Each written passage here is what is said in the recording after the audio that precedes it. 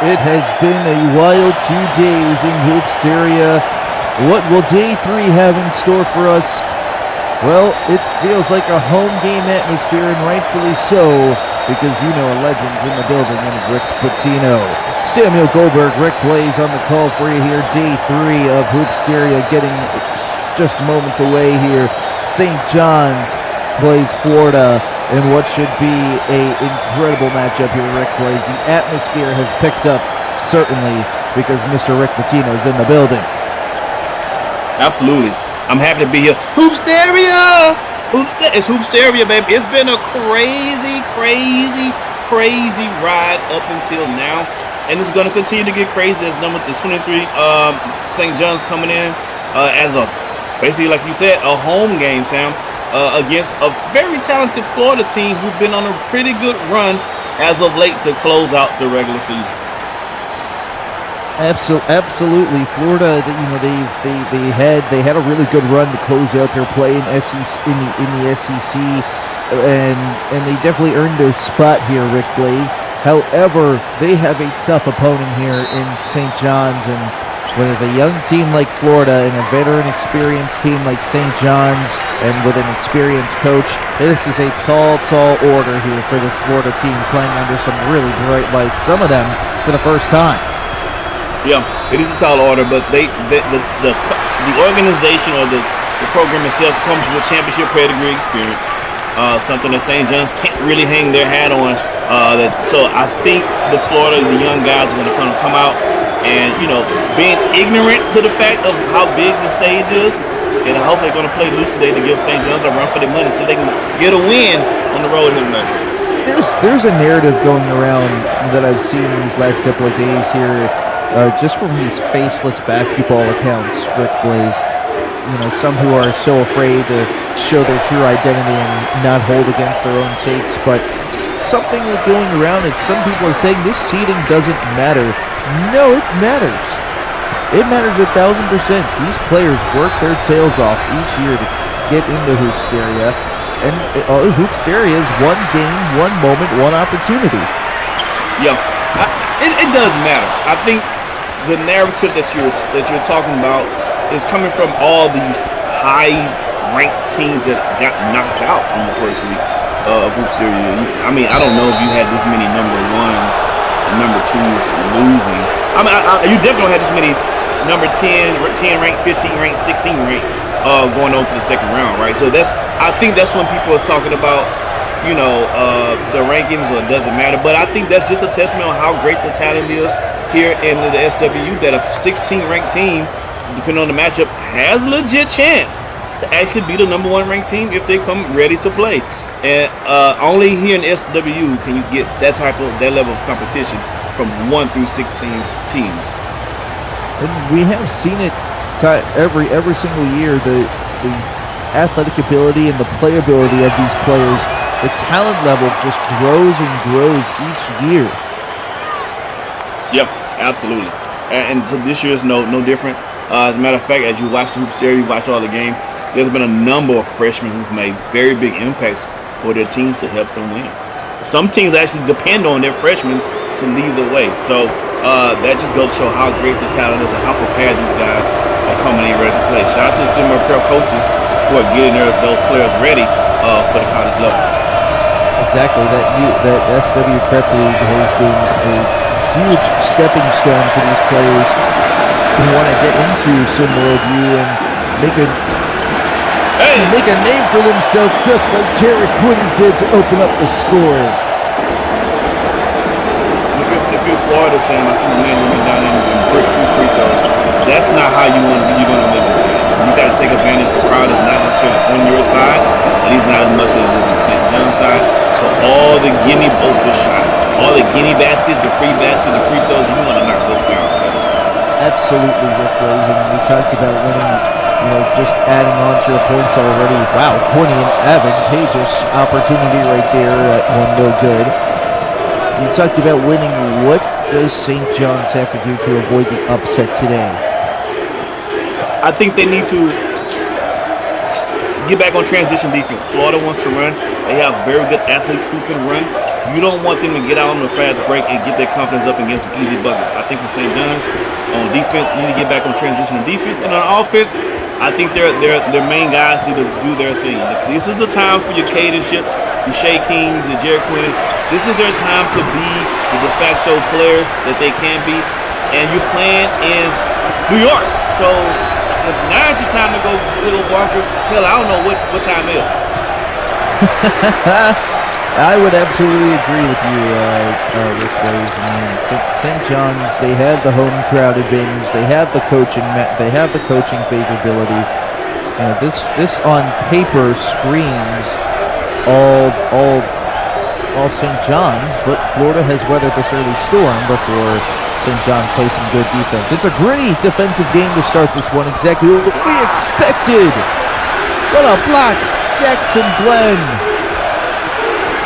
Up top, I'm telling you, these Florida guys, and we was talking about it a little bit before the broadcast, Sam. I was talking about how athletic the Florida team is. I actually believe personally that they're, as a team, more athletic than the St. John's team.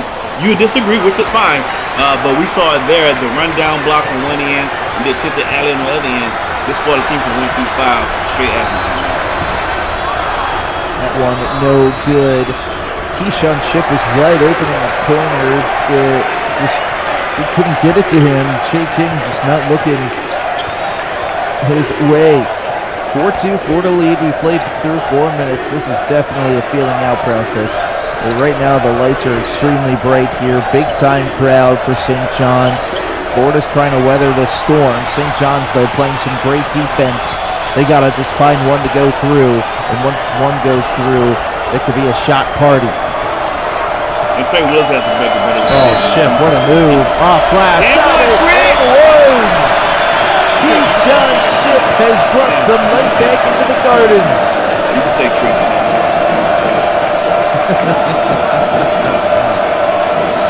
If you trade Willis, that last possession, you just killing the grass. You just killing grass, all that doggone dribbling. Man, make a move, come off the field, baby. You can't do it.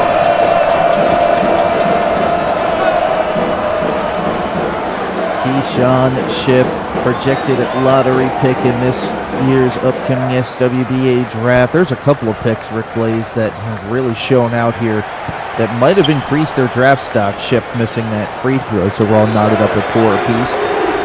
But Keyshawn Shipp, this is definitely a moment where he can definitely increase his draft stock, staying with Shea King. Absolutely. I mean, this is the biggest stage in college basketball. If you can come on this stage and show out and show up, and you telling the scouts that, hey, I can do the same thing for you in your program in these large communities. Exactly. I mean, the East bracket playing here in the Garden with some of the SWU's top prospects going into this year's draft. I mean, this is exactly what you want if you're a top pick playing in an environment like this, because this is some of the venues that you're going to be playing in a nightly basis in the SWBA. St. John's is up 2. We played at 5 minutes here on CBS. Ooh, man, oh man, oh man.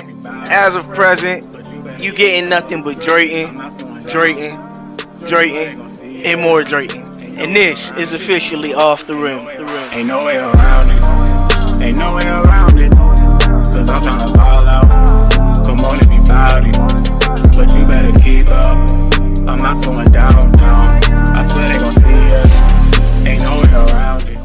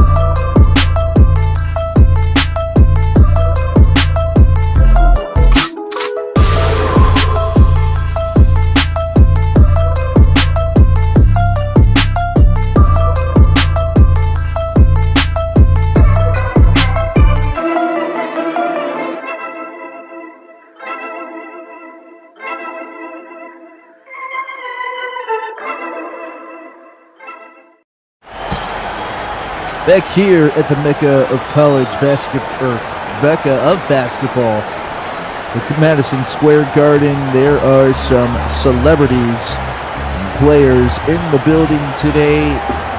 See, Brock Chalmers is in the building today. Also, Spike Lee sitting courtside. That's He Mike. loves Rick Pitino and Coach Drees also here in the building. Drees, what up? As we get back to action. Look at that block though, Sam. From behind. Yes, sir. I will have that, please. There's a couple of Knicks players also in the building as well. After they've had some impressive start to their series against the Cavaliers. 6-4, St. John's lead early in this one. Again, it's really a feeling out process here for this first 10 minutes here, Rick Blaze. I mean, this is truly the first half of the first half. Yeah, right. I mean, both teams look a little bit timid, right? Just a good three ball right there. But again, whoever can come out the gate and start and get their horses out the gate and get a good run going, I like their chances. Neither one of these two don't want to get down double digits because they don't necessarily have the offensive firepower to just come back in spurts like that. So the first team that can get out the gates early, I like the opportunity. It's just a little bit of a turnover battle here. Both teams have turned the ball over 3 times here early in this game. Got to hold on to that basketball. Can't score without it. Yeah, they put too much lotion on their hands before the game, apparently. Man, there's a joke to be said there, but we'll keep that in the dictionary. Is on his drive to the hoop, Jabari Shannon. Lots of contact there as Davis Reitzel will get called for the foul. Shannon will go to the line to shoot 2. The senior from Jersey City, New Jersey. Around my neck of the woods, about an hour from me. Jersey City. What is like the I go to Jersey City, what would be like the Jersey City staple food item? Well, I don't know. I'm an hour away from there.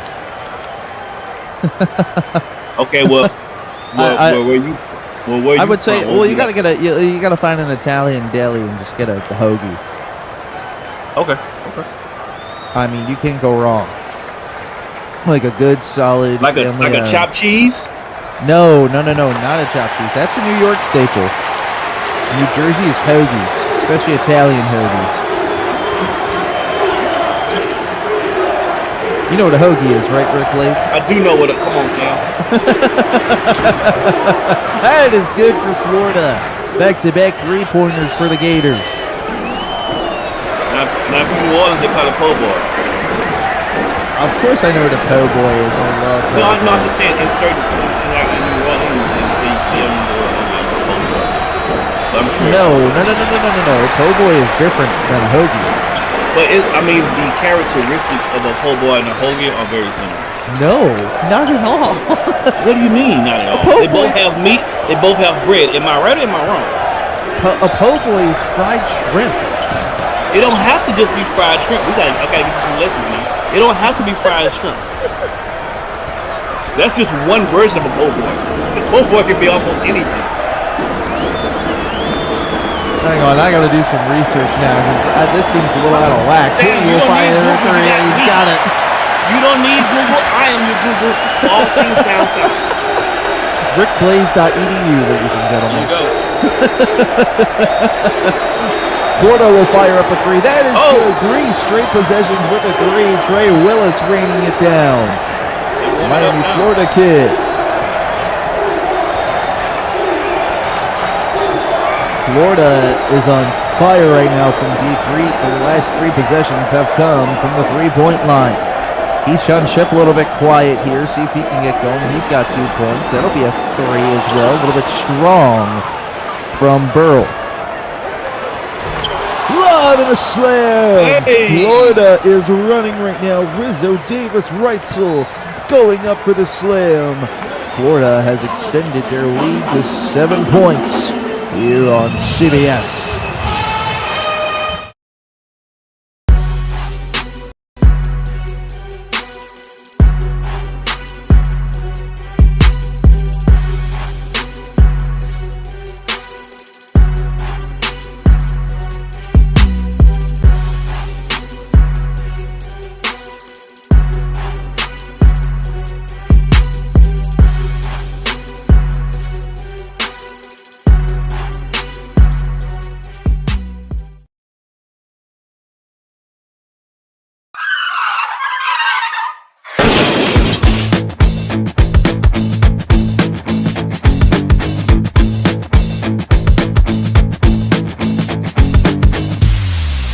What's up, everyone? This is Big Bob. And this is Maestro. And we are the co-hosts of Around the Table with Big Bob and the Maestro. Around the Table is a SimWorld sports podcast where Big Bob and I give our takes on various sports around the world. Make sure to tune in every Tuesday at 4 p.m. Eastern Time to hear our takes. And don't forget to join in the conversation with us on Discord at discord.gg/SimWorld Hoops. And make sure to follow us on Twitter and YouTube, or I guess I should say X, and YouTube at SimWorld 4K. And as always, see the game, be the game.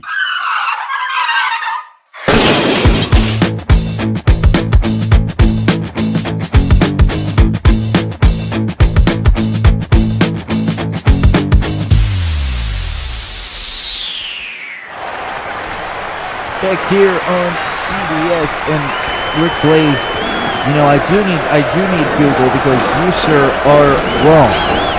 A po' boy and a hoagie, they're both types of long sandwiches, but they have key differences. A po' boy, originating from New Orleans, is typically made with New Orleans-style French bread and often includes fried seafood or meat, while a hoagie, popular in Philadelphia and South Jersey, uses a hoagie roll and often filled with Italian meats and cheeses. So there is a vast difference between a po' boy. Notice two things that you said in both of them: bread and meat. What are we talking about, Sam? I didn't say. I said they have both meat and Italian style meats. This is crazy. That's fine.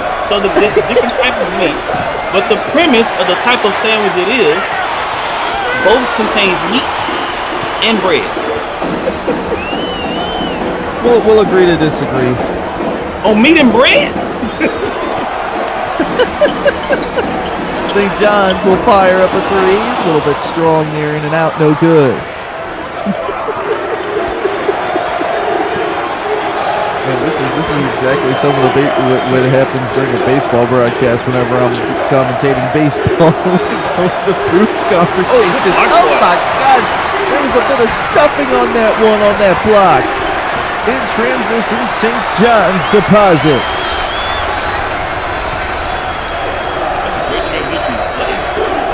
Harden with the finish from West Springfield, Massachusetts.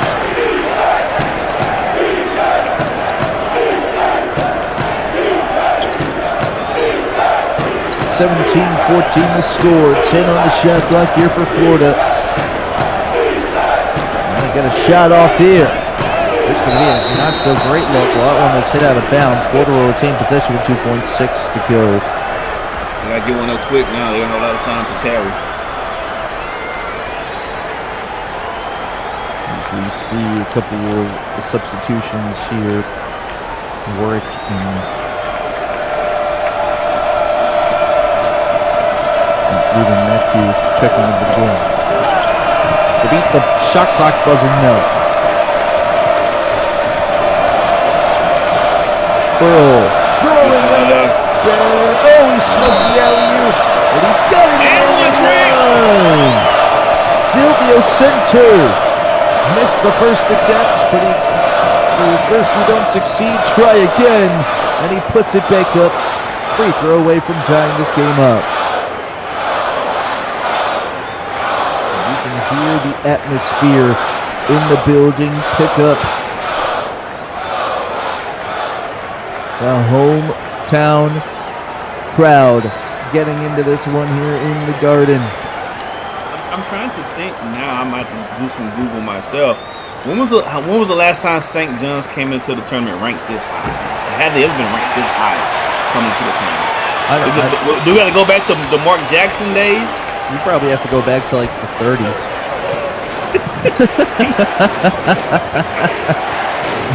St. John's basket, huh? We got to go back to the peach baskets. From the last time St. John's was this hero coming into the tournament? Yeah, St. John's, while it's in a historic program, it hasn't been a historically good program. It's in a historical program. They just haven't been super high ranked. And Sam, I'm glad you brought that up. See, that's the New York bias at its finest. How does it become a historic program if it ain't never been good? Because it's been around for so long. It's also just because you showed up, it's historic. That's New York bias. Well, no. I'm saying that's a great pass, great finish. But I'm saying, Rick Blaze, that when your program is around for a while, it doesn't go away. It's an historic program now.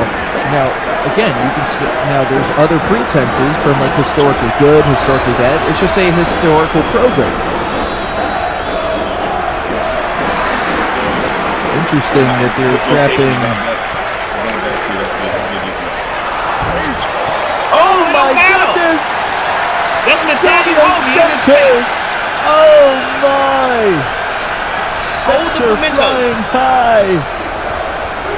Woo-hoo! Got a body on that one.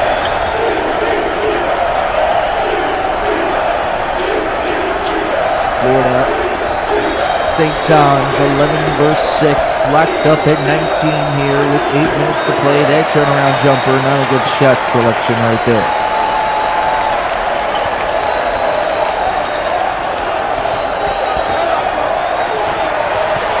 Florida with a recovery there from St. John's.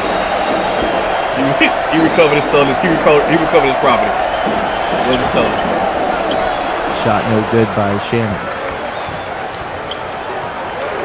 What's interesting here, Rick Blaze, is I don't know if the roster's information that we got is wrong. There's some numbers for St. John's that are a little bit different on the court than what we have here. So because they trying trickers out here in New York. That's a tactic by Patino. I'm not surprised at all. St. John's has a 26 on the court. There's no 26 on our roster. Not surprised. That's the Patino effect. Patino shenanigans. I'm not surprised at all. Makes sense.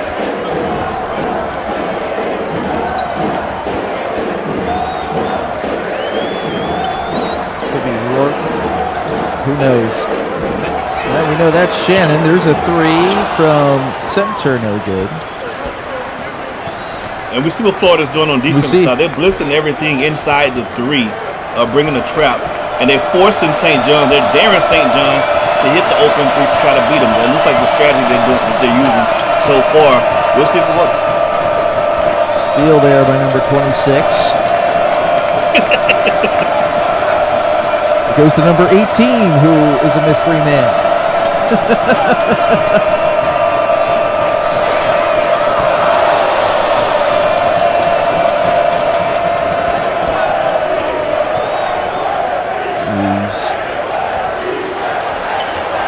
Shot no good. We're deadlocked here at 19. Last bucket coming back a little over 2 minutes ago. Florida, that one no good. Good defense by both teams so far this week. St. John's is going to call a timeout here as Rick Pitino is going to try and rewrite the ship here for St. John's. 5:56 to play here in the first half. SimWorld Sports creating moments and highlights every day. But you got to be active. You got to be there every day to find it. Absolutely. You got to be in that thing. Sam is telling you some good stuff. This is a great community. Most immersive I've ever seen. Top tier production, realism. And Sam, guess how much it costs? How much does it cost? It is free $99, Sam. Free in an economy like this? Yeah. Can you believe it? Unheard of.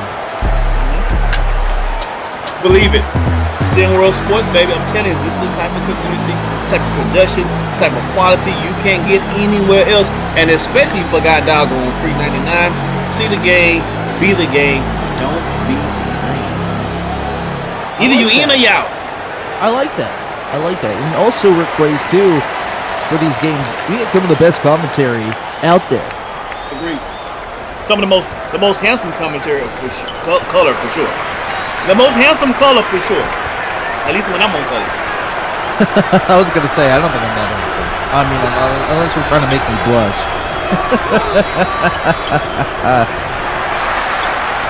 Quinny tried to get it down low to Shannon. That one taken away by Florida. And oh boy, Oakland Grable's gonna end up unchecked in a foul for that one. You cannot have that's a lack of focus. Great defense by the smaller guard to go around the big to steal the ball, and then your teammate just wasn't focused and dribble the ball off his leg out of bounds. Here's King. King's been a little bit quiet so far to start this one. He's only got 2 points. Oh my God. Put up a wild shot in and out. St. John's have had a couple of those wild shots too in this first half. I'm sure that's not the Rick Pitino basketball that he wants to play.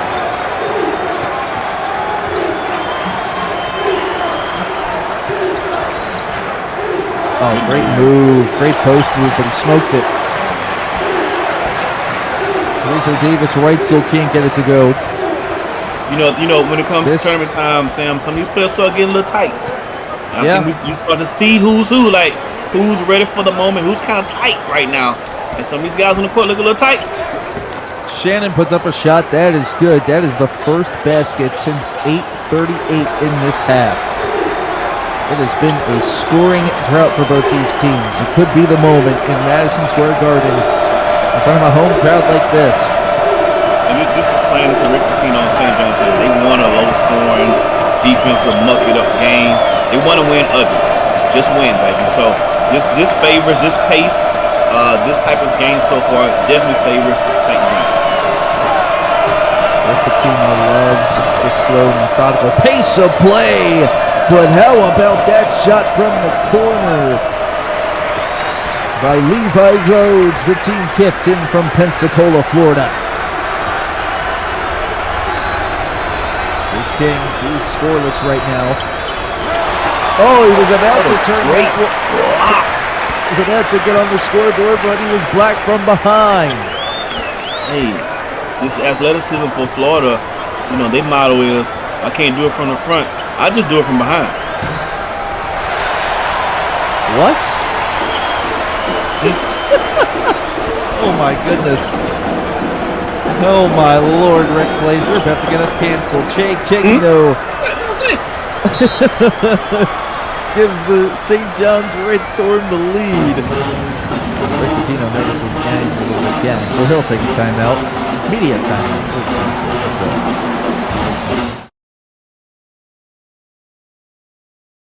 Still waiting for a big smile out of you. You're up 2-0. What's the story? Are you not happy, or you're only half happy, or? Still to be happy about. You're up 2-0. Job's not finished. Job finished? I don't think so.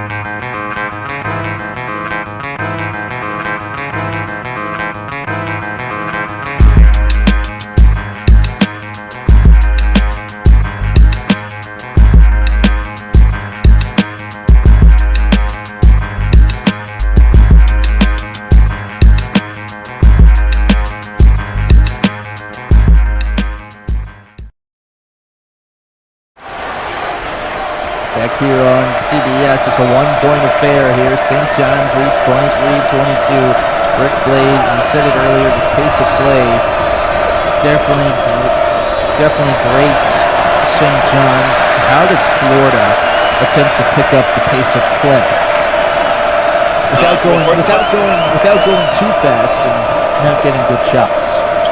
But you know, it starts first on a defensive game like this. Boom, you get it, and you. This is a good opportunity. So you can't do transition basketball. Well, yeah, they have the right mind. Just you can't just run the guy over either, though. It doesn't work that way. But first thing, you got to get a stop, because you can't play transition basketball if the other team is scoring buckets, right?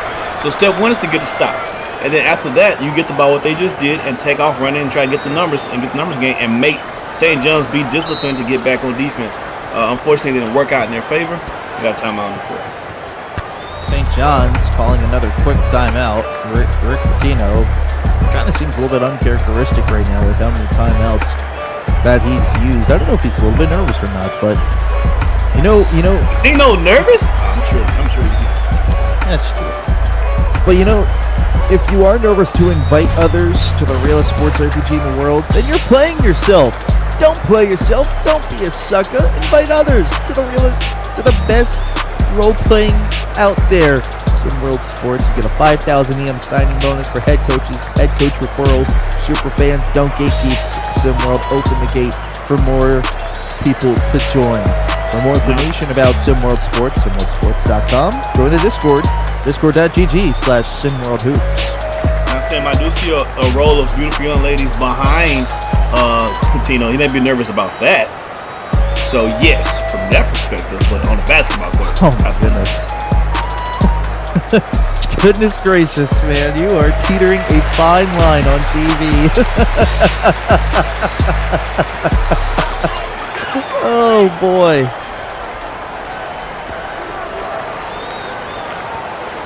As we resume action here, timeouts 5-4 in favor of Florida as Quinney has picked that was a up good her- sequence of moves and a great floater. Lean in jump by Quinney right there. Quinney's so good in the mid-range. His just ability in the painted area and in the interior is one of the reasons why we see Quinney get a lot of playing time. He has great defense. Rick Pitino raves about him. He's a hard worker, first in the gym, last to leave type guy. He's one of the And he has a chance. I don't know if he's going to reach the ceiling defensively, but he has a chance on the next level to be a Tayshaun Prince type of player, a wing player that can guard several different positions, mid-range, who can make some quality shots for you. Got a little bag on him. Obviously Tayshaun was an all-star on the defensive side of things, so he got to grow into that level. But I can see the potential of Quinney in any team on the next level. Would be happy to have a guy like that. That's the ultimate blue guy. Shea King can't get that one to go. He is still, still scoreless in this contest. Or he's got 2 points. Sorry. Ooh. I mean, Inside. he's 1 for 7 right now. It's Shea King. He got to get it going. Shooters gonna shoot, Sam. You need to get some rhythm. If I'm St. John's, I'm giving him off some screens and pinning down, trying to get him to the basket. Maybe get to the free throw line. You just want to see the ball go in the basket to get your confidence up. At what point, though, if you're Rick Pitino, if Shea King's not making it, do you try to find another answer in the second half? I mean, you got to get him going. How much time do you give him? Going within the course of the offense. So I'm not maybe not designing plays for him specifically, but I want him to move without the ball, come off some screens, try to get a backdoor bucket, try to get some transition buckets. Because I know if I can get Shea King going, that's gonna make my team better overall. I firmly believe you go home with the ride they got you. And I think that's what kind of got Pinkert in trouble yesterday, right? The team lost. You can be mad, you can be disappointed, you can be frustrated, but you don't go against the ride that got you there. You know what I mean? So they're at the dance because of some of the great play by a teammate. So just because someone doesn't have a great outing, it doesn't diminish everything that they've brought to the table. Right? So you want to just keep that in mind for all players and all with your teammates, because scouts are looking at that too. That evaluation process has a lot to do with you getting drafted to the next level. Ask Shadur Sanders. Yeah, you're not wrong there, Rick Blaze. The free throw is becoming a struggle here for Florida. It is 0 for 2 from the line as Levi Rose, the team captain, and St. John's quickly answers with a basket. So St. John's could potentially get the last shot here, see what Florida does. As the game clock and shot clock are separated by about 4 seconds. That one no good. Offensive rebound for Florida. Warnick, that one up, no good. That's a hefty foul right there. On Davis Wrightsell around the face. I wonder if it's going to be a flagrant. It is going to be a flagrant foul. Wow. So a flagrant one. It's a big possession. For Florida, they got to make these free throws. Davis Wrightsell was at the line earlier. Went 0 for 2. He has a chance to give them the lead and get the ball back to add more points right before the half. Yeah, this takes a possession away from St. John's if they hold it. Absolutely. First.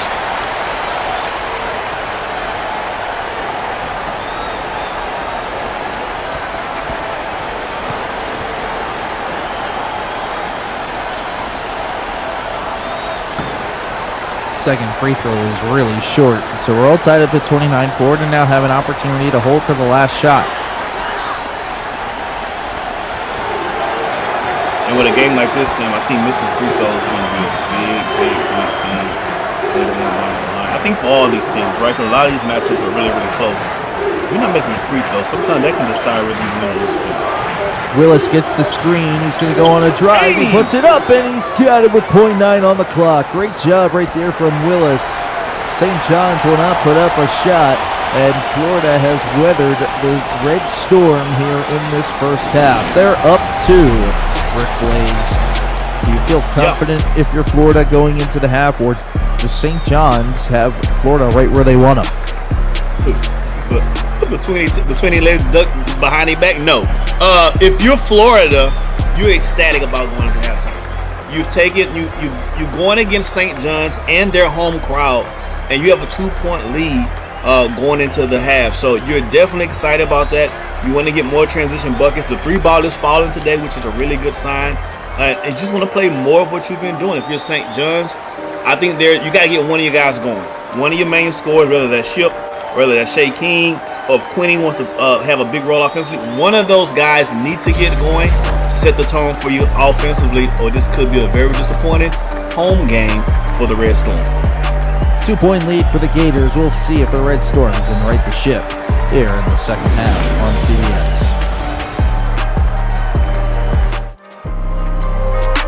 Look, everybody got prices and other vices. I took a chance through the dices and got a nice hit. Was on the clock with security running the night shift, and then I got a DM with some change in your life.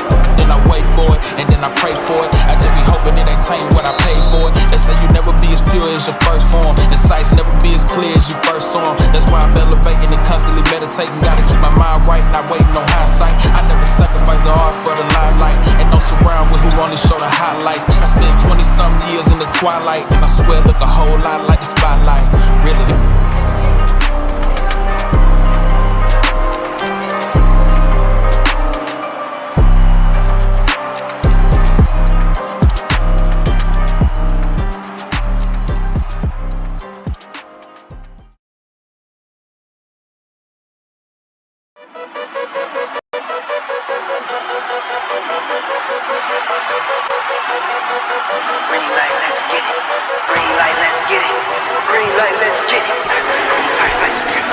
Green light, let's get it. I'm the future, I'm in it. Check score, I'm winning. Green light, let's get it. I just win, win, win, win, win. I'm on 10, 10, 10, 10, 10. Hello, I'm Himothy. I got the recipe. I got the flow. I got the remedy. I know they do. I know they envy me. Feet on the floor. What they gon' say now? We came alone from last place, bottom to top of the fast pace. Out of this surf, I get touchdown. I take a loss, get it back 8. I'm in the gym putting numbers up. You're never there, you got bad traits. Never excuses or cover ups. Learn from the losses and bad breaks. Green light, let's get it. I'm the future, I'm in it. Check score, I'm winning. Green light, let's get it. I just win, win, win, win, win. I'm on 10, 10, 10, 10, 10. Green light, let's get it. I'm the future, I'm in it. Check score, I'm winning. Green light, let's get it. I just win, win, win, win, win. I'm on 10, 10, 10, 10, 10. Who said I wasn't him? Who said it? All this talk about who's on top and who's not. Miss me with the gospel. Check the score, yeah. See me coming off the screen. Know I gave myself the green light. Catch a shoe from the 3. If I'm not the one, it doesn't seem right. I need like 2, 4, 5, 6 in them rings. I'm talking back to back to back like 23. Green light, let's get it. I'm the future, I'm in it. Check score, I'm winning. Green light, let's get it. I just win, win, win, win, win. I'm on 10, 10, 10, 10, 10. Green light, let's get it. I'm the future, I'm in it. Check score, I'm winning. Green light, let's get it. I just win, win, win, win, win. I'm on 10, 10, 10, 10, 10.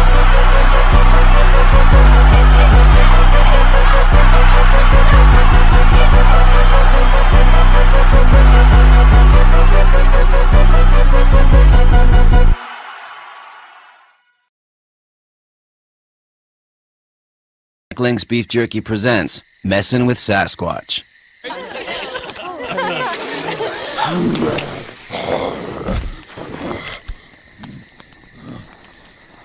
Hey there, big guy. You know, you look a little tired. Why don't you come over here and sit down? Yeah, come on. That's right, sit down.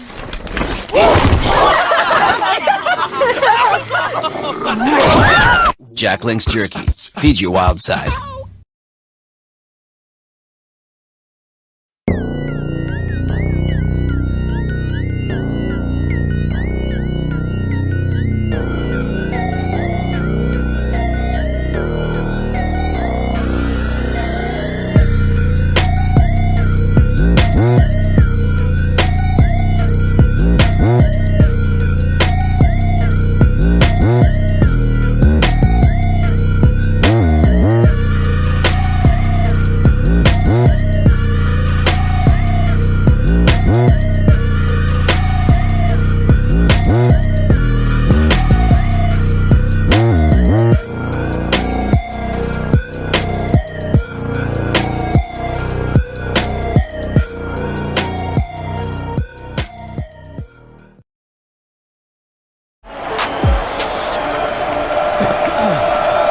Back here on CBS, Florida holds the 2-point advantage, but Rick Pitino never want to keep a game close when Rick Pitino is the opposing coach. We're in for a good second half here in this one of day 3 of Hoopsteria.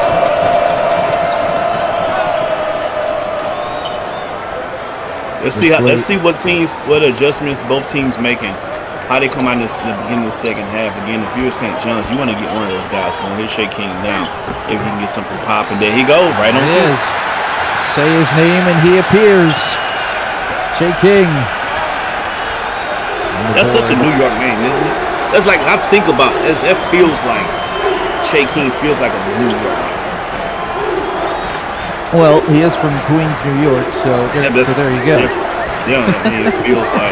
I mean, it would feel funny if his name was Shea King and he was from St. Louis, Missouri. I mean, I just feel like that wouldn't be appropriate.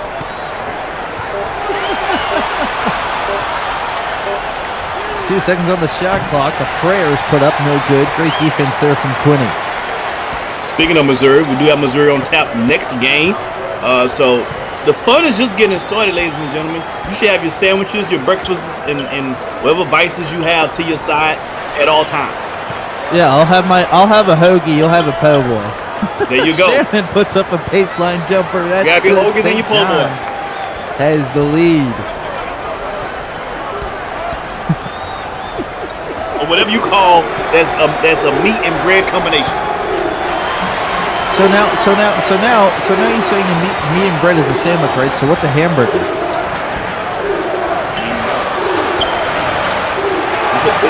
It's a type of constructed version of meat and bread. Oh my goodness! I mean, they're all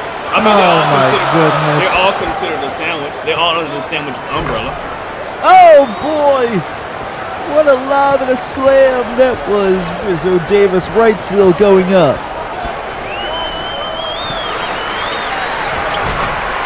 Oh, and St. John's answers. It's a dunk contest. I think St. Both teams answering the bell on both sides. Florida on that one. It's a bad shot. Yeah, that was a contested jumper. That's no good. And John's now running the floor. Chip with the height advantage. Double team comes. Quinney goes up, contact, no foul called. The layup was missed. Quinney looking at the officials wondering where the heck the foul was. Ref letting him play. I'm not mad at that. This is tournament play, right? This is Hoopsteria. So you might not get the quickest whistle that you got in the regular season. That was between they split like 3 people on that one. It was almost a hot knife through butter play, but the layup was not there. Quinney dancing around. It's it back out to King. King 1 for 1 here to start this quarter, or this half. And King on a rack attack with the slam. If St. John's can get Shay King going, St. John's can pull away. They don't necessarily have a down routine. Sometimes Trey Willis can turn into the guy. Trey Willis is more of a pure athlete than he is a bona fide scorer. But Shay King can fill it up. I mean, like number 10 at the gas pump. Shay King was getting the crowd back into it, but what a turnaround. Jay, that was off glass. That was nasty.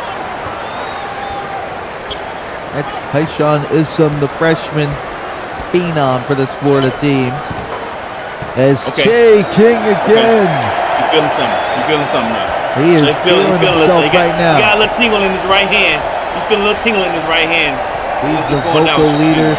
He's the vocal leader on this team, and he is telling the Madison Square Garden and the St. John's faithful to get on their feet and be loud. It is loud here in the Garden, here at early in the afternoon.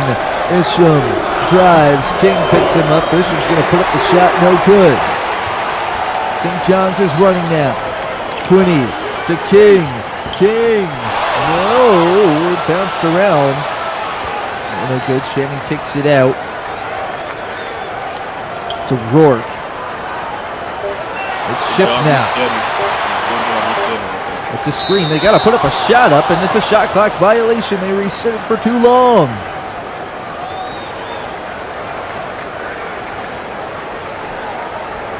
Something you just can't do there. Putting on the handles for everybody to see. But that was a great defensive stand if you're Florida after St. John's collected the offensive rebound.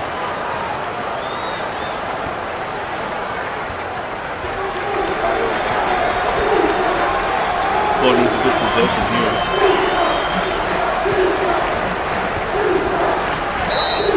Glenn on the drive. He is fouled hard by Prince. I like that play by him.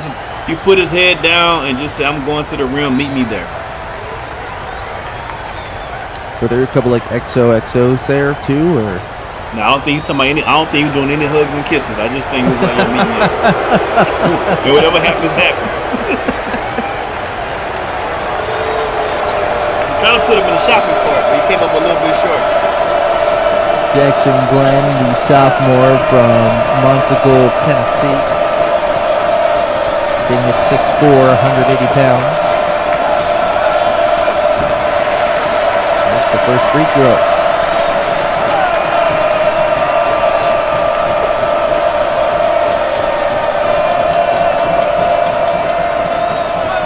I say with this Florida team, or most Florida teams, this team are no exception, are usually pretty tough guys on the court. You know, they're a little bit brash and they're tough. They play tough, play physical, and they don't mind fighting either. So you just got to be careful with these Florida guys. Whatever you say and do, a fight comes with it with them most of the time. Second free throw, no good. Florida really struggling from the free throw line. Quickly in transition, that layup is good. Kinnick Prince. Good layup there. Good transition. Penny, Troy Hills, New Jersey.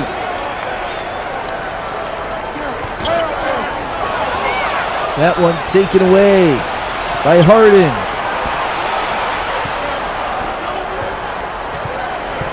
Harden on the drive. He lost the ball for a second. He corrals it back. Gets it to the corner and has it back. He'll put up a three. A little bit strong there. Florida is just 1 for 6 from the free throw line. Oh boy, that one out of bounds. Trey Willis just forgot where the line was. He ran out of bounds. Yeah, the unforced turnovers, you can't have that in a game this tight.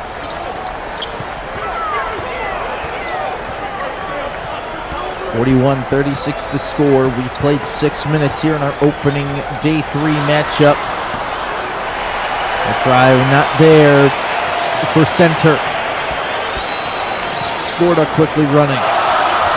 Down 5. They are trying to stay alive. But this Red Storm defense has definitely improved since the first half. Really handling these athletic Florida Gator players really well this half. They really are. St. John's is coming out second half defensively. And they're like, they're locked in defensively right now for sure. Oh my goodness, what a block that was on the other end. Oakland Grable with the block. He got locked out. Could have been Trey Willis. Grable was down there. Maybe it was a double block. Wonder Twin powers activate.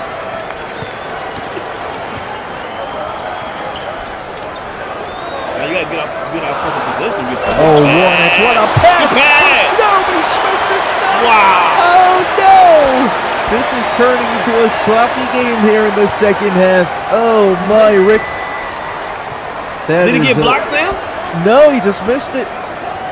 He just missed the dunk. Here's center. Gets a screen from Prince. Not electing to use it.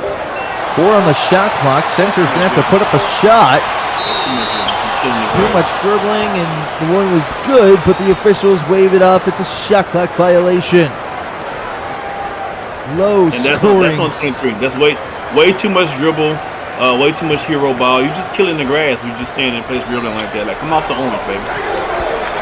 I rarely see Rick Pitino get angry at his players. Oh my! Malachi Amons! Oh, he put eggs, bread, cheese, and hemp in his basket. Check out shopping cart. Oh my, a rim rattler. All of a sudden there's life on the Florida sideline. Jumper, no. Florida now running. 1 possession game as we near the halfway point in the second half. It's Bello. Florida working it around. Amons driving in. He's stepped at the free throw line. He's got to look for an escape. He gets it out to Warnick. 10 on the shot clock. Bello with it. Bello on the drive. Contact foul. Harden picks up the foul.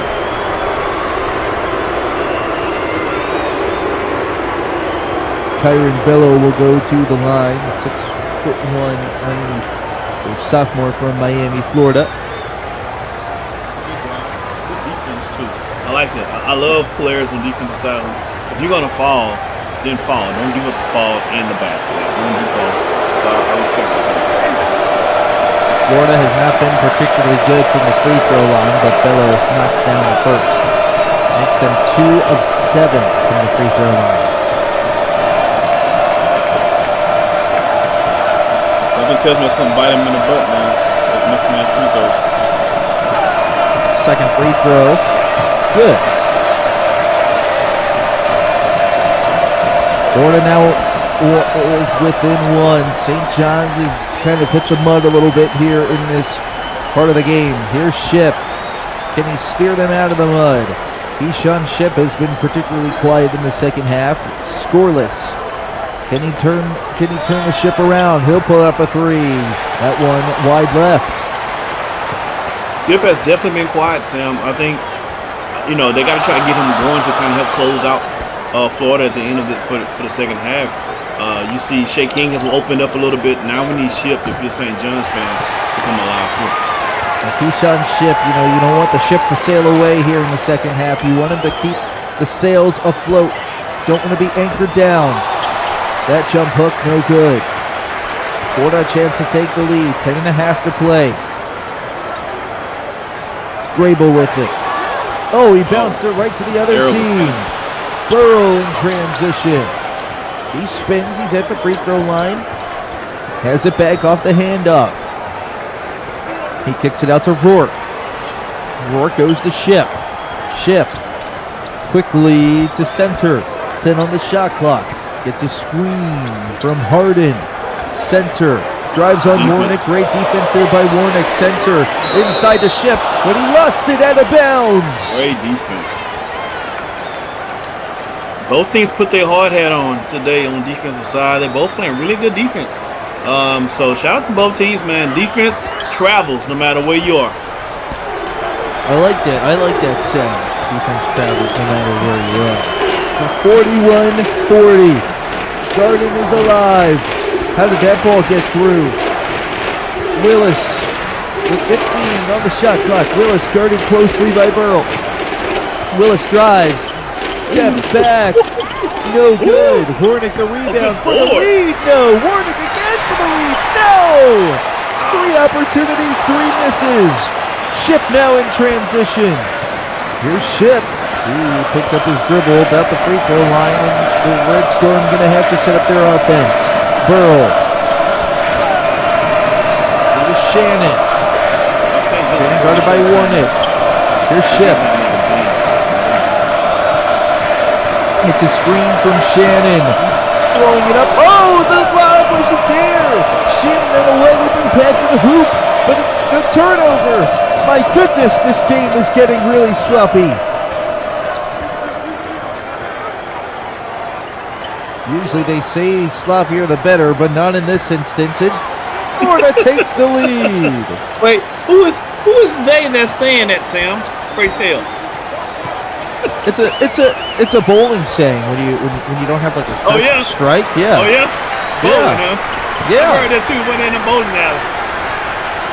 Yeah, there's people that have merch that have that.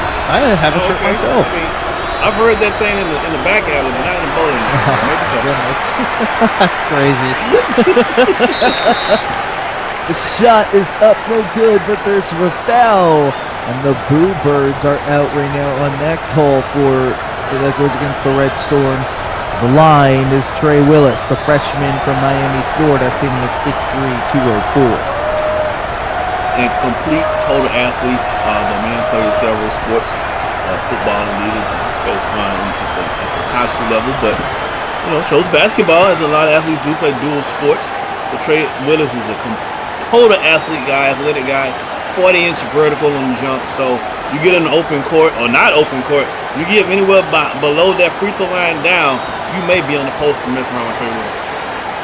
Well, he missed the free throw there. Second free throw is good.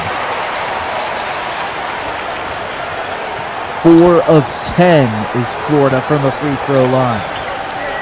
That's terrible. King back into the game. Puts it down low to Ship. He's got to get going. The double team comes, spins out of it, puts it off the glass. My goodness, what great footwork that was from Keyshawn Ship. Ship taking advantage of the size mismatch he had on that play. Good call by St. John's. Holy Ship, what a move. Warnick has it down low. Jump hook. It's strong. 20 to rebound. St. John's now off and running. Warnick picks up Quinney. Quinney trying to drive. The double team comes and he's forced to pick up his dribble. King back to Quinney. It's a 2-point St. John's lead. They got to find something. King with 9. King guarded closely, drives in. King turns, goes to Shannon. He's going to put up a 3. No. St. John's can't find a good shot. Florida with some great defense. And Todd Golden and the Gators are going to call a timeout. Not at that timeout. I think Florida had numbers. I think we got a lane with Trey Willis. I think that timeout might have cost him 2 points. We'll see if it does.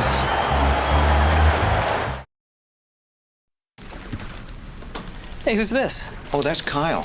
He aced his 5th grade geography class. Huh. You see, now that we're using FedEx to ship globally, I have to learn all the countries again, so I brought in Kyle as a consultant. Did you know that we have customers in Czechoslovakia? Actually, it's called the Czech Republic. Yes, Kyle. You are a lifesaver. And without Kyle, I never would have heard of that new country called Buttheadistan. We understand you want to grow internationally. FedEx serves over 220 countries and territories.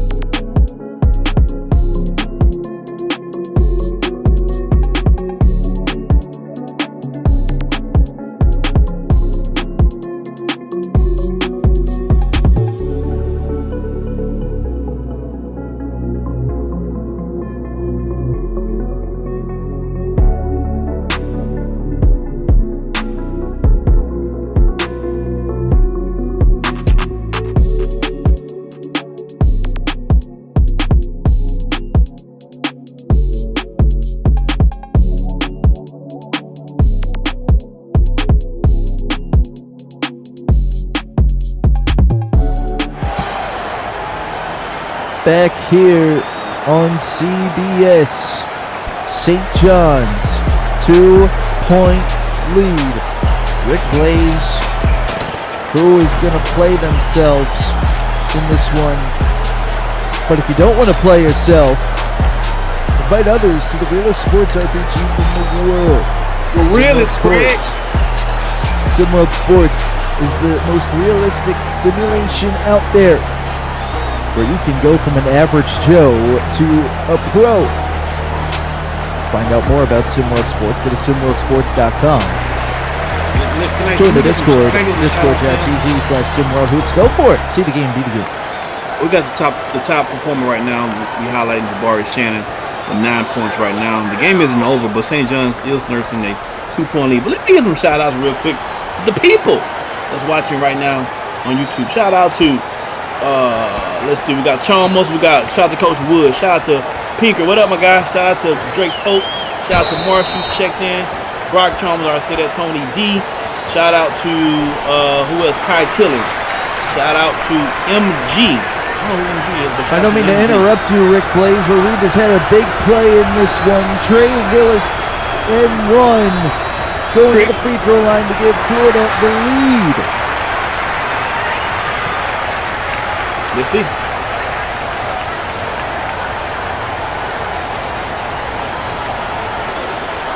Free throw. Got it! Florida leads with under 7 to play. Trying to pull off the first round upset like so many lower seed teams have done. King has it poked away. Oh, that was almost backcourt. 23. Oh my! That was from Queens, New York. 20, my goodness. What a shot. Queen trying to make sure he never has to buy a sandwich here in New York ever again. So now we're calling it sandwiches? What are we doing? Florida. Oh, a deeper three. No. Long rebound. It's just going to go out of bounds and it'll be Red Storm ball. How about the shot from Jared Quinney? My goodness. Great shot. Great situation. Great place to be. He cashed out on that three. Here's King. That's a 20. Can he catch fire? He's feeling it. He's feeling it, Coach. Jared Quinney back-to-back threes. 5-point lead. Big three. Willis drives. Throwing it inside. Red Storm lock all windows and doors on the interior. Back out to Rhodes. It's in the hands of Grable. Florida moving it around. 5 on the shot clock. It's great defense. Shot clock winding down. The shot is good. Big basket right there for Florida.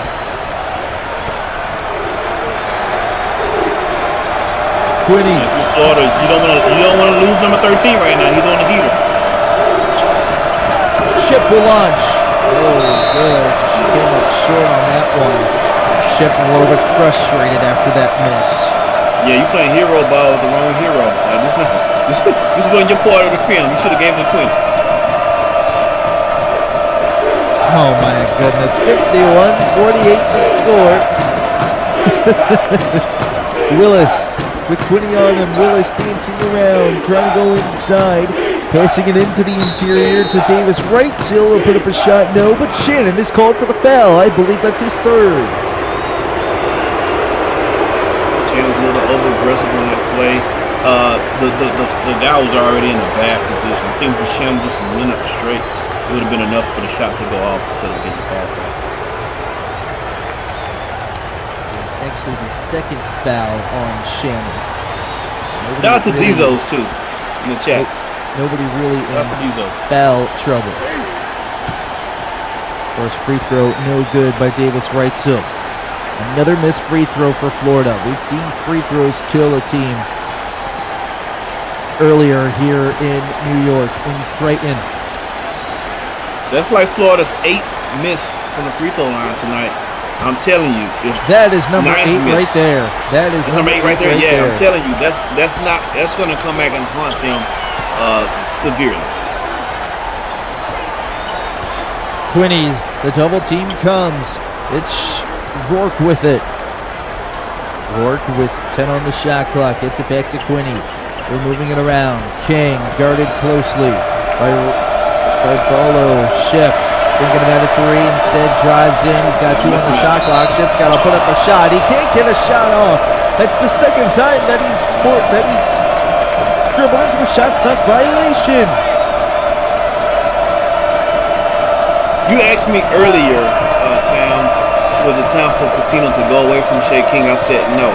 If you ask me if it's time for Pitino to go away from Ship, I would say probably yes right now. I think he's struggling. I think it's in his head.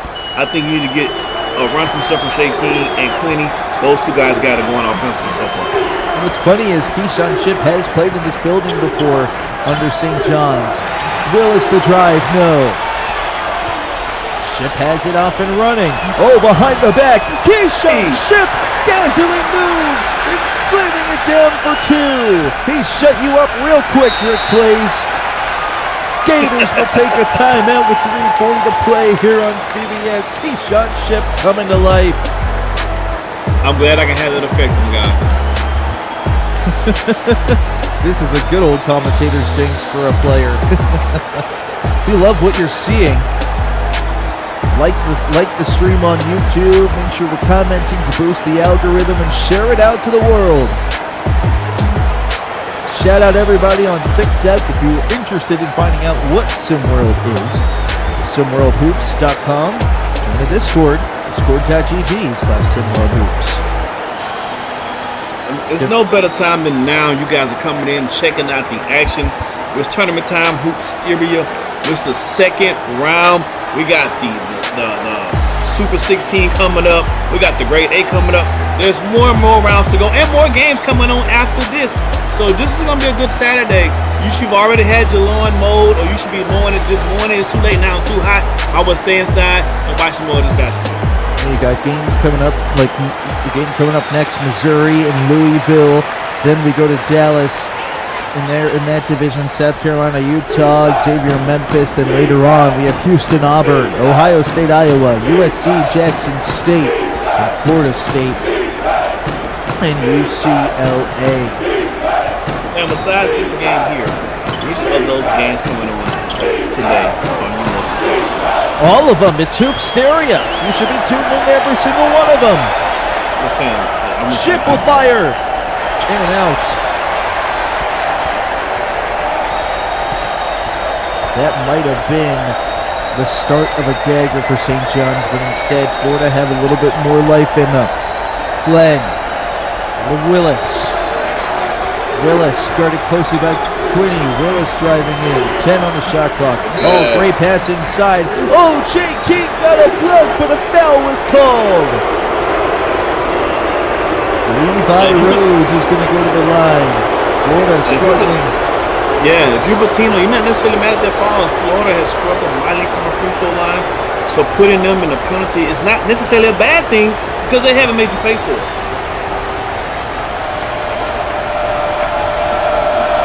Here's the first free throw from Rhodes. No good, and the free throw struggles continue. That is the 9th miss at the free throw line. That's bad business. That one good for Florida. Unbelievable to miss that amount of free throws. 4-point game. King inside the Ship. The double team comes. Ship puts it up. That one no good. Keyshawn Ship continuing to struggle. Frustrated. He didn't get back quickly enough on defense. He nearly committed an intentional foul there. Oh my goodness. Keyshawn Ship really frustrated. Pitino's going to put trust in Ship though and keep him out there. 2.5 to play. Willis drives. Off glass. No. Esom collects the offensive rebound. Willis has it again. He's guarded by Quinney. 8 on the shot clock. Willis. No. Great defense there by Quinney. In transition, the Red Storm go. King puts it up, short. Florida now has it. They're off and running. Willis throwing it inside. Off glass. Levi Rose, the captain. Crunch time. Not a starter, but playing some big time minutes when it matters. 2 minutes to go. King in a one-possession game. 53-51. Florida trying to continue the trend of putting up upset shockers in day one of Hoopsteria. King with 10. King, Willis guarding him. King, Ship, open, corner, short. Ship is ice cold. Anger is down for Ship. Florida can tie with a 2, take the lead with a 3. We're under 90 seconds. Willis dancing around, guarded by Shannon. Willis! Slams it down, and we're tied with 1:18 to play. Timeout, Red Storm.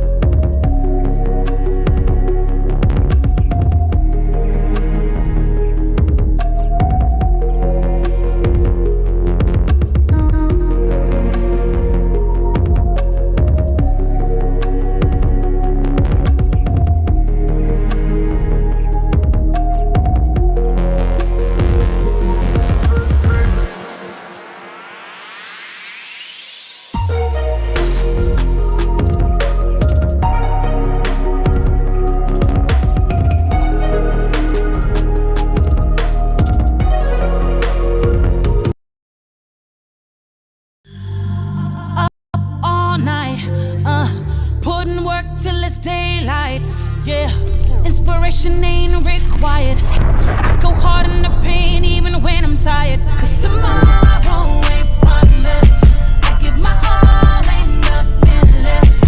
No tomorrow ain't promised. There's no tomorrow, no tomorrow, no.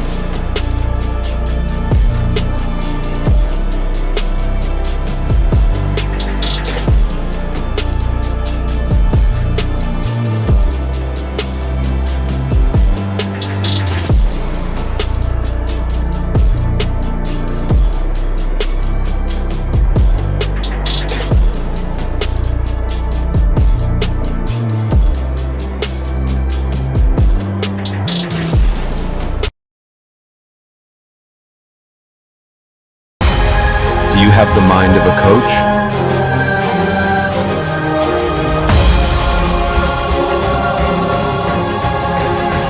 Are you willing to fight for your players?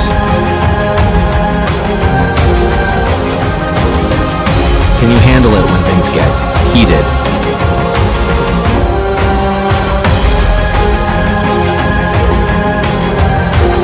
Can you manage your star player's ego? Can you handle the stress? Can you become a legend?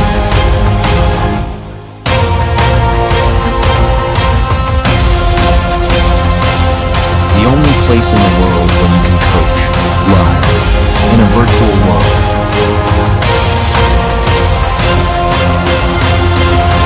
SimWorld Sports.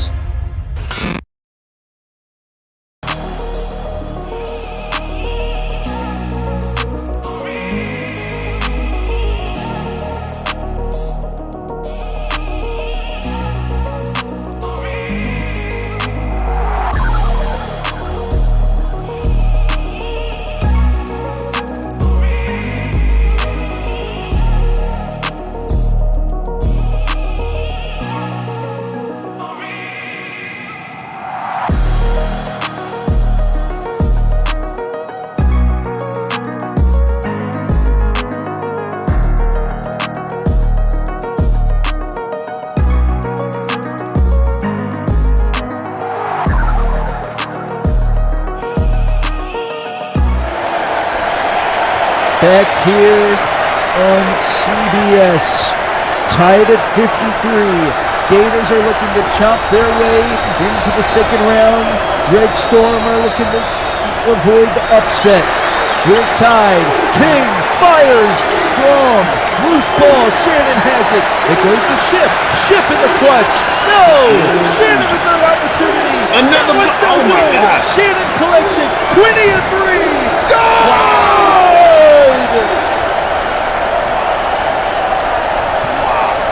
It's ruled a 2. His foot was on the line. Wow! 4 opportunities. Back-breaking shot. Man, that's a back-breaking shot if you're Florida couldn't get the rebound. Great shot. Quinny been Johnny on the spot all night long. He is. If St. John's completes this victory today, Quinny's definitely the player of the game for them hitting big 3 earlier in the half, and now huge going up shot to give St. John's a lead. The officials ruled it a 2. Quinny was behind the line. They ruled it a 2. Hey, man, oh my goodness! That's your people. We in New York, baby. That's your folk. Talk to your people, man. Talk to your people. I'm from New Jersey, not New York. How in the world? Hey, man. Maybe the referee was a po' boy level. Oh my goodness! More controversy here in Hoopsteria. Oh my goodness! How in the world did they rule that a 2? Oh no! There's no challenges here in the SWU. Florida, a chance to take the lead or tie. Oh my goodness, controversy here late. Willis drives in. Willis! Oh my goodness! Oh, down the hammer and we're tied again! Oh, he just dunked on all of New York. He dunked the ball on all of New York right there. Incredible. Red That was like Snoop coming through and crushing the building on the video. Willis with no regard for anybody in the building. What a dunk that was. But we shouldn't be tied. That's the thing.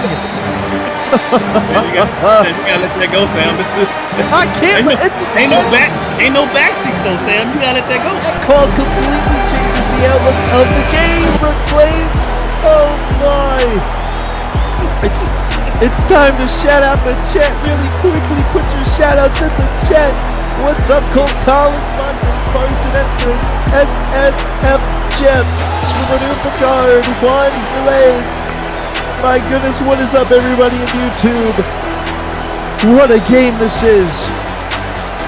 Great, fantastic game. I talked about in great length today about the athleticism from Florida, including Trey Willis, who I said had a 40-inch vertical, and he showed you about 37 of them right there on that dunk over to all of the state of New York. If I'm St. John's, I gotta get the ball to Quinn. I think Quinn has had a hot hand.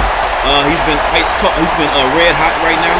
I set up some action, some 2-minute action with Shea King and Quinny, and let my two guys make play. Here we go, Red Storm. It's King. He drives in, kicks it out to Ship. 4-3. Goal! Keyshawn Ship. Oh my goodness. Narnia. Wow. Florida. Last time out. The ship may not come when you want it, but that ship is arriving on time. The ship has docked here in New York.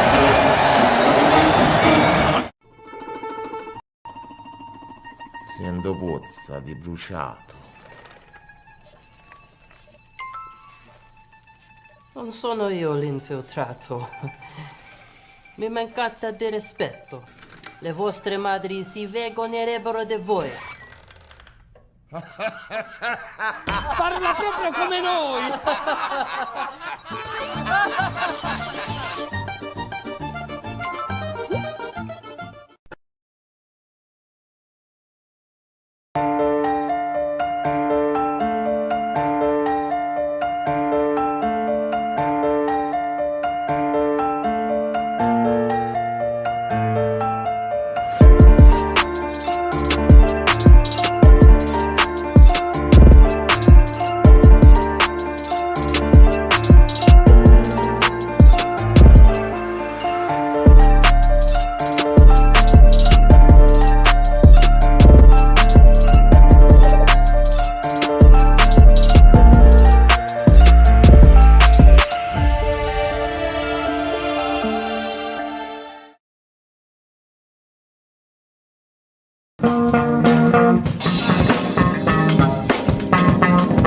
Yo, it's your boy.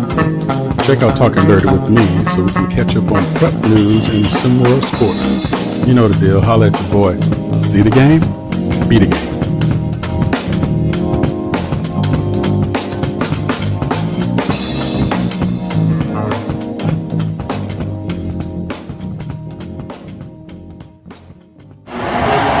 Keyshawn Ship has reverted the course of the Red Storm after that major three-pointer. Can the Red Storm defense stay alive here? Got a good one coming up next as well, Missouri Louisville. That should be an explosive one. That is good as this one has been today. If you're Florida here, Rick Blaze, where do you go? You gotta go Trey Willis, 2-man game. Get him a high screen. You don't have to have a three right now, but you do need a quick shot. So if you get 2-man screen, Trey Willis can get past his man. Go to the rack, strong like he can. It's possible you can pick up an and one. I've also sent one of my guys to the corner. Trey Willis on the kick out. Make the freshman make the decision. You gonna kick it out or take it to the rack and treat a quick basket. You don't need to be all day trying to make a basket. Florida down by 3. They're in the bonus as well. Willis drives in. He's double teamed by Quinney. Willis. He's going to put it up. No good. Shit, it is the rebound. And the fouls start coming through. That might be it. To go inside. And it wasn't free there. sandwiches for everybody in New York. Well, here we go. Full court presses in. Ship to throw it in. They get it into King, and King is going to be fouled, and now that puts St. John's in the bonus. Shea King, can he deliver big time here? And this here would be large. St. John's haven't shot free throws that often in the second half.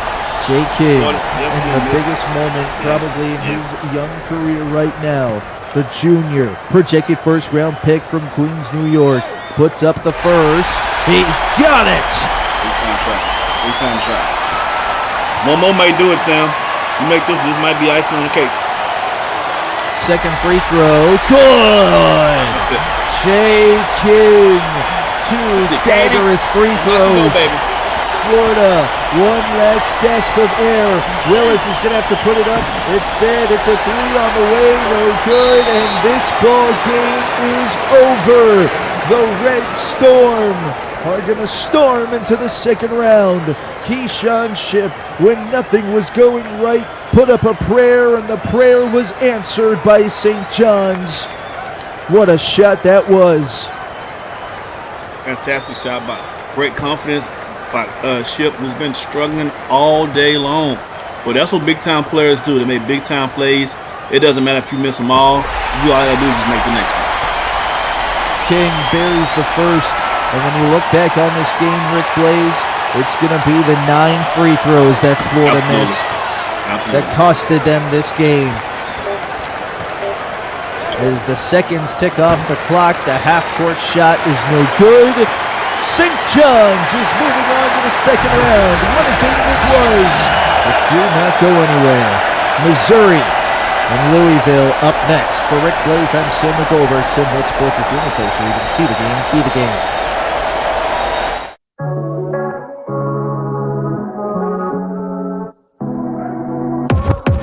I am the truth. It take a giant to fit on my shoes. Switch out the suit. S in my chest when I step out the booth. Flip on the news. Hot off the press, homie, I'm that dude. King of the zoo. Striking the tech and left it in the room. Got designer on my body. Selfies in the private jet. Hop out of the new Bugatti. This is how you move like a boss. When you gotta go and show it off. Dripping now, shining like the stars.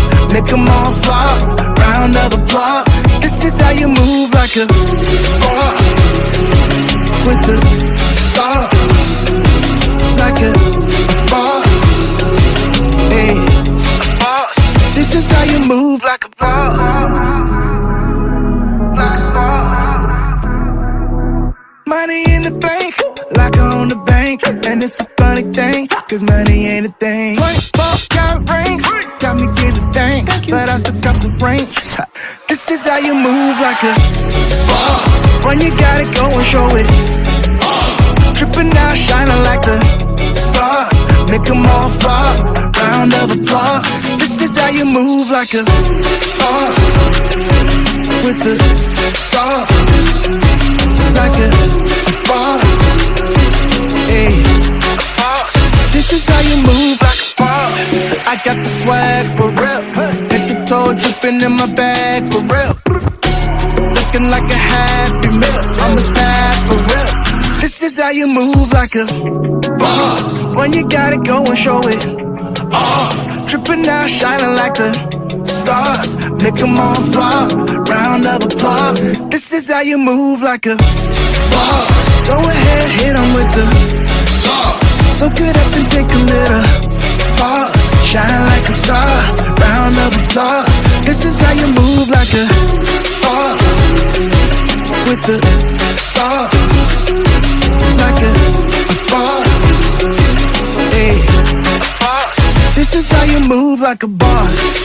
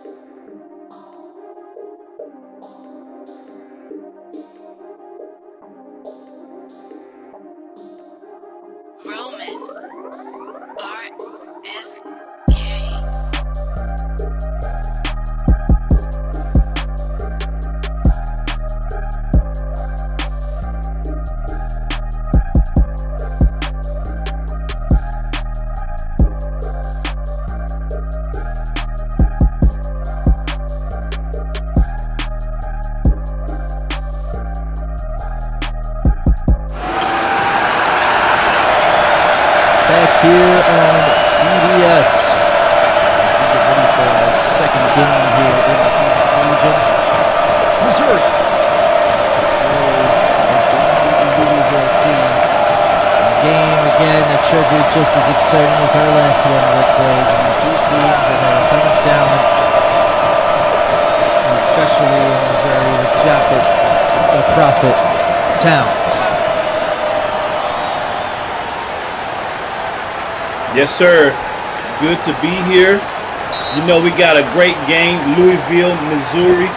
I came to see my man Towns do his thing from Missouri. See if he have enough in the tank for a very talented Louisville team. And 14 seed against the 3 seed, but this is a really tough Missouri team. And they have two really talented players in Dylan Bannon and Japhet Towns. But this Louisville team offers a variety of talent from Pooh Lewis, Kadarius Loftus. Also, Omario Isbell is also a talented player in his right as well.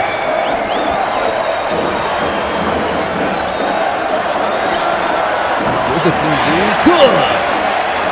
Louisville starting off strong in this one. Where do you see this going, Rick Blazer, in this matchup? What are the pieces of success here for these two teams? Okay, that shot's good. Louisville up 3-2 here early on. Louisville, they come into this game.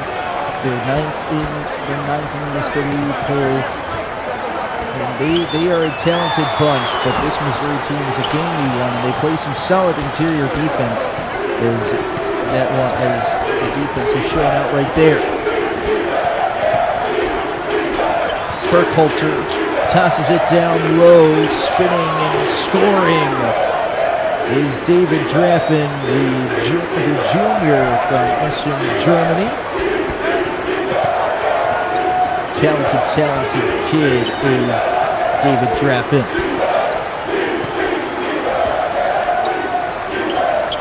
Pooh Lewis with it at the top of the key. Lewis is going to have his hands full as he kicks to the corner. There's a 3, no good. Missouri in transition, Bannon running the floor. Projected to go in the first round of this year's draft. Towns goes up and he scores. Japhet the Prophet Towns, his first basket. His first Hoopsteria basket for the freshman from Miles City, Montana. See, sometimes good things do in fact come out of Montana as Towns commits the foul. Or some things come out of Montana, I should say. There is human life that exists there. 6-3 the score. Samuel Goldberg and Rick Blaze, who can't seem to figure out how to put his plug into his headset right next to me. There's a 3. Got it! That's a big shot right there by Pooh Lewis.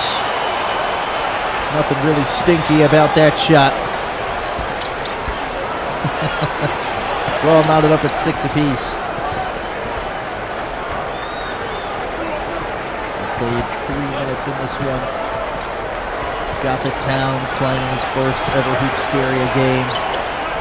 Looks calm, cool, and collected. Draffen in a mismatch. Goes up, under. No good, a little bit strong. Rebound collected for Louisville. In the post. Graham going against Draffen. That's going to be a key matchup all game long. Graham wins that one down low. Draffen is strong, sturdy defender, but Graham has talented footwork, the freshman. So talented. Again, we say it every year, the Prep League bringing a lot of talent every year into SimWorld U.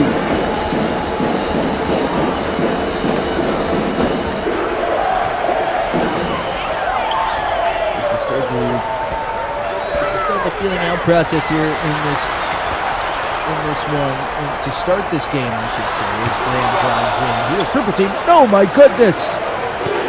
Jimmy Honecker just snatched that out of the air. Japhet Towns, no. Is there the rebound?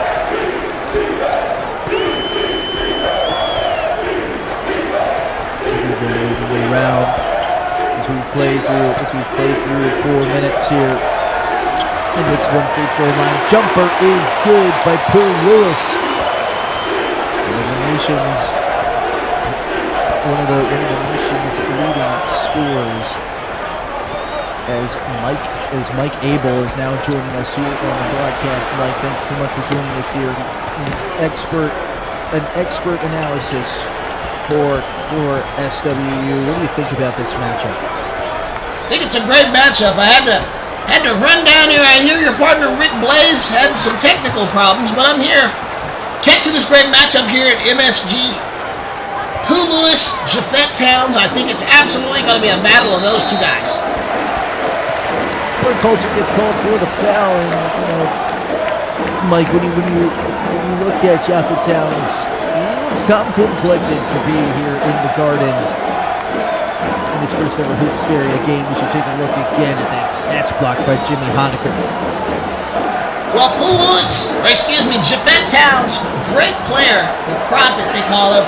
In high school, in prep, he was a great player. Bright Lights, he was really able to step up to the Bright Lights here. He struggled a bit here at the collegiate level. Looking forward to seeing what he can do here at MSG. First time in Hoopsteria, but something tells me it won't be his last. That I would agree with, as that is out of bounds. Missouri will take back possession of the basketball. Missouri starting out things in a zone defense. Trying to see if these Louisville ball players can burn them from the corners. And so far it's paid off. It's only a 2-point Louisville lead. Missouri a chance to tie here. Japhett the Prophet drives in. Oh, what a pass out to the top of the key for Bert Coulter. Bert Coulter, the Towns. He'll pop a three. Got it! And that's what the scouts are here to see. I think Rick may have his equipment back going here. But they're here to see Japhett Towns. He's got the 2-and-3 rule here at SimWorld Hoops. It's really going to be big for him, but a chance to improve his stock greatly over the season. It's been a bit lackluster. Three from the corner. Both teams exchange baskets. Pooh Lewis again. Had himself a good start to this one with a couple of baskets. Rick Blaze, he got you? Are you back? Yes, sir. I'm back in this thing. I came to see Towns. Towns looking good with the jumper and then the floater right now. Hey, it's going to be a good game. Mike Abel, thanks so much for joining us here on the broadcast. Enjoy the rest of the game. My pleasure. I'll gracefully bow out. Hey, not quite as handsome as Rick. Not quite as smart as you, Sam. I'll step aside. That shot is no good. Mike Abel joining us here on the broadcast. 13 all here. 13 and a half to play in the first half. Japhett Towns. On the drive, the floater is good. Japhett the Prophet Towns has 8 early points in this one. Now, if you're Louisville, you better be careful here. Japhett Towns is capable of putting in 30, 35, 40 points by himself. You do not want to lose to a team who decidedly relies on one person to carry the low offensively. Don't get Japhett Towns started. I'm telling you now, don't get him started. Louisville is just raining it from 3 right now. It's another one for them in this early going. Japhett Towns has 9. Louisville is unloading from 3. He's cooking today. He's going to be cooking there. I can see it in his eye. Louisville starting off the game 4 of 5 from 3. Towns, great pass. Bert Coulter, no. Duffin, the rebound. He puts it back up, no good. Third opportunity, kicks it out. A 3 on the way, no.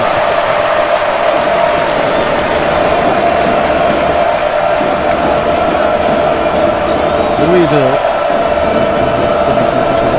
When you look at these matchups here, I know we talked about Japhett Towns, but who else are you excited to watch here? Matchup. Oh my goodness! Oh, if he would have finished that play, that would have been insane. He finds it again, though. Pooh Lewis. My goodness.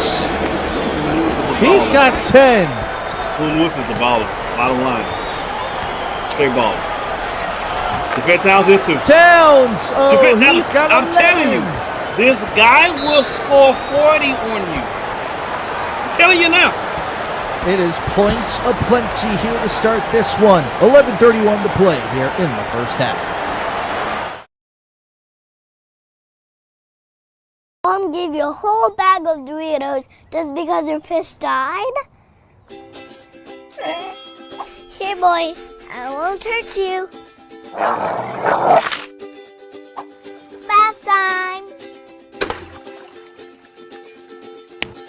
Billy, are you sharing those Doritos like I asked you to?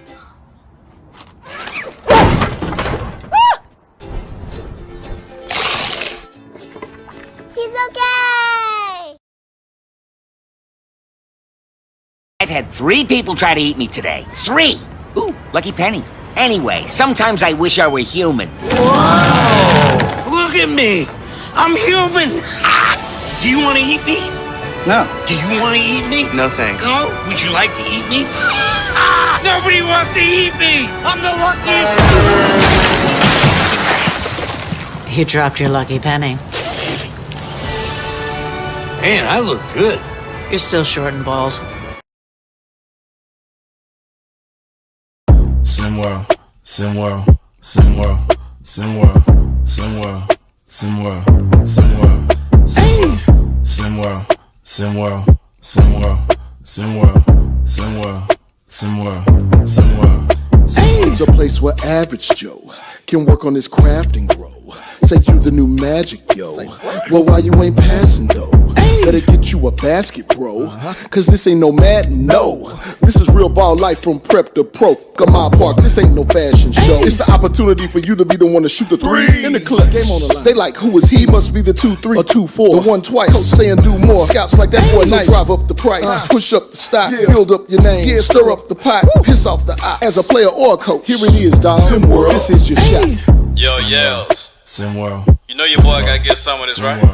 SimWorld. Rick Blaze. SimWorld. Ladies love. Let's go. I be on some ballers. Trying to get my hands on a scholarship. Pretty young thing already knew my name. Said she wanna try out on the scholarship. Hold up, let me PG it. Porn go past, but you know I'm gon' do it. Podcast fast, big Bob on the snacks, and you know I'm in my bag when March can't beat it. Baby, I be trippin' with my foes tipping. Shot out to the ballers, no bull like I'm Pippin. Rick Blaze hit him with the freestyle. SimWorld Hoops, man, them boys wild. SimWorld, SimWorld, SimWorld, SimWorld, SimWorld, SimWorld, SimWorld, SimWorld, SimWorld, SimWorld, SimWorld, SimWorld, SimWorld, SimWorld. And then when their lead expanded, they turned into a highlight machine, except for the problem was there was no film in the camera.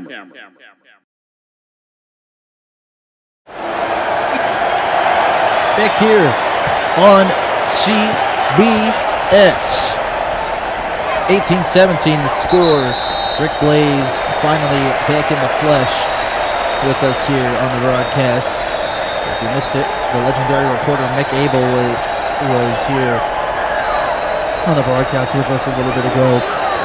Rick, you look at this game right now, you see Louisville dominating from the three-point line, but Missouri holding their own. What back and forth pattern do you like here about this game? Man, I know the attention for Louisville on the defensive side has to be contained defensive time. I know that's all of your notes. Contain defensive time. Contain defensive time. Contain defensive time. That's obviously easier said than done. But defensive time is getting it done in real life right now. So if you're Louisville, you got 2 options. Either you're going to try to contain him. He's not the kind of guy you want to let go wild, because he has a Tracy McGrady-like ability to score in bunches, and he can put a team on his back. So I would say make sure you blitz him, but don't let him go wild, because he can win the game by himself, as crazy as that sounds. If you're Louisville, just play team ball. I don't think Missouri has a better team than Louisville, and they're raining threes right now. They are team ball for Louisville, and they'll be fine. Number 8 is Randy Ortman for Louisville. He just banged home back-to-back three-pointers. Louisville is a team right now. They're shooting 6 of 7 from 3 right now. Bannon answers. And I will also say this about Louisville. They're known as the big game, the giant killers. but I say that because they sometimes play down to competition that are not huge games. So every game is a huge game in Hoopsteria because it's one and done. But, you know, is there a world where Louisville don't get up for number 14 Missouri? Yes, there is. Orton is on fire. 3 straight three-pointers. Looking like Kyle Korver out here. 9:50 to play here in the first half.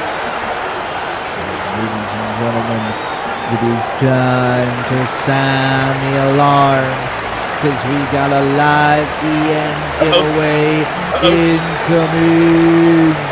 EM giveaways begin once we hit 50 concurrent live viewers on YouTube. So run the YouTube stream up. Run it up. Run it up. You heard the man. Run it up. Run it up just like Louisville is running it up from the three-point line. 7 of 8 unconscious right now. Yeah, Louisville's shooting really good from 3 right now. That's gonna, if they can continue that up, I think Louisville shooting this good from 3, they can beat anybody in all of SW.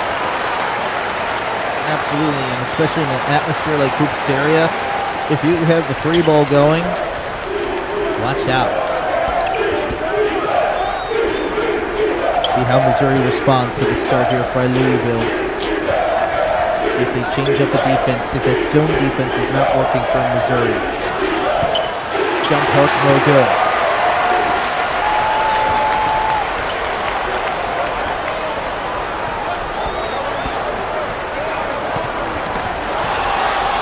Oh, we're still stolen away.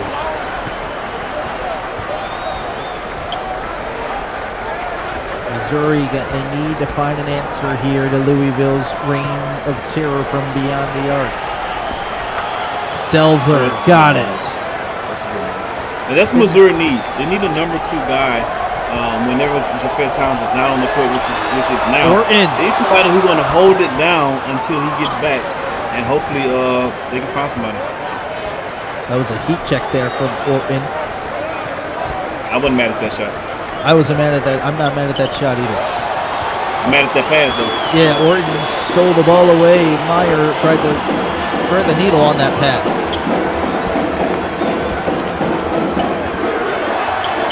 Orton. Here we go. Fires. And he scores again. Well, that's not Orton. Excuse me. It's 6 for Missouri. The back door. Or excuse me, that was Louisville. Oh my goodness. That's Kadarius Loftus. I was looking at the wrong team. Whoops. Graham gets called for the illegal skimming. Will take possession of the ball. You see Jafet coming back in. He doesn't sit long on this Missouri team. He can't afford to sit long on this Missouri team.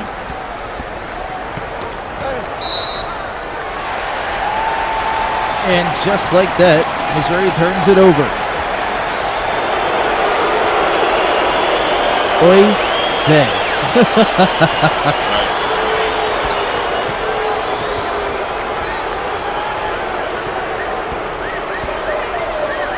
5-point game.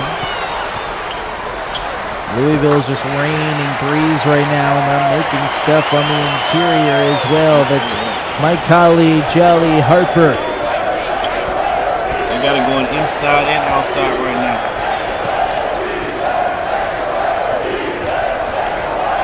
CBA. No. Ooh. Steps back. No. Made a little bit of a move to freeze his defender, but didn't do anything after that. Firing from 3 again was Louisville. It went just a little bit short there. Oh, Jafet Towns slams it down. Towns might just need an answer here, but Louisville raining threes again. Louisville shooting lights off from 3 right now. And Missouri's not playing much defense either. They are 8 of 11 from 3. Louisville up large in the first.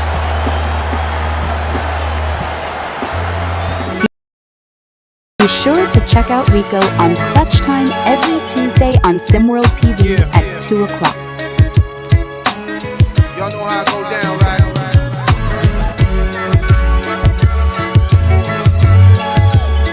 They always want to hold you down. Y'all know.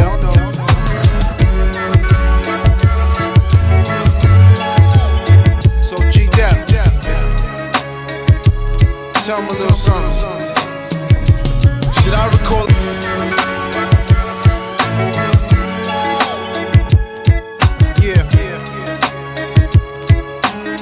Y'all know how I go down, right?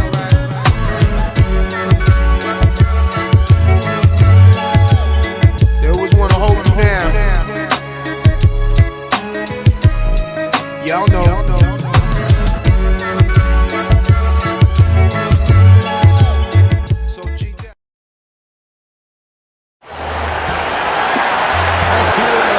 CBS. Louisville is absolutely unconscious right now from three-point land. They're shooting a modest 9 of 11 from 3. That's called unconscious. They're unconscious from 3 right now. Missouri just seems to be a little bit outmatched from the shooting presence of Louisville. As the shot clock's winding down, that one no good. Orton the rebound. Orton has 9. Kadarius Loftus has 9. Pooh Lewis has 10. That one is blocked. Wow, great defense. Severe with a block. Towns has 13.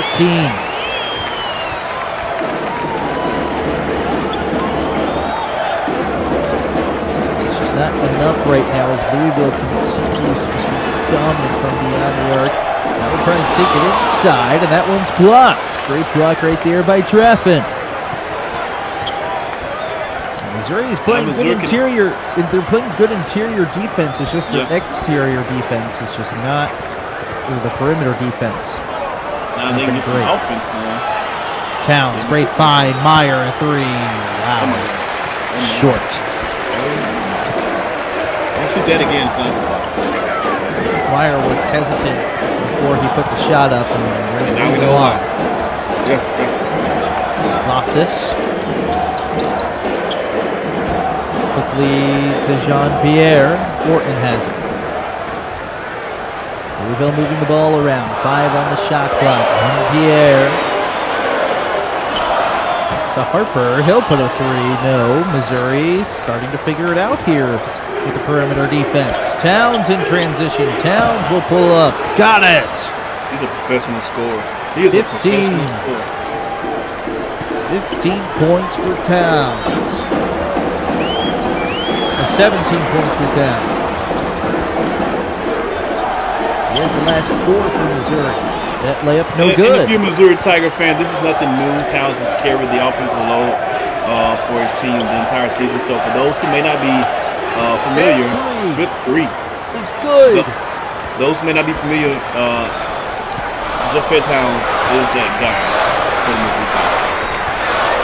Duffy coming off the bench from Columbia, Missouri bangs that one home. And all of a sudden, it's a one-possession game. Missouri has upped the intensity. Oh, a nice little bit of a run. It's a 7-0 run here in the last minute or so. And now Louisville finds themselves in the mud. Orton in a shot. Oh my goodness, Orton, what a basket that was. Good D, great shot. Orton hearing voices in his head. He's got 11. 5-point game. Towns. Oh, what a crossover. Oh, but he is swatted by Jean-Pierre. He steals it, though. Towns in transition. Floater, no.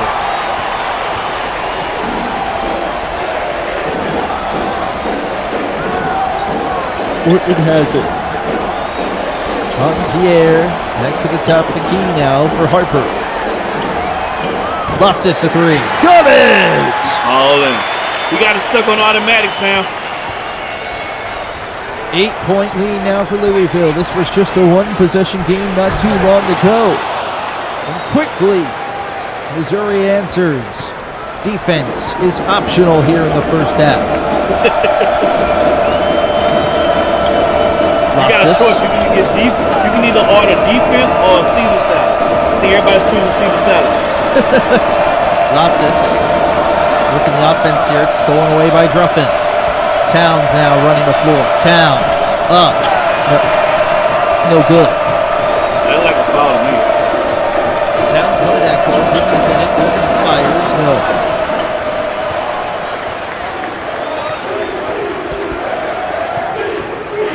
Duffy with it. With 2 minutes to go here in the first half. 40-34 is the score. Japhet Towns has 17. Second on the team is Dylan Bannon with 4 points. Meyer put Loftus on the ground and he scores. It's a 4-point game. Louisville has the lead here with 1:48 to play. Take any empty seat that you see. I hope it's not contagious. So I do have it.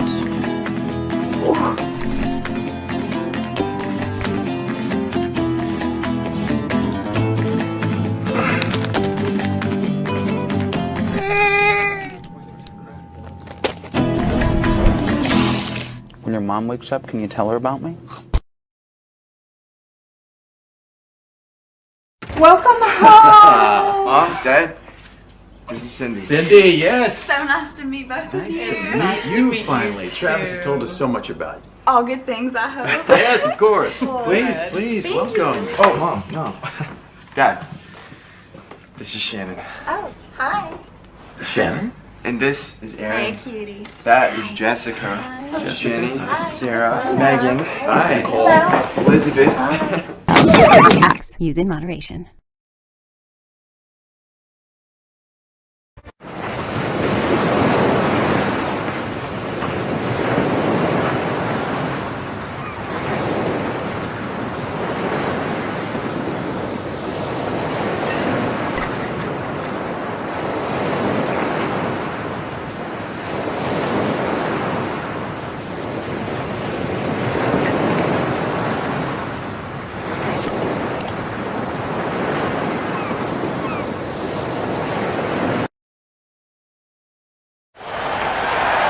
Back here at the Garden. A 4-point lead for Louisville in this defense optional type affair. As we're approaching 90 seconds to go here in this first half.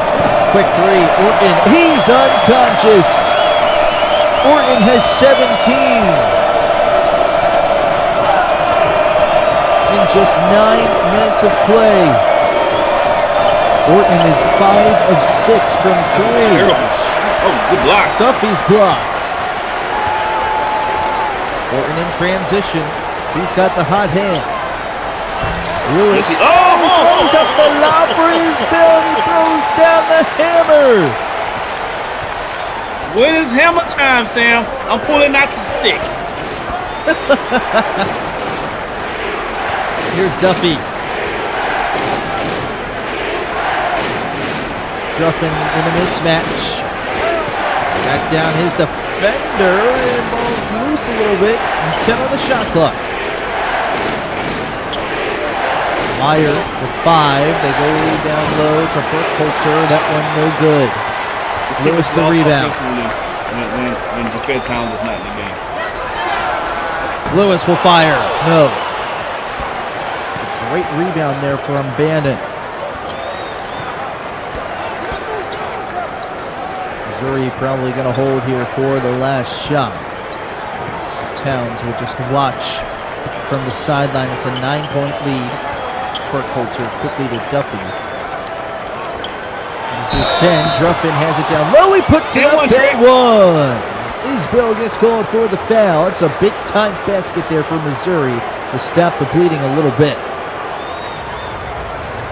It's a good and one. They needed that shot. They needed a bucket, period. But this is a chance to get a 3-point opportunity the old-fashioned.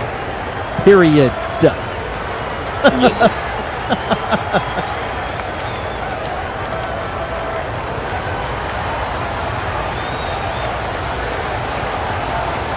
Dropping from the line. Hasn't been the strongest this season. And this is that. It's a 7-point game here. Shot clock or game clock winding down. Lewis is going to have to hurry. This could beat the buzzer. Goes for Louisville. 7-point lead heading into the locker room. Louisville dialed in from 3, Rick. Yeah, they've been from Atlanta plenty. They've been scoring plenty. Loftus and company has been doing really good from the 3-point line for Louisville, which is really good for them. On the other side, Missouri's been hanging in there, right? But again, they're going to have to, Jafet Towns is probably going to play the entire second half as he normally does because this team is not the same team. They do not have the same juice offensively when Towns is not in the game. They're playing good interior defense, but without number 7 in the game for Missouri, they don't have much of a chance to come out with the victory against a great, talented Louisville team.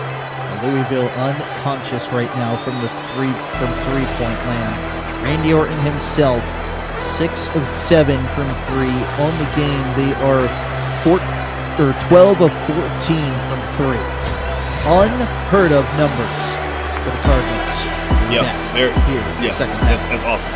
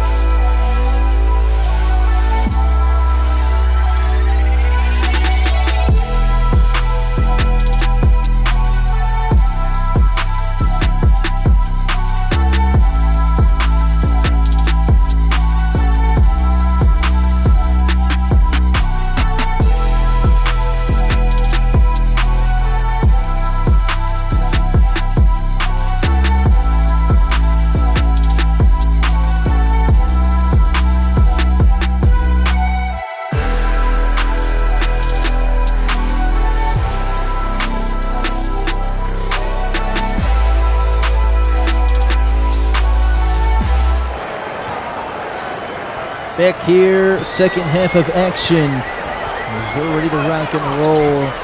Louisville unconscious from 3, 11 of 15, and they're getting the second half started with a bang. Loftus with the basket. Orton is 6 of 9 from 3-point land. Kadarius Loftus hasn't missed. What a slam that was from Towns. Orton is 5 of 6 from 3. Loftus is 4 for 4 from 3. Pooh Lewis is 2 for 4 from 3. Here's Loftus, like a hot knife through butter, right through the defense to the basket. Loftus is really showing his ASS tonight, that's for sure. You never fail to make me laugh. Bannon, short side jumper, very good.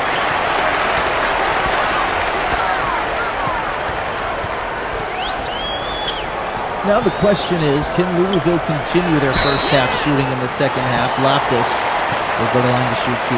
Spark Coulter fouls him. Spark Coulter a little bit stunned that was called. But can Louisville continue this hot shooting, or is Missouri? I don't see why not. There's nothing that's shown me that Missouri has taken away the consistently Louisville's outside shot. They're doing really good packing the paint, but outside, when guys get on the heater, Sam, sometimes there's nothing you can do about it but just like it. And Loftus seems like one of those guys who's on the heater right now for Louisville. Loftus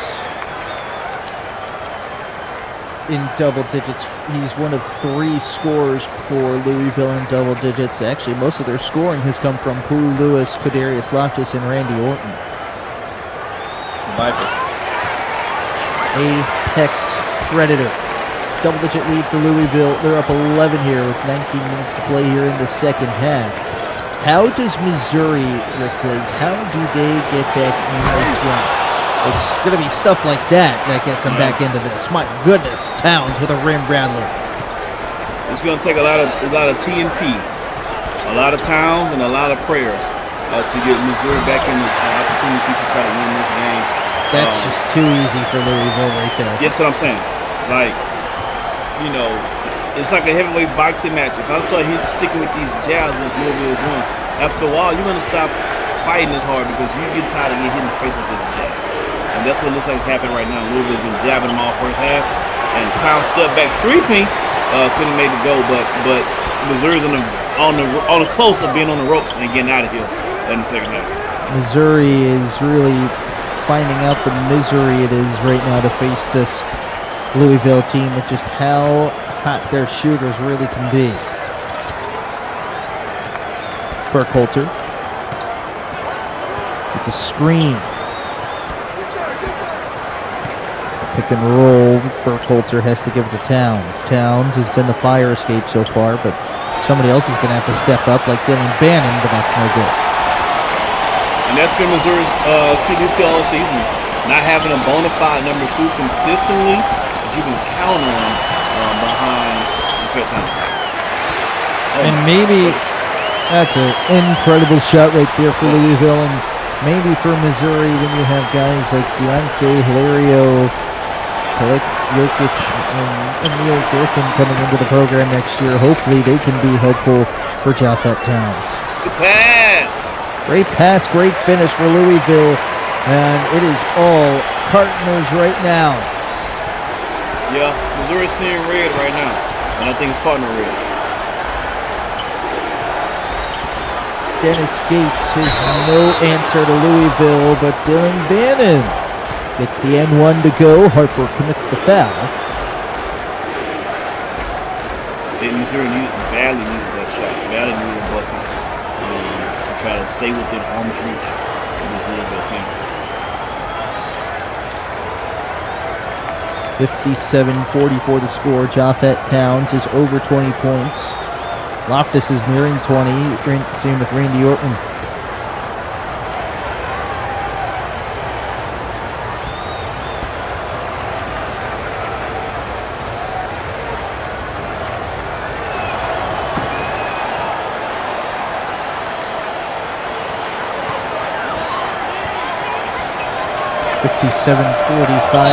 Down the lane.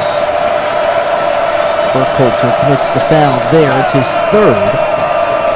For Japhet Towns, you know, he don't necessarily know if he'll become frustrated with how the season went, but you know, for Towns,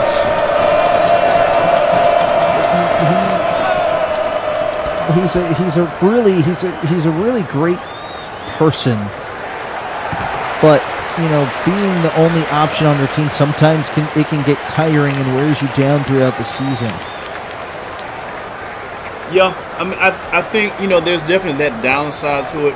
On the upside of it, I believe when he gets to the next level, I think because he's had to do everything for his team, score, set plays up, rebound, everything, it's going to make him that much of a better player when he gets to the SWBA. Because now you got a guy who's used to being an alpha guy, who's used to having the pressure on himself, and now he doesn't have to take on as much pressure when he goes to another team. So I think it's going to bode well for him to the next level, but it is very much frustrating here on the college level, especially on the screen when you're trying to get you on. Louisville's just having their way right now down low. DeMarco Graham makes that layup. But for Japhet Towns, you know, he's one of his interests is chess, and he's one of the top chess players in the world. And you would think he would have something to do with some of the guys being brought into this Missouri team next year to hopefully find those other pieces of the puzzle, or pieces on the board to help win and get to the other side of the chessboard, because it seems like right now their opponents are just attacking the king, attacking the queen at all given times throughout their games. Yeah, they could use some more chess pieces to keep it going. They could use definitely a couple of knights, and they wouldn't mind having a good rook too as well to protect the house. As Jaffa Towns is playing right now with a bunch of pawns. And it can be frustrating too if you're a guy like Jaffa Towns, who's so talented, so timid, but and just he's not an overly vocal person.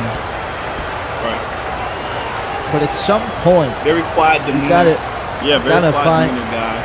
Gotta find him some help next season, because if you come into Hoopsteria again, it's just all him. Dylan Bannon, who's a projected first-round pick, is having a quiet afternoon. Yeah, I mean, I'll say this. I'm not as high as others who called Bannon a first-round pick. I don't believe he's a first-round pick. I believe he's more back end of the second round. Maybe even an undrafted type player to make the finals on the roster. So, with that being said, if that's your second best option, then yeah, that's it. Everything you need to know. Bannon scores there. That gives him 6 points on the day. Bannon also has 2 rebounds, no assists on the game, as well as Lewis puts it up and in over Towns. That was good defense. That was just a great shot. Towns starting to look a little frustrated out there on the court. Down 12, but you're the only offensive option. Just nobody else can seem to score the basketball. Towns is whacked hard. This has been Missouri MO all season long. It's Towns and the guys, right? So at this point, he kind of knows how this goes. Doesn't make it less frustrating, but you kind of go in knowing if you're Towns, man, if I don't put up 30 points, then my team doesn't have a shot in the other game. Well, Towns is close to putting up 30 points. It's just the supporting cast is not there. They still let them have a shot at winning the game. But he has to start at 30, right? He's in those position. I got to have at least 30 to give us a shot. 29 ain't going to cut it. He makes the first.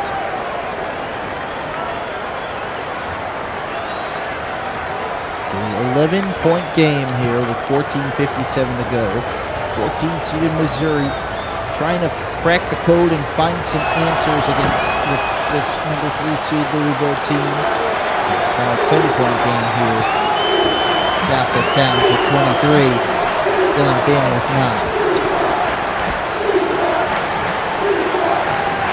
Gotta get going here if you're Missouri. Chris Loftus is 21. That shot no good. Second opportunity. Missouri's just getting killed on the offensive boards. Lewis drives in, puts up a shot before the shot clock expires and buries it. Lewis, 14 points. And that's deflating, right? Even if you play good defense, the team still scores. That is deflating for you as well. Towns misses that 3. Here's Loftus. Tried to look for Pooh going down low. Towns comes up with the basketball. Towns drives in. He is rejected by Graham. Lewis guarded closely by Sever. It's Loftus with it. He drives in on Burkhalter. Loftus, no. Offensive rebound. Pick out. 3. No.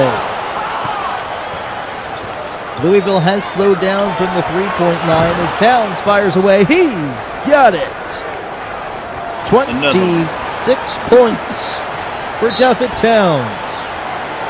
It's a 9-point Louisville lead. And Missouri come back into this one where the Cardinals fly high in the second round.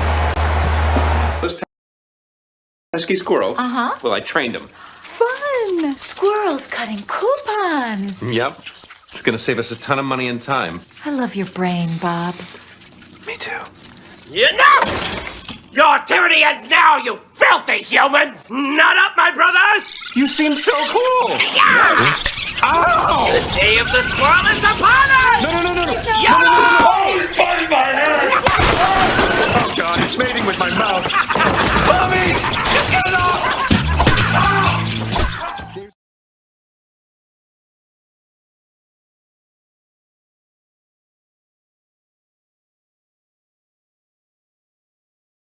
Yes, I know.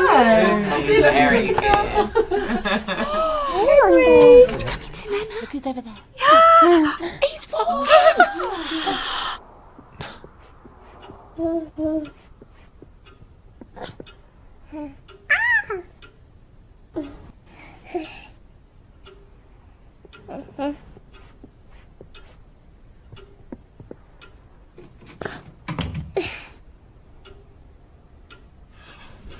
So, what have I missed?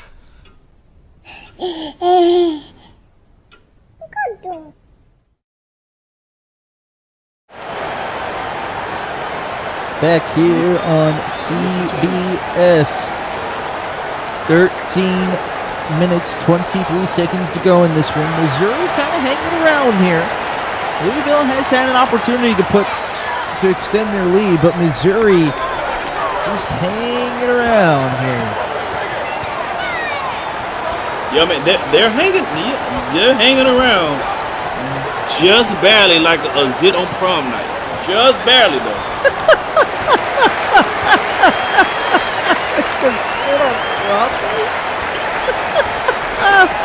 Oh, that's great. That's fantastic.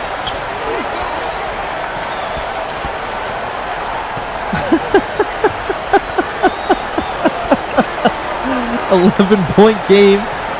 Jaffa Towns out of the game here. So somebody's going to have to do the scoring here for Missouri. Is it going to be Bannon? Can he step up here in the absence of Towns? That shot no good. Yeah, I think the lead for Louisville starts to balloon right now with Jaffa Towns out of the game. I'm not sure if we go back and look at the numbers statistically, it'll always balloon whenever Jaffa Towns is out of the game. You just take a look at the offensive efficiency here with it is just numbers different when Towns is on and off the court. I mean, Towns can't play the full 40 minutes, but somebody has to step up and score. And nobody can score. Duffy, and for the prep players that's coming in next year, Missouri. I hope you guys consider Missouri. It's a great opportunity, especially if you're offensively good at what you do. Great opportunity to come in and be a clear number 2 option or number 3 option day one if you're up for the challenge. So hopefully the prep players have been watching the college basketball and teams all season long, and they're making the best decision for themselves and their families. Well, Missouri coming into next season has the 47th and 18th best prospect coming in. What a block that was. Lewis. No. Good defense there by Burkhalter. Will be some help. 11-point game. Can Missouri find another player to score the basketball and they turn it over? I hate to be the grim reaper of this, but I'm telling you, without number 7 on the court, those guys in black jerseys are lost without a map offensively. Towns was begging his coach to put him back in. They know they need him on the court. Lewis the basket. It's a 13-point game. Jaffa Towns will check back in, and hopefully he can string off some points. We wrap up day 4 in the East tomorrow. SMU, Arkansas. The first game. And that will be followed up by Oklahoma and Georgia Tech, and then that will conclude Day 1 of the East Region part of the Hoopsteria bracket. Should be a fun one, SMU and Arkansas, Oklahoma, and Georgia Tech as well. Arkansas big favorites going into tomorrow's game, 7.5-point favorites. Same with Oklahoma. No, Georgia Tech, excuse me. Georgia Tech favored by 6.5. Oklahoma has a real shot in that game. I think the 6.5 is a bit much. I like Oklahoma coming to the game. I'm not saying they're going to win it, but I think if I was a betting man, I'm taking those 6 points.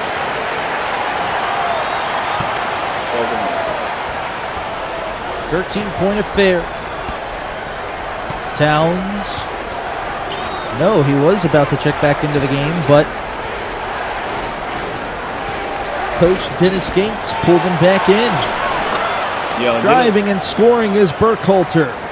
Yeah, Dennis Gates may have other plans for his career next season. It might not be as a Missouri Tigers coach. You don't have your best player checking in the game.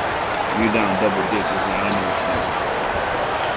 Burkhalter with that bucket gives him 6. Loftus will line up a 3. Bingo! He's been busting. Loftus makes the first 3 of the half for Louisville. 12 of 17 from 3.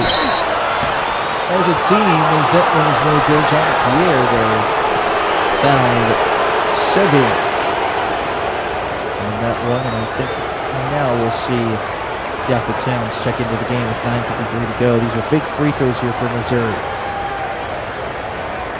This game is on the brink of being blown out. If you're Missouri, you want to make these free throws. You want to keep it as close to 10 as possible. I think once you get to 15, and I think all bets are off at that point. It feels like this Hoopsteria tournament. The East region, it's been exciting, but it's also been expected, if that makes sense too, Rick Blaze. I mean, we haven't really seen an upset here in the East region. It's been what's expected, the higher seeds beating the lower seeds. There's been a lot of normalcy here in the East region, to say the least. Well, let me ask you a question, Sam. Is Kentucky in the East region?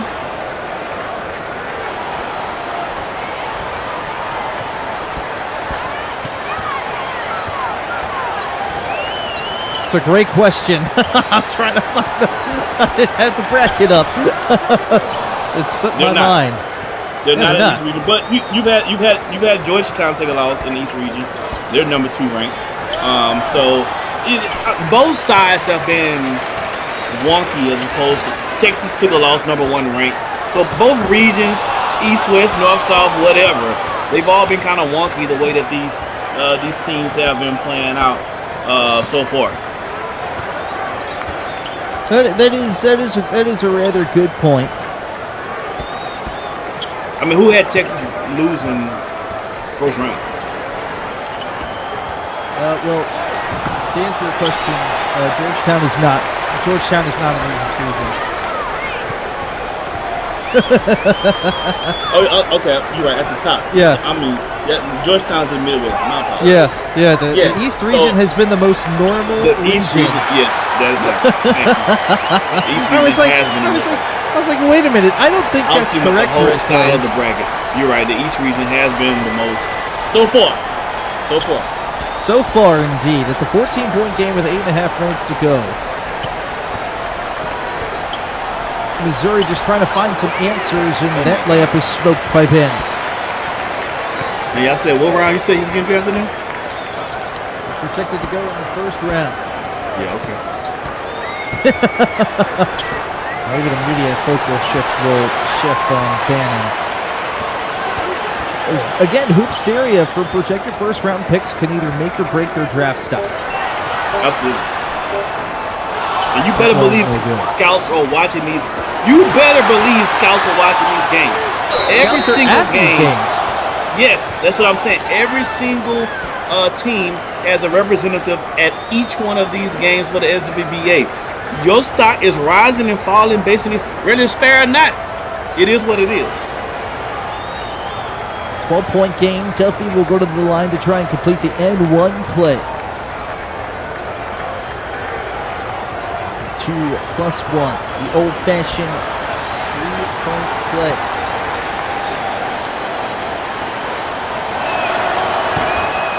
Got it. 11-point game. 7:51 to go here in the second half. Missouri's still in it. They got to get on a run. They got to get a stop, and they got to get some offense going on. Exactly. A couple of stops and go on a run here is what you need if you're Missouri. For Louisville, you just got to keep doing what you've been doing all game, and that's getting good, consistently open shots. That one wasn't open, but it still goes for DeMarco Graham. They roll. 6 points and 5 rebounds for the big man. Out of Miami, Florida, freshman. That one is good. Missouri matching Louisville. He's going to be so nice at the next level. Was that Jaffa Towns on the basket? Yes, it was. He's going to be so nice on the next level. 28 for Towns. A team is going to be so happy to have him on this way. Oh, boy. Thank you very much. Lewis is on a rack attack.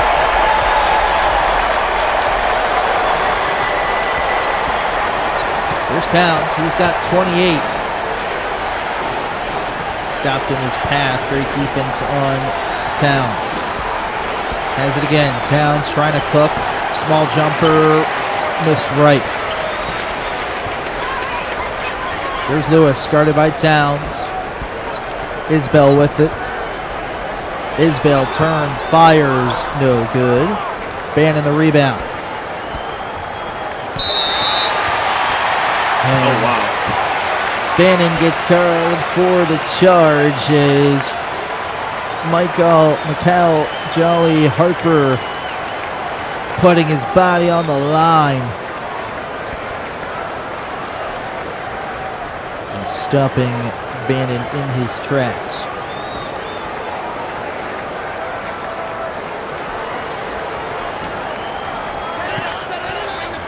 If you're Kentucky, like you said, you don't have to do anything fancy, nothing crazy. Just take your time, get good shots. Just having the ball in Loftus' hands is a good idea because he's been hot all game long. But you don't need a rush. You need to do anything different. Just take your time and play what you've been doing.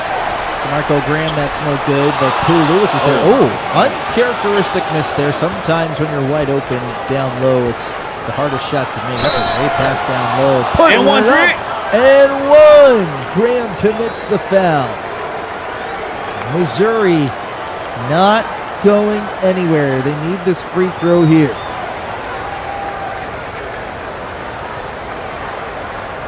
Jimmy Honecker gets it to go there. That bucket right there, it's his first bucket of the game. He's got 3 points, this to make it 4.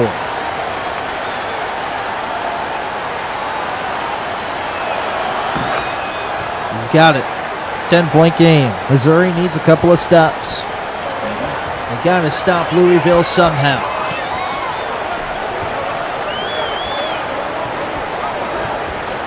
Got to find a way to get a stop. Lewis floats it up, no good. Roughing the rebound. That's a good stop for Missouri. Here's Duffy. Get the ball to number 7. Duffy driving in, puts it up, no. Give the ball to number 7. Loftus. Guarded by Duffy. Swing it around to Lewis. He gets a screen. Lewis jumper. No. Offensive rebound and put back in with authority by Prince Marlin. Missouri's been getting cooked on the offensive boards all day long today. The Tigers forced to call timeout. We're under 5 minutes to go here in this second game here on day 3 of Open Round of Hoopsteria. I'm B-Ron, and be sure to tune in to Quick Hits, the show where I give the players and coaches in SimWorld a chance to share their stories in their own words. B-Ron's Quick Hits, giving a voice to you. Kyrie Irving, Melo. What's up, Melo? Did you hear what Foot Locker is doing with the Week of Greatness? Dropping the freshest kicks as always. They're doing a lot more than that. Instead of using some big name athletes and celebrities in the commercials, they're using them to do some good in the world. Are you sure? Yeah, Kyrie is me. Carmelo, of course I'm sure. I need to call Anthony Davis. He's gonna love this. What's up, Kyrie? I just heard. That's super cool they're doing that. I know. That's definitely gonna raise a few eyebrows. I'll talk to you later. Yo, Porzingis, you hear what Foot Locker's doing for the Week of Greatness this year? Well, James Harden, I assume they're dropping more hot new sneaker releases than ever? Of course, but they're also using all the big name athletes and celebrities to do some good in the world. So instead of being in a commercial like usual, they're out in the real world doing good? That's cool. Using all the big name athletes and celebs to do some good instead of being in a commercial? Sure is a cool idea. Or my name isn't Damian Lillard. Gentlemen, the open house is over. You'll have to be on your way. What? Don't you know who we are?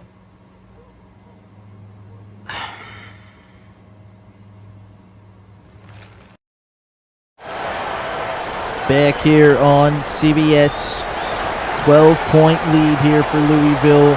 Missouri's been hanging around, but they haven't been able to break through this double-digit deficit. They've had a couple of opportunities, but turnovers and bad shots have really affected Missouri from coming back into this one. Lewis, finger roll, no good. Bannon flings it down the court. Great pass by Missouri. They had a wide open layup, but didn't take it. Ruffin just not confident. Duffin Towns deposits. Oh man, Ruffin had a wide open layup down low. That basket for Towns gives him 30 points on the afternoon. Still a 10-point lead here for Louisville, Rick Blaze. Do you think Missouri has a chance? I mean, they are in the bonus as well. Any fouls that are committed will allow them to score some points without the clock moving. 4:09 is a ton of time. They have a chance, but they're going to need Louisville to kind of self-implode a little. They don't have a chance by themselves. They need Louisville to help them out. Louisville can kind of self-implode offensively a little bit, and they can get the ball. No doubt in my mind, can Javette Towns bring them back with 4 minutes left by himself? Hell yes. But on the other end, Louisville as a team is going to have to implode a little bit, and Missouri going to play really good defense because they can't go basket for basket. They got to get a couple of stops in a row. But if they come out this next 2 possessions with 2 stops and 2 scores, I think we got something we can talk about. The next 2 possessions going to tell it all to me, son. Should be interesting to watch here. How will Missouri respond here? Oh, Towns a little lost there. Lewis nearly put Towns out of his shoes. Lewis drives in. No good. Great defense there by Towns. There we go. And Missouri capitalized. Towns with it. Gets a screen. Towns drives. And he slams it down. Here we go. Here comes Missouri. 8-point game. Missouri now with the full court press. And they throw it out of bounds. Here we go. I just said it. They got to implode a little bit. If Louisville implodes a little bit, which they just did. This is 2 possessions in a row. Here's the second one. Missouri scores right here. We're going to have a new ball game on our hands. Missouri has to find a way to put the ball in the basket here. Do they go to number 7? They should go to number 7. He's got 32 points. 3.5 minutes to go. Druffin with it. Druffin hands it off to Bannon. Bannon, who's been cold today, can come alive right now in a big-time moment. Bannon pulling his way off glass. Got it! Through the contact. 6-point game. I told you. We got a game, ladies and gentlemen. That was almost another have ourselves a game. Oh, Loftus nearly lost it. Going down the floor quickly, though. 6-point game. Got to get another stop. It's Loftus down low. Over Burkholzer. Layup, no good. Battle for the loose ball. Picked up by Druffin. Missouri's up and running. Burkholzer with Lewis on down. Wait for 7. Got to slow it down. They get it to Druffin, and they're moving it around. Towns begging for the basketball. Loftus, though, guarding him closely on the face-up. Towns, here comes the double team. Bannon nearly lost it. Druffin has it down low. Shot clock under 10. Druffin's got to hurry. He's got 5 on the shot clock. Druffin with 3. Druffin with 2. Oh, he threw it to Bannon. That's terrible. No. That's terrible basketball. Oh, man. Oh, he got to throw my game. He got to throw my game. That's terrible basketball. Loftus hands it off to Harper. All of a sudden, we have ourselves a basketball game. Harper. There's the stop by Druffin. The jumper, no, but Druffin fouls him. Druffin got to come out. Oh, Coach, no. Taking him out. He's costing me on both sides of the court right now. I can do bad all by myself. Dennis Gates is not happy with Druffin. Didn't go to work down low. It just seems like he's lacked a little bit of confidence down low. He gave up a layup earlier and passed it out with 2 seconds on the shot clock. Just not good basketball there. Good decision to take him out of the game here for Dennis Gates. Oh my. Yeah. First free throw was good by Harper. That's costly that's costly. That possession offensively and defensively costly. Second one good as well. A 6-point lead has expanded to an 8-point lead. Drama here in day 3.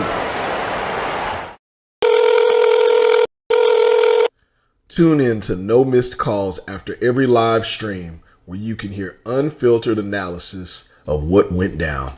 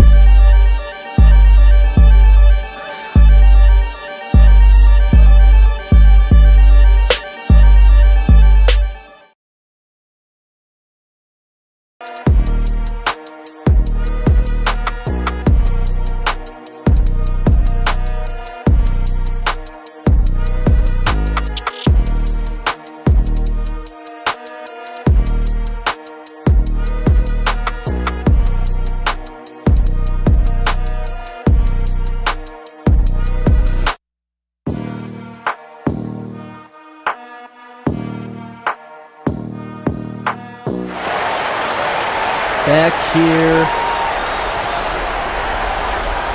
on CBS at the Garden.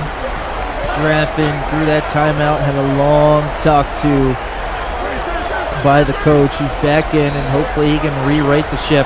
Oh, he nearly lost the basketball there. Draffin back to Towns. Towns, can he do it one more time for this Missouri team? He's been the miracle basketball player. Oh, he's blocked from behind! Bill on the other end. Harper, no. Draffin commits the foul. What a block by Romero Isbell. The recovery. Are you kidding me? Like I said, Sam, I can't love you from the front. I just love you from behind. I really don't know how to respond to that. 99 seconds of basketball to play. Louisville in the driver's seat right now. With Missouri in the bonus too, Louisville has done a good job of not fouling too, as that first free throw is good by Harper. Good job by the Louisville team, the Cardinals, making their free throws late in the second half of the game. So many teams break free throws when it counts most. Louisville's making theirs. Second free throw is up and good. Joffrey Towns with 32 points. Bannon has 11. It's back to a 10-point game. That's smart, getting out of his hands. Less than 90 seconds to go. Towns is forced to pick up his dribble. It's Bannon. He's got the Draffin. He'll put up a 3. No good. And yes, they did. They took too much time. And now Louisville is in no particular hurry. They did it across the court before the 10-second violation.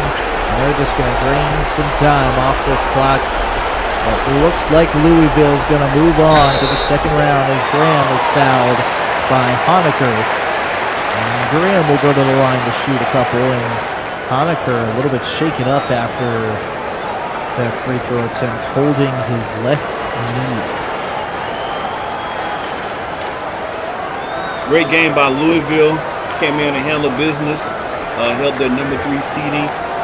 Missouri had their opportunities, Sam. They definitely had their shot to close the gap and possibly try to steal a win. Of course, a great game out of Fair Towns, but the others was not able to come up big and play bigger than they needed to try to get a win. Bannon checks out off the court. Same with Towns. This becomes an 11-point lead. Checking into the game for the first time is Jamari Holyfield from Missouri. From Missouri, the freshman. Also on the court for Louisville, you have 24 Prince Marion. That's there. A couple of not-so-regular players on the court now for these two teams. 23 is Wesley Prince, the 6'2 sophomore out of Kentucky. That basket is good for Missouri. The flags are up already. The starters are out. This is just formality right here. This is just getting some guys some Hoopsteria time that so they can tell their mama they on TV. They just want to tell their mama they on TV. I respect that. Drive, basket, no. Rebounded on the play by Holyfield. No fouls, please. Holyfield drives in. He's going to put up a jumper. No. That's no good. And Louisville will just dribble out the clock as they will move on to the second round. Louisville does a fantastic job. Their first half, lighting it up from deep, is what ultimately secured them this victory, Rick Blaze. Yes, sir. Too much firepower for the Missouri Tigers.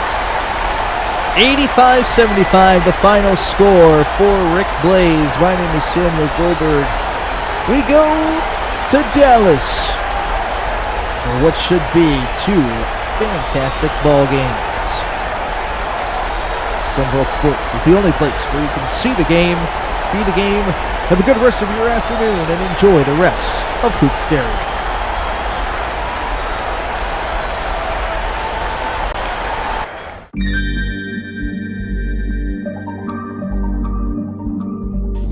Okay, any views expressed are the opinion of the guest. It's not a representation because the programming reflects that pole.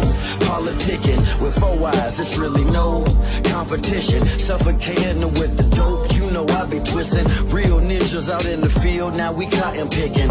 Not to mention our intention to cover topics and many of the subjects. I got more lines than the deli at the Publix. With King Pharaoh, pole politicking, I'm pistol whipping. Rappers jeopardizing hip-hop position. My opposition, intuition, prediction like writers on The Simpsons.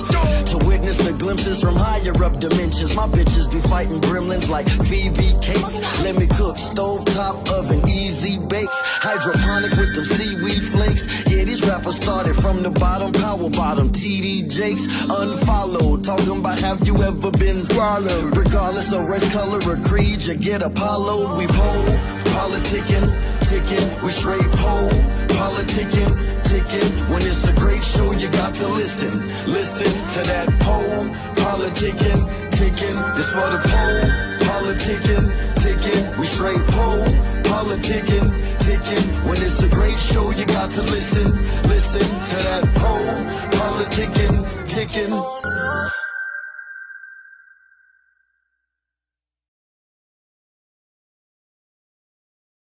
Hi, my name is Jasmine Wesley, and I recently joined SimWorld Hoops. If you love hoops as much as you love art, you've got to check out SimWorld Hoops at discord.gg/SimWorld Hoops. It is the ultimate virtual basketball experience. It's not like a regular game. It's like stepping into your own world.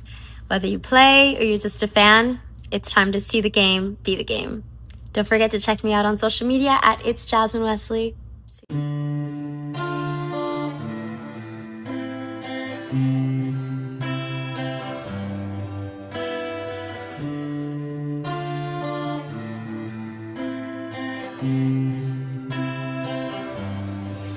Ha pasado mucho tiempo, tengo amores esperando mi regreso.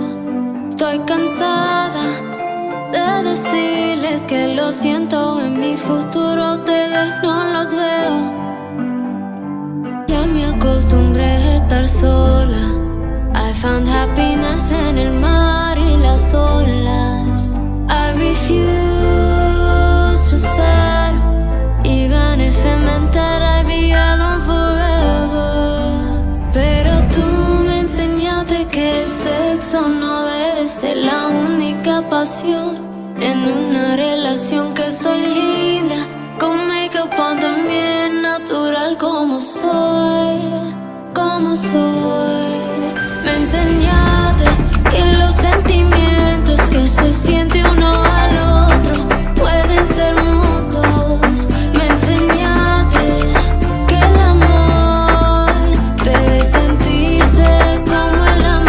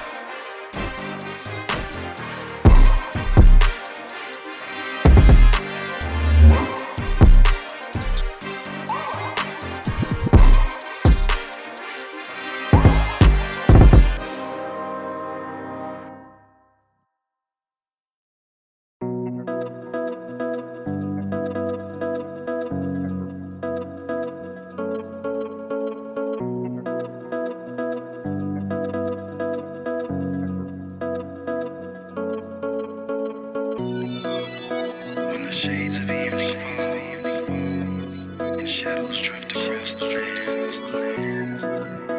how I wish that you would call. 'Cause being without you, I just can't stand. In the morning when I wake, I'm yours. And when you're gone away, I want you even more. I'm stuck on the thought of you. I'm sick like I caught the flu. I just wanna walk with you and tell you how I see. These guys, I cry black tears whenever you're away from me. I'm trying not to lose my mind, 'cause inside you set me free. These guys, I cry black tears whenever you're away from me. I'm trying not to lose my mind, 'cause inside you set me free. Every second that goes by, I'm in need. And every time I close my eyes, I see you in my dream. And I don't wanna wake up, 'cause I know you'll be gone again. Remember, I'm your lover, your one and only homie, baby, and I'm your man. So now here I stand, waiting on your choice. I wanna feel your touch, I wanna hear your voice, but until these times I cry black tears whenever you're away from me. You're away from me. 'Cause inside you set me free. Set me free. Whenever you're away from me. I'm not to lose my mind, 'cause inside you set me free.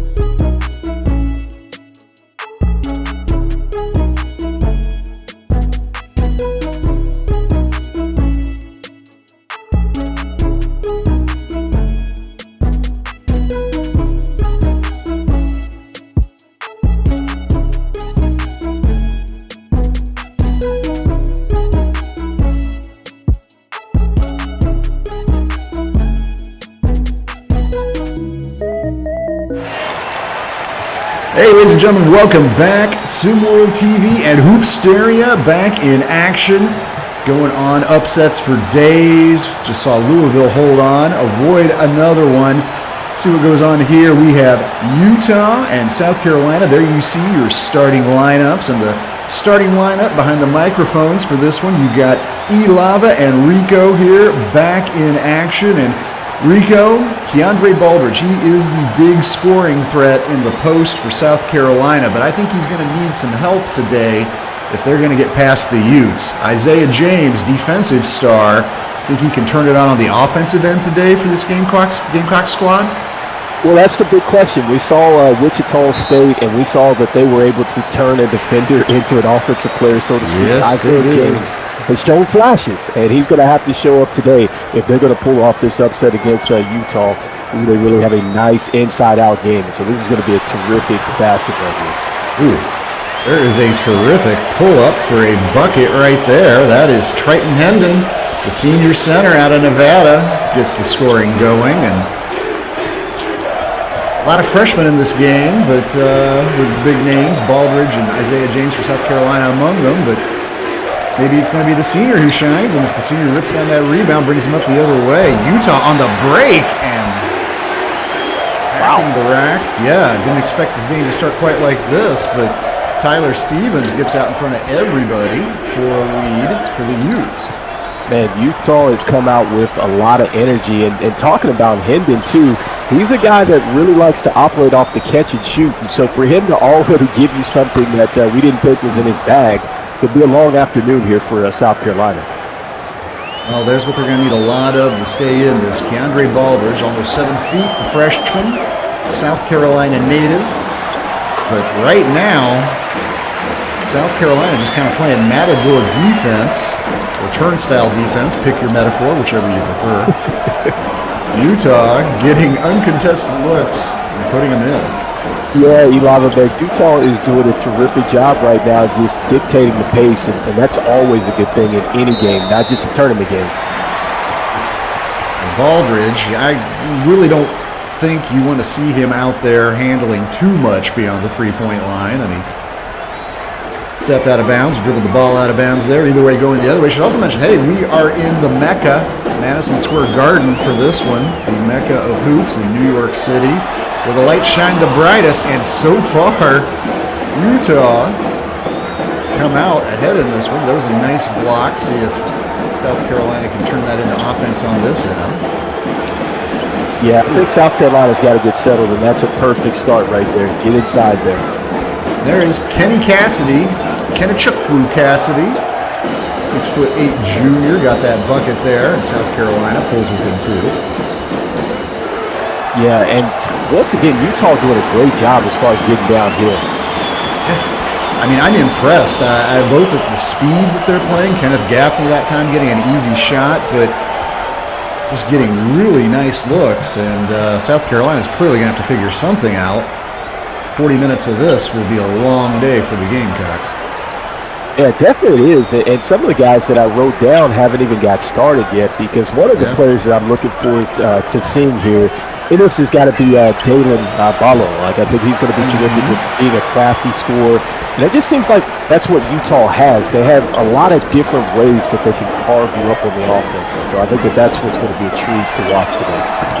Long three from the Utes, couldn't go at the other end. That was Isaiah James tried a three, and James has really made himself a bit of a reputation around SWU as a defender. The offense still not quite there, and let's see if that's a long turnaround from Baldridge, but he couldn't get it to go off glass. Yeah, and speaking of Isaiah James, man, he has a heck of a diet. He likes to eat glass. So look, man, this guy's tough, man. So I'm just looking forward to seeing him again. Got a chance to watch him earlier this year, but yeah, Isaiah James, man, he eats glass.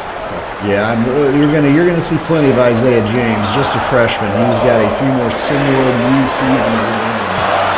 Should be exciting to watch him grow. Right now, it's exciting to watch how well Utah playing out of the gates. And there is Dalen Ballo, that 6'4" freshman wing you were just talking about. He averages about 12 points a game. Looked pretty good there. Then again, Utah's looked pretty good so far the opening 4 minutes. 6-point lead, turnover, and a chance for more. Yeah, and Eli, but they're doing it in different ways. They're getting you with the mids. They're feeling comfortable with the three-point shots. Even if they're misses, like it's just forcing South Carolina to think about everything on the floor. It's a guessing game. Utah in rhythm right now, and they're also playing sticky defense on Keandre Baldridge. I mean, gets the shot away there, but they're definitely pushing him out much more further away from the basket that he would be comfortable. And then on offense, just too quick. Utah just too quick. Ballo once again drives, gets the deuce. 12-4 early on. We are about 4.5 minutes into this one. Timeout on the floor. We'll take a timeout too. Utah up big early at the Garden.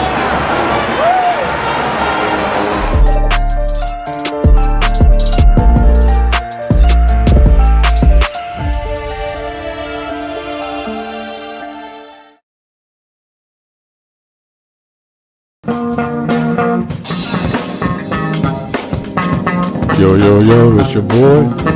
Check out Talking Dirty with me so we can catch up on prep news and SimWorld Sport. You know the deal. Holla at your boy. See the game? Be the game.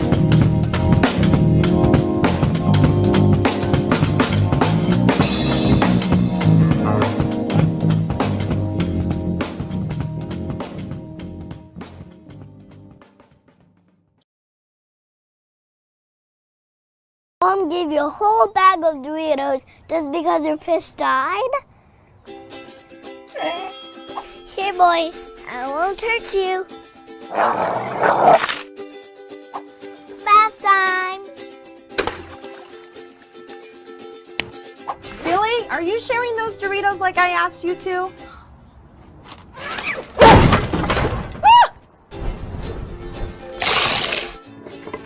She's okay.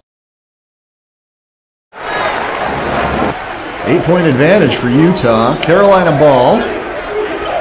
Bringing it forward here.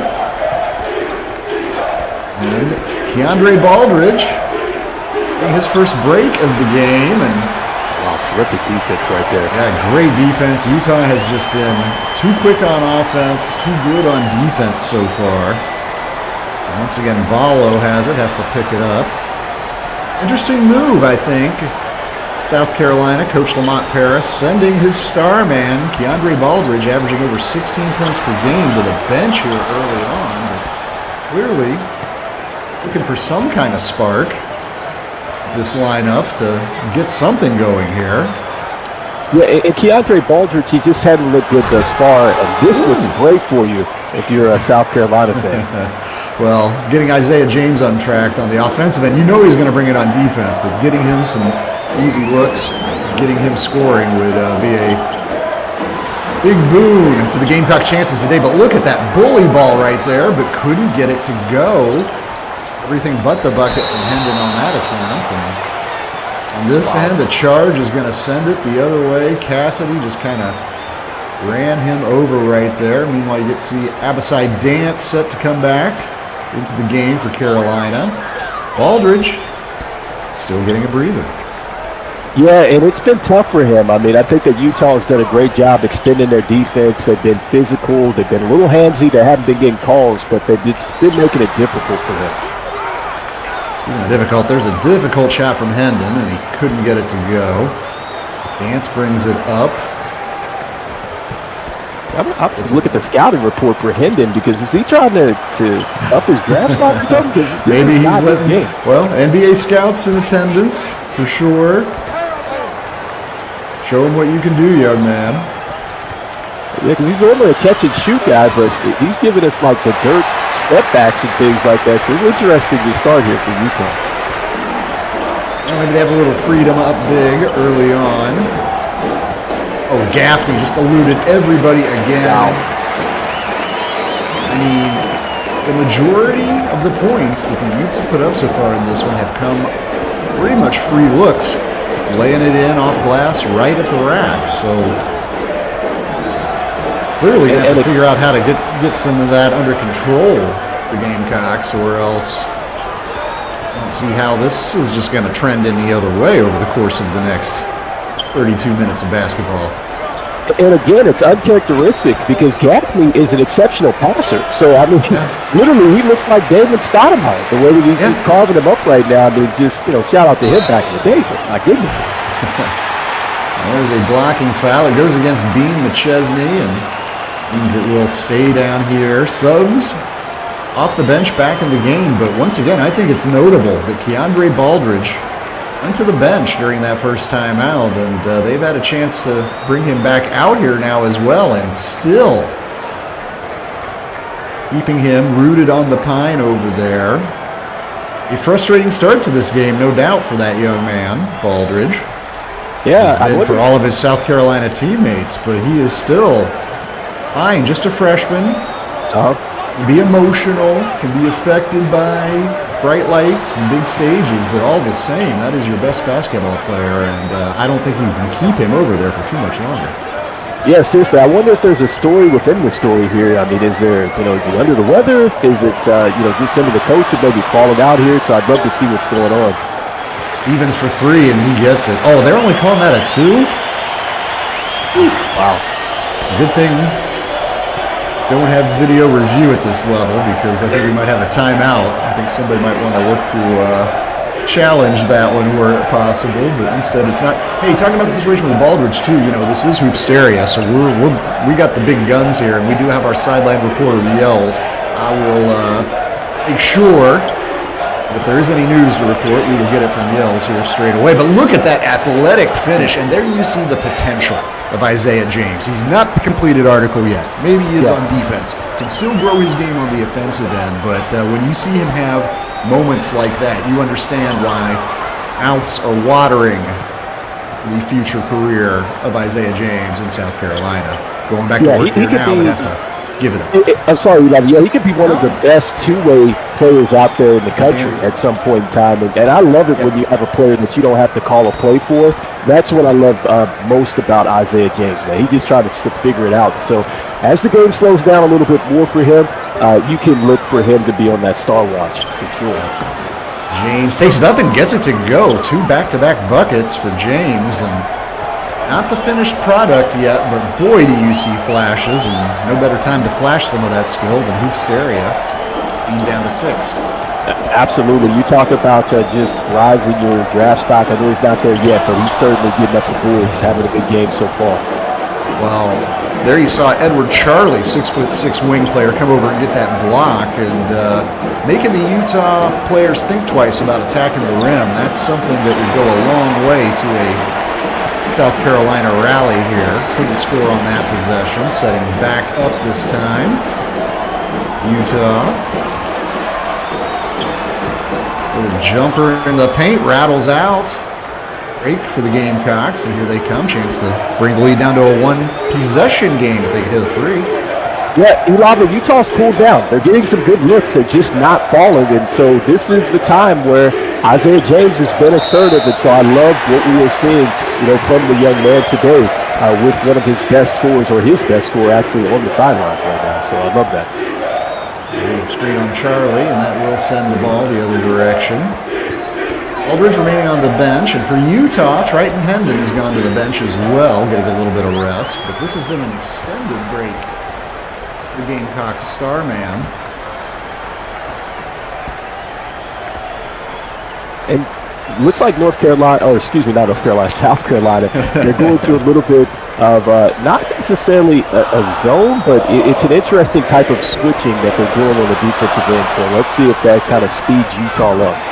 Well, it caused Utah fits on that possession, but Aiden Goggins, sophomore guard, just pulls up and drains a 3. Goggins, no relation to actor Walton Goggins, who just starred in the most recent White Lotus. Timeout on the floor. Utah up by 9. An impressive start for the Utes in this one. We're going to take a quick break. Come right back. More Hoopsteria action. Today. 3.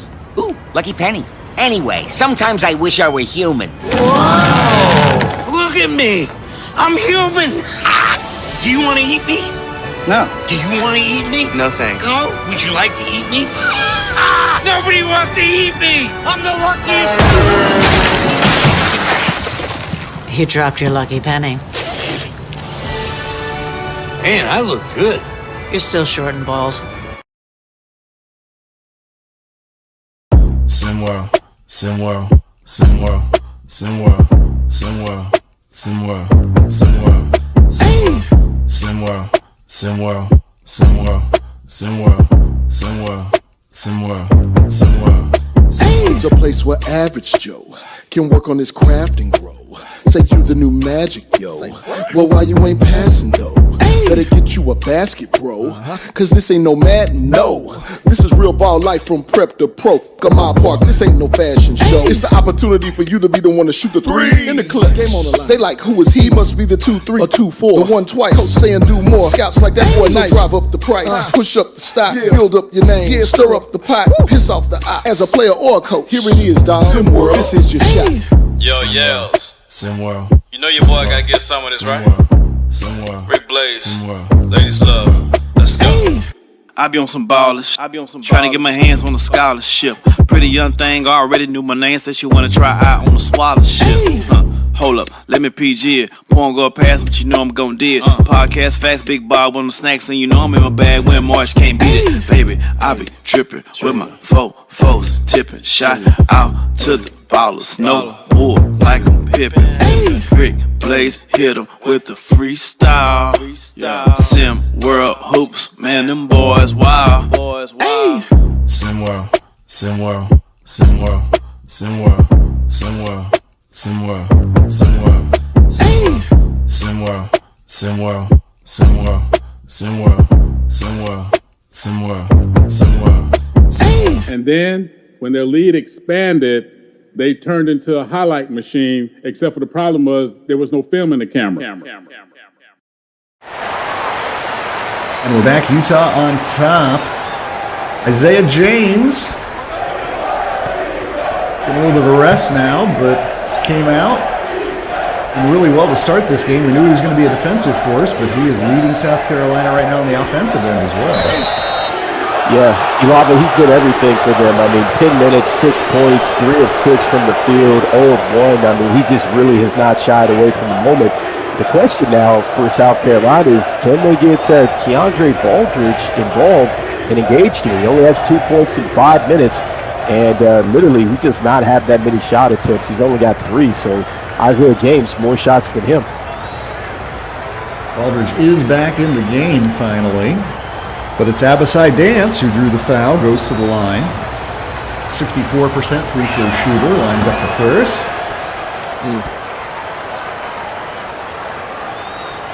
Yeah, you got to make the freebies here. You know, that almost really cost another team earlier today. We were watching that. I believe it was that Florida game where we were seeing missed free throws. Well, we've seen a few games come down to the wire. You have to get that Texas box score out. I don't know if they missed any free throws that game, just off the top of my head, but if they did, how costly is that? And and I got in my ear just as a reminder, they missed plenty. So there you go. Oh, well, South Carolina won't get a lot more easier chances for 2 than that, but they just couldn't convert right there. Back up the other way once again, Utah in action. Doesn't it seem like, Ilava, that Utah is more in transition, more to the basket than South Carolina right now? Everything just seems to be tough for them. Utah just looks quicker. South Carolina cannot stay in front of these Utah guards and wings, and they have the ball, and they keep waiting for some kind of correction, some kind of something, not seeing it. Creighton Hendon is back in the game for Utah as well, and he's defending Baldridge. Shot clock now down to 5. It's up in the hands of... Oh, look at that. A long distance 3 ends up in the hands of Marius Whitmer-Thomas, sophomore guard out of Georgia, averaging 7 points per contest. And once again, that's just a 2. Oh, there's a steal, however. Quick hands from Terrell Killebrew. Let's see if this wakes them up, because they came out flat. It's not tight like they're competing. They just came out flat. So the energy hasn't been there for South Carolina.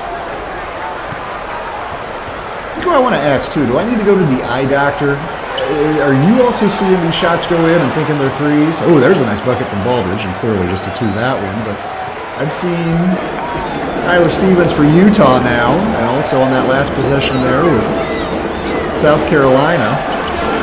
There, that's clearly a 3, right? Well, we don't get to find out because Hendon couldn't put it in. To your point, yes. Triton Hendon, I mean,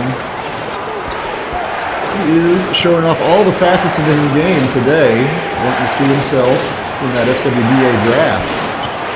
I'm telling you, man, he's showing us something where it's like, you are a catch-and-shoot player. He is trying to post up. He's fading away, everything. Everything that's what he's characteristics of. Has it, kind of playing a little bit of a point forward out there. Yep.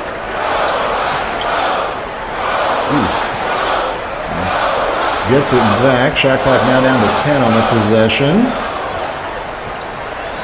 Goggins feeds Hendon. Going to take the little jumper and get it to go over a smaller defender. Good play from the senior there.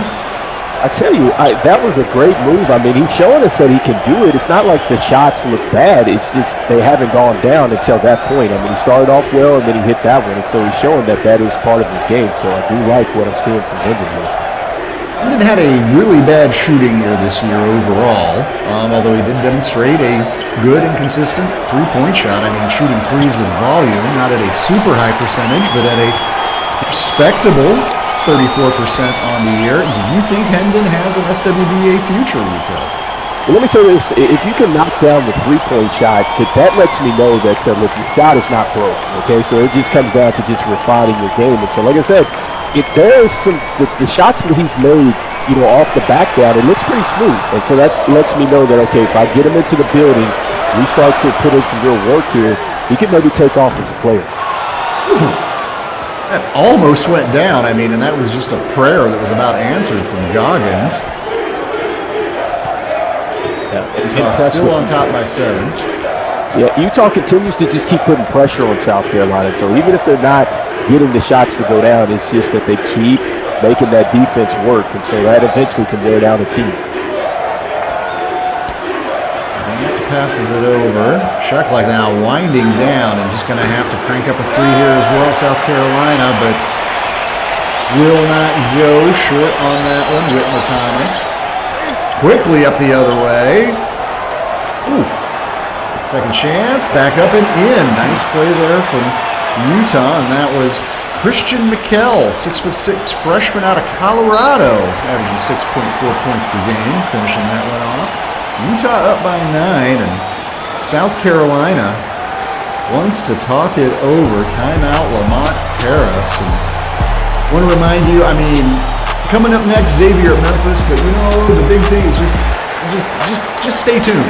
Just don't leave. Order in food, get some Grubhub, do what you gotta do, because we've got Hoopsteria coming at you fast, hot, and heavy for a while now.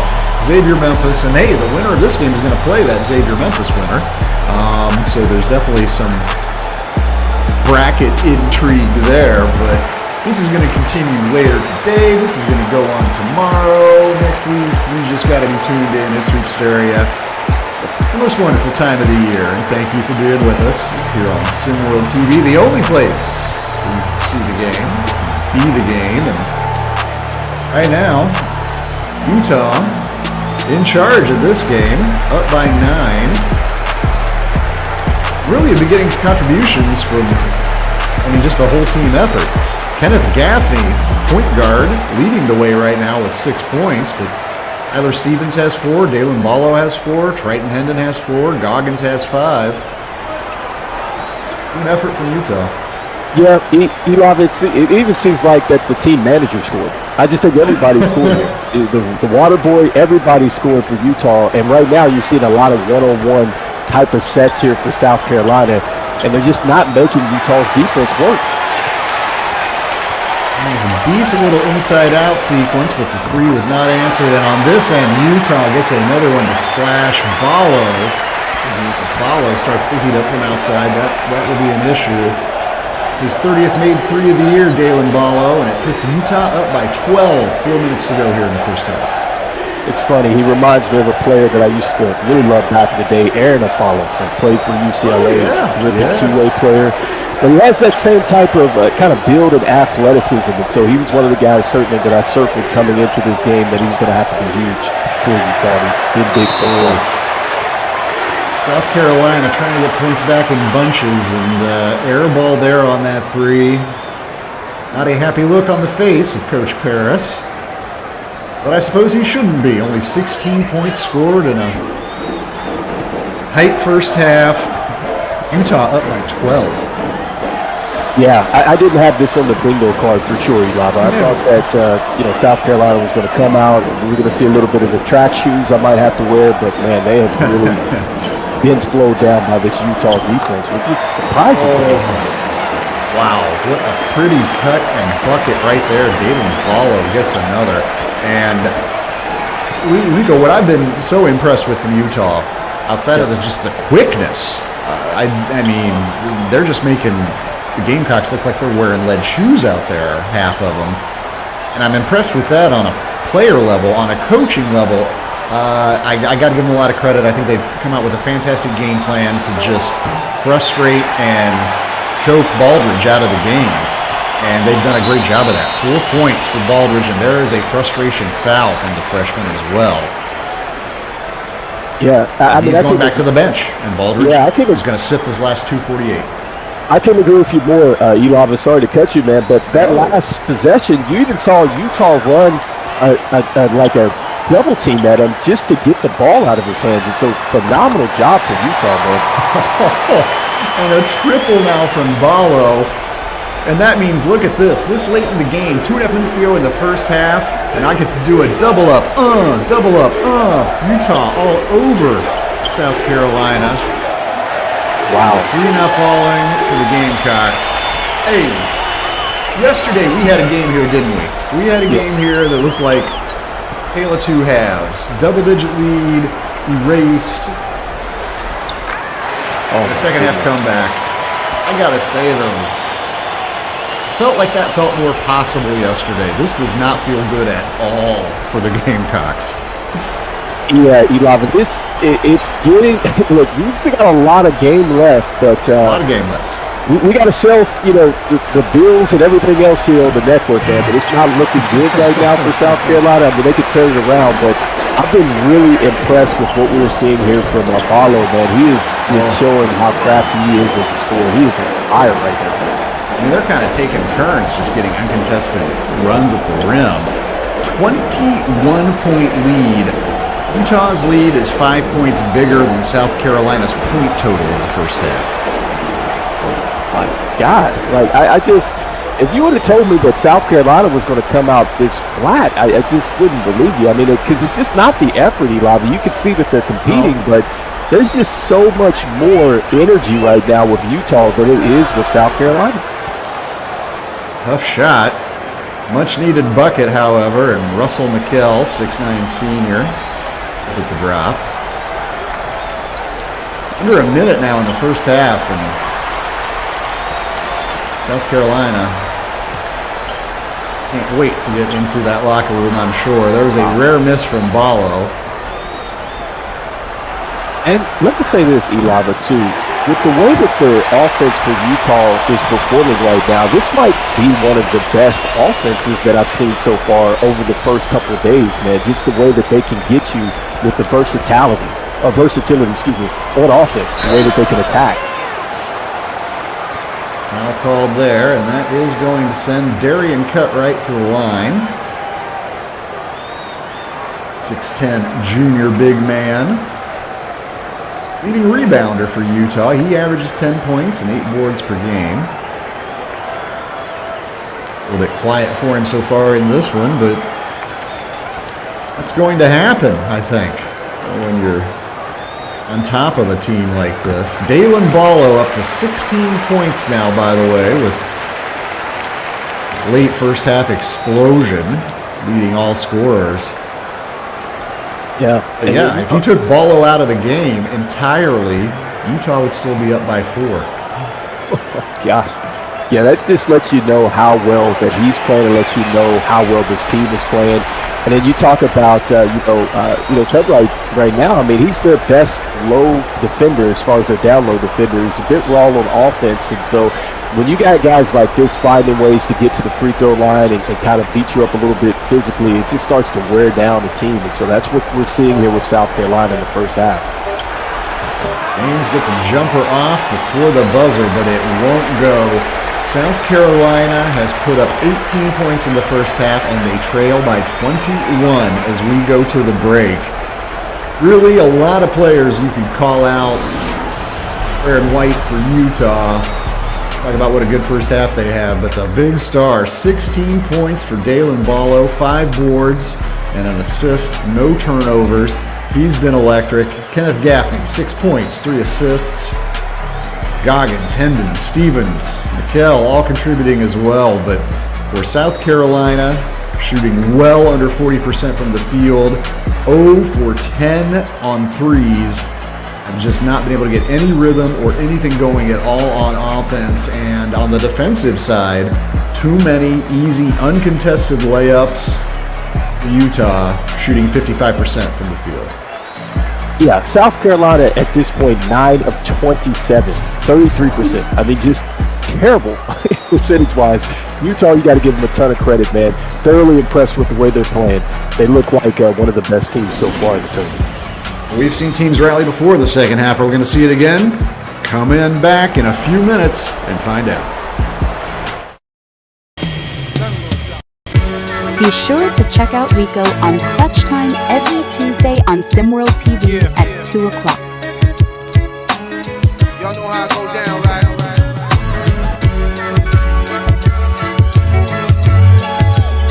They always want to hold me down. Y'all know.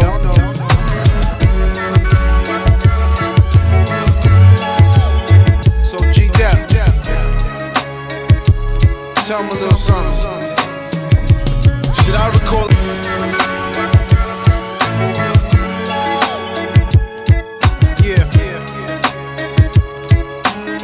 Y'all know how I go down, right?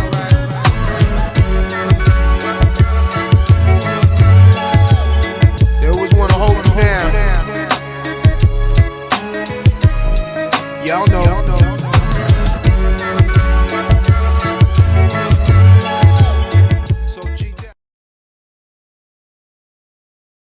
Aboard, folks. Just go ahead and take any empty seat that you see. I hope it's not contagious. So I do have it.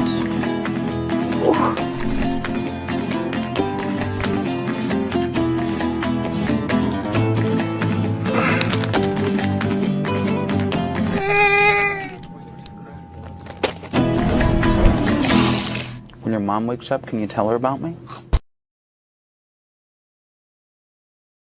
Welcome home! Mom, Dad, this is Cindy. Cindy, yes. So nice to meet both of you. Nice to meet you finally. Travis has told us so much about you. All good things, I hope. Yes, of course. Good.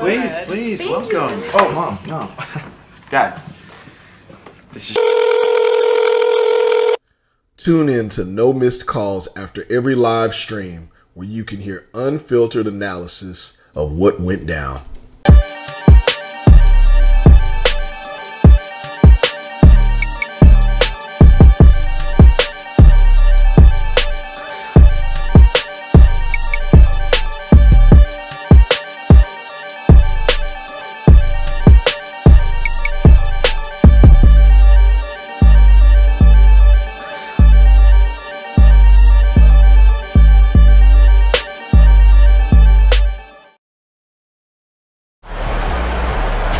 All right, back in action here. Utah up big, and you can see that the struggles continue for the Gamecocks. Let's not put it entirely on them. Obviously impressed with the speed and physical play we've seen from Utah so far, but I'm also just straight up impressed with the coaching. Great job by Utah coach Craig Smith. Saw the number one threat, the Gamecocks, was Baldridge down low, and they have done a fantastic job of denying him, frustrating him. 4 points for Keandre Baldridge. And, nice defense there, however.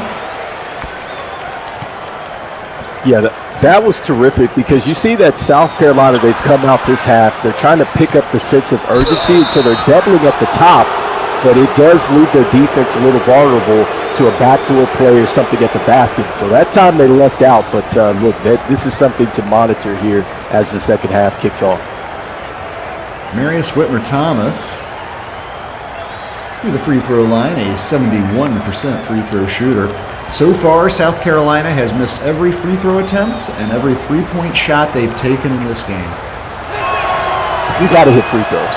Okay, there we free go. throws, there is no defender, nothing. Like, that is just a free shot. You have got to hit that. It's just part of the basics here.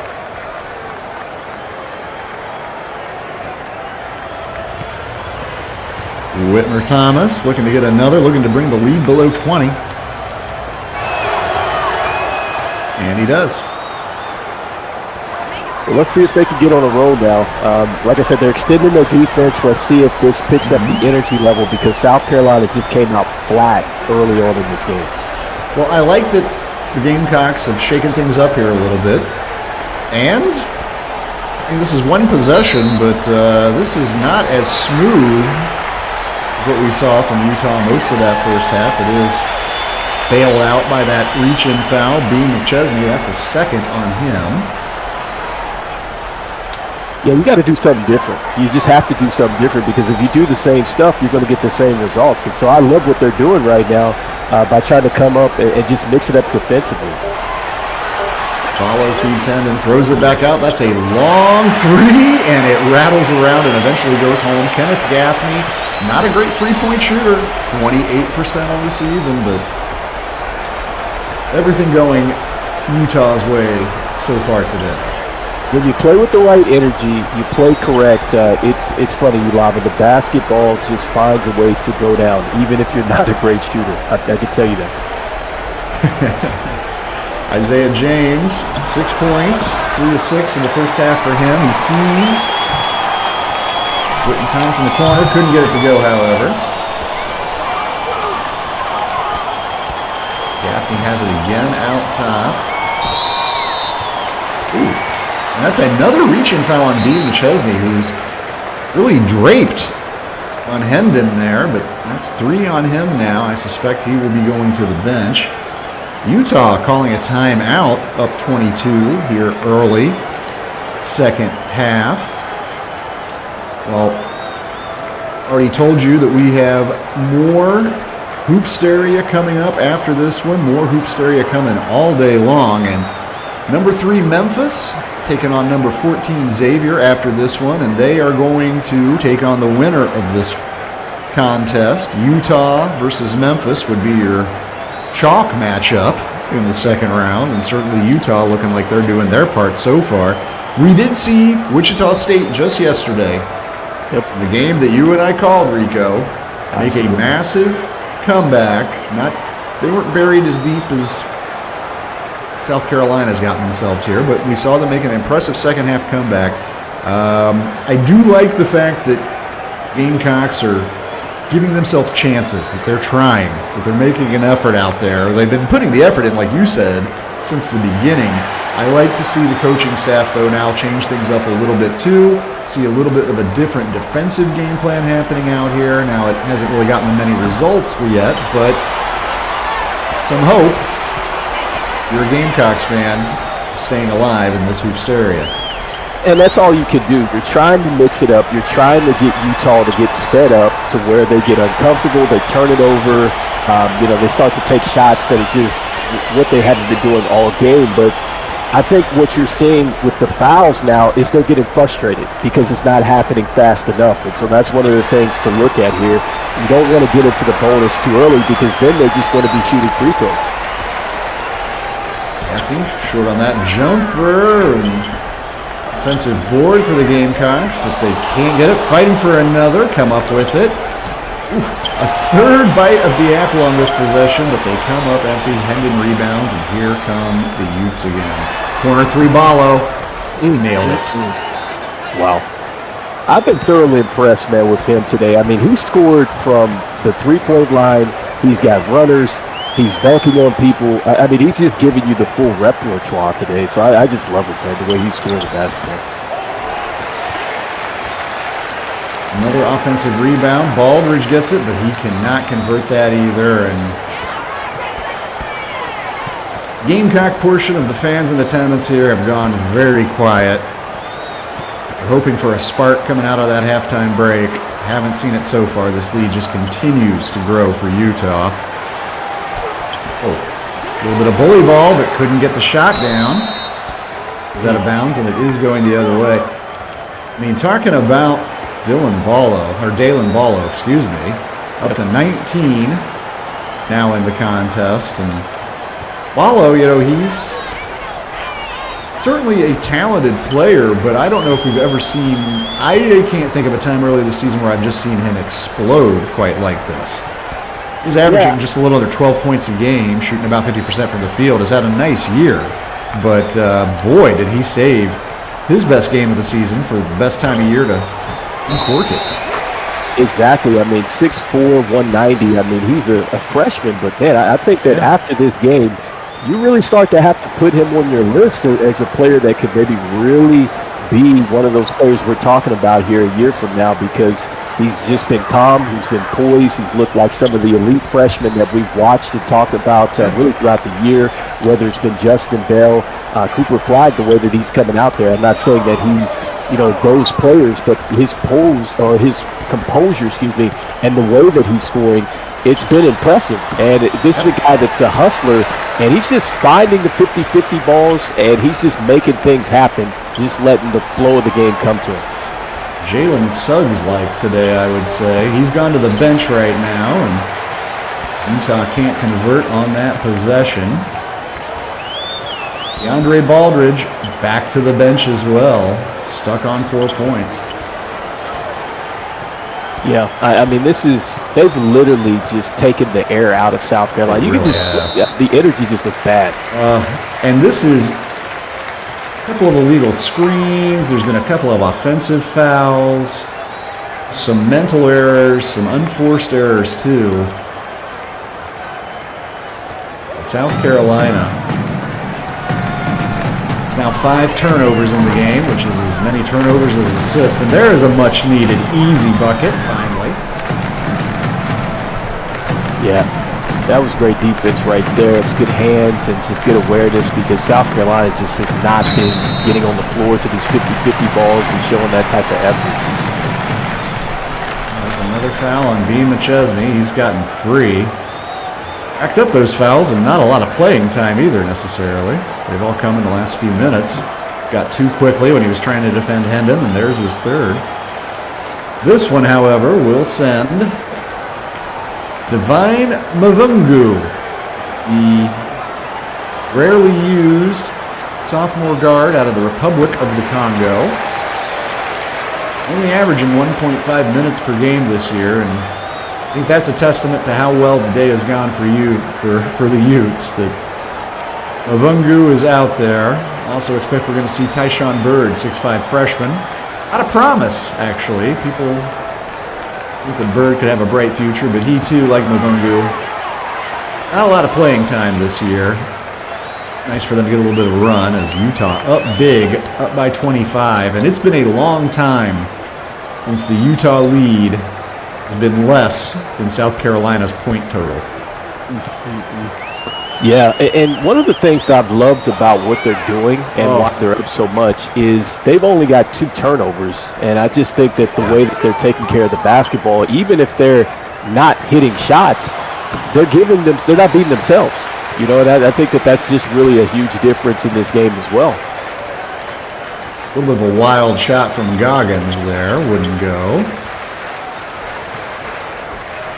South Carolina looking to find something, make some kind of a run, give them some kind of chance here in the second half, and they're up and in with the bucket.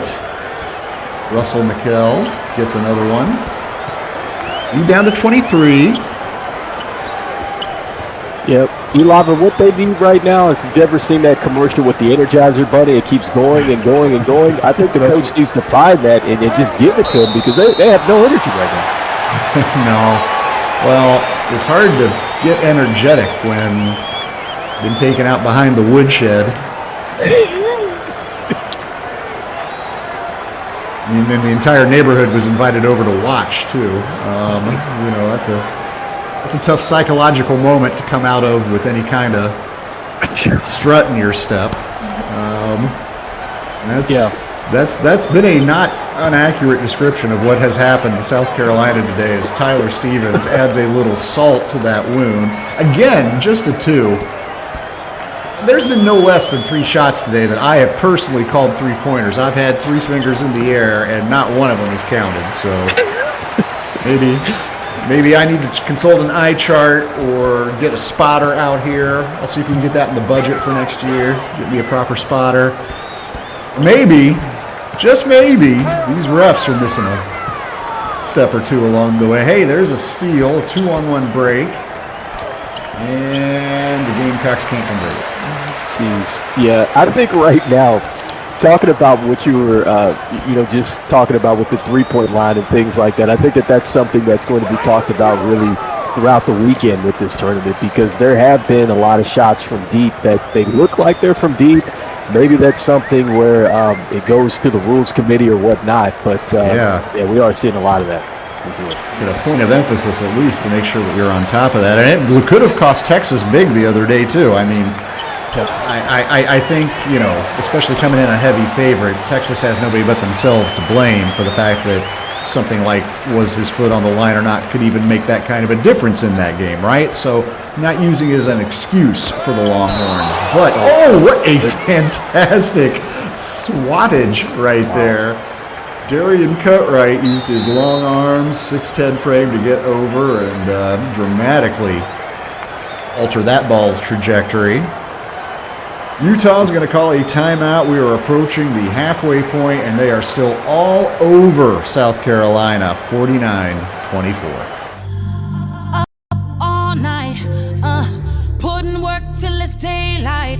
Yeah, inspiration ain't required. I go hard in the pain even when I'm tired. 'Cause tomorrow ain't promised.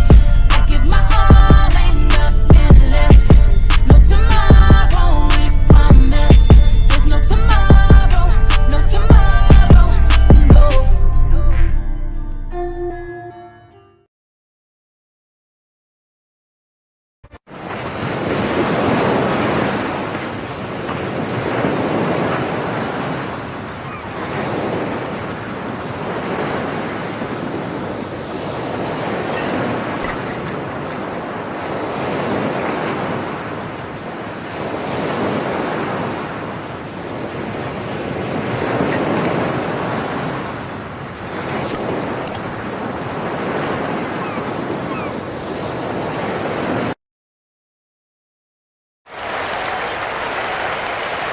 25-point lead. Great performance from Utah, who, barring something very dramatic over these last 11 and a half minutes of play, will be advancing to the second round where they are going to take on winner of our next game up. Memphis the favorite, but hey, we've seen a lot of higher-ranked seeds do a lot of damage. You and I called the Wichita State upset over number 2 Georgetown. We have also seen other underdogs advance early in the SimWorld tournament. Hoopsteria, Virginia won, knocking off Virginia Tech. That's probably the biggest shock to me, although any team with Johnny Baldwin, don't count them out. I'll put it that way. Johnny Buckets, man, he can score with the best of them. And Virginia Tech, even though they were such a high seed, to me, they've been such an up and down team, and shout out to Rick Blaze, who really they called him out throughout the year. But they had an opportunity. They had several different opportunities, and they just really could not seize it. So it just doesn't surprise me there that when it came down to the lights being shined the brightest on that team, they were unable to make it happen. What about Kentucky and Kansas? 2 blue bloods, 2 big names, 2 number 2 seeds. You only played one game and are now at home. Which was the bigger shock to you among those two? Well, Kentucky, to me, I think that was the biggest shock, right? Because I think it's not, like, literally I can't walk out and not see a Jamison Johnson post, right? Like, just because, like, he's the guy, you know, it's just all over, you know, the commercials and everything else. But for him to not play that well, and then for Kentucky to just, I'm going to call it, but they just laid an egg. They completely laid an egg there, so I was completely just, it was shocking to see that game. It really was. It was shocking. You want to know something else that's shocking? South Carolina scored 18 first-half points, and they're currently on pace to score 12 in this second half. They're currently on pace to score 30 points in this basketball game. Here's what I'll say about that one, Elava. We saw the commercial with the Corona, right? I think South Carolina is shout out a sponsor. Beach. Yeah, they're headed out there to the beach. So this is a 1-2-3 Cancun moment right here, man. They've really seriously got to dig deep with 10 minutes to go. Super deep. Edward Charlie able to get a rare Gamecock bucket there. 3 on this end, and Tyler Stevens was too strong. Let's try to bring things up quickly and get going, but good job getting back on D. So, ball on the floor, and another turnover. And a frustration foul from outside dance. And then get ready to come back in the game, as is Dalen Ballo. I mean, can we go ahead and award Ballo MVP? Give him that nod for this game? I mean, there's been a lot of players who've played a very nice game for Utah. I don't think any South Carolina.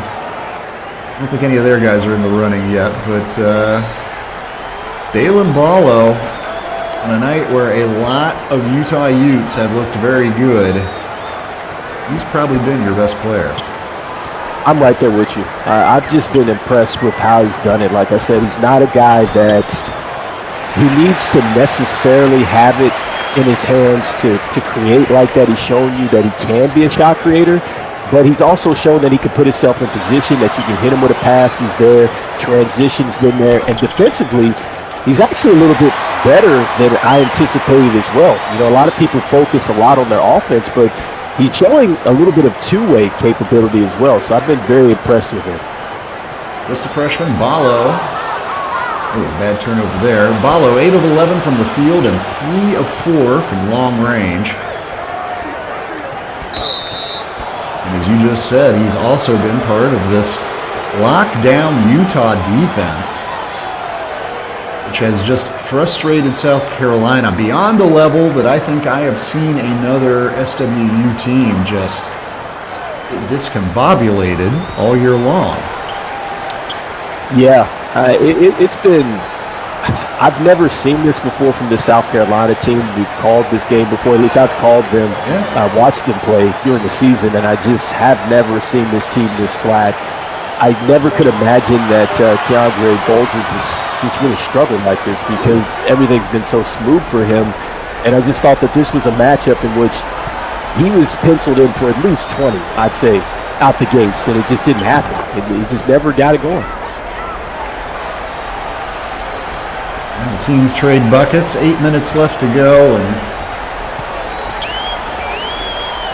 I think if Carolina fans were handed out white flags before this game, they would probably all be waving them right now.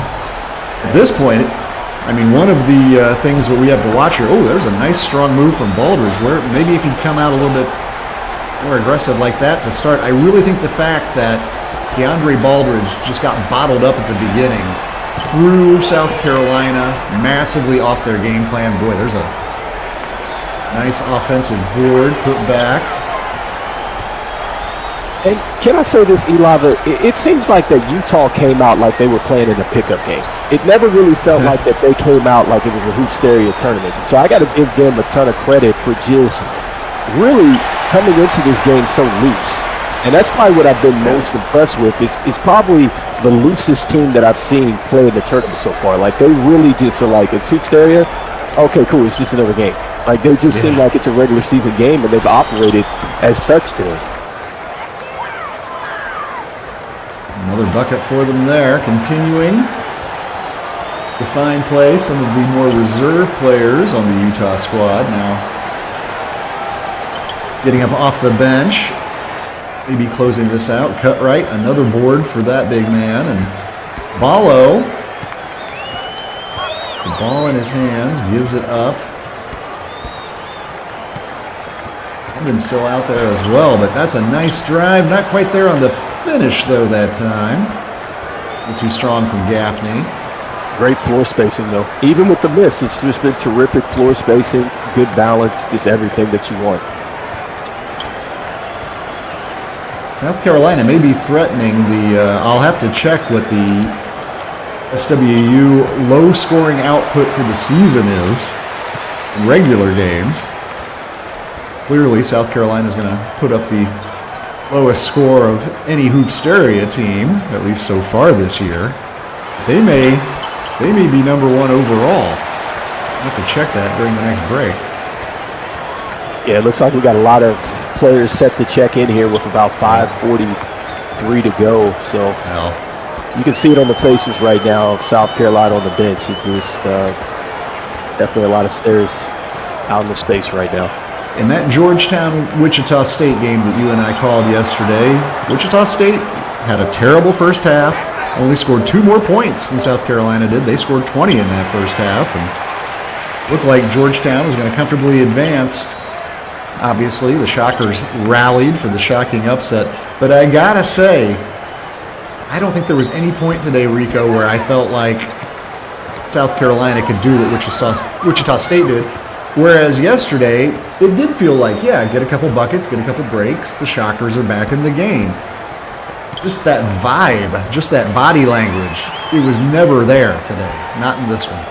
Yeah, you could just tell that once Utah really came out and punched South Carolina, they just didn't have an answer for that. And that generally happens in games, every game, right? Like it comes out, you have a team that hits you, and then you're able to respond. And then just South Carolina, they got hit, and they just didn't get up off the mat today.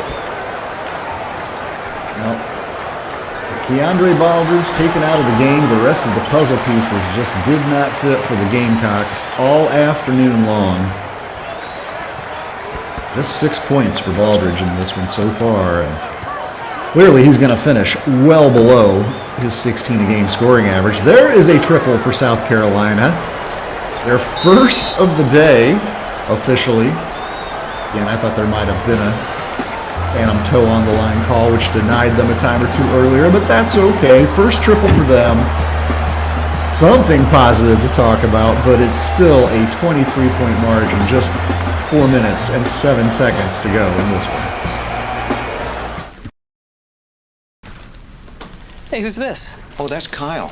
He aced his 5th grade geography class. You see, now that we're using FedEx to ship globally, I have to learn all the countries again, so I brought in Kyle as a consultant. Did you know that we have customers in Czechoslovakia? Actually, it's called the Czech Republic. Yes, Kyle. You are a lifesaver. And without Kyle, I never would have heard of that new country called Buttheadistan. We understand you want to grow internationally. FedEx serves over 220 countries and territories.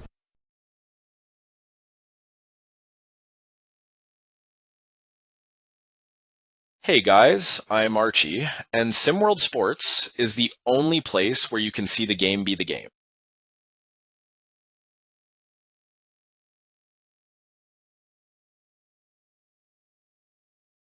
Hello guys, it's me, Coach Brooke Simpson of Lone Star Basketball Club. I always wanted to be a head coach, and SimWorld Sports is a great community that allows anyone to be a head coach. It's the only place where you can live coach games, you get to recruit players, and SimWorld Sports also has a very friendly community that will help you along the way. SimWorld Sports is the only place where you can see the game, be the game.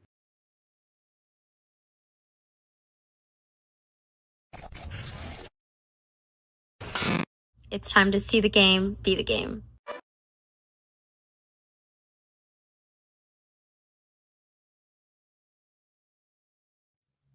My experience with SimWorld Sports has been absolutely amazing. It's one of the most realistic, hands-free esports universes that I have ever seen. I love the fact that you can see a coach, you can see a player go right from the preps all the way to the pros here at SimWorld Sports. And I must say that it might be one of the most immersive things that I have ever been a part of. 24/7 media coverage. You get a chance to see live games. You get a chance to see live runs. It is clearly just an amazing thing to be a part of. And so if you are a sports fan, if you are a former athlete, if you are a role play gamer, if you like to get into communities that you love, then SimWorld Sports is for you. See the game, be the game.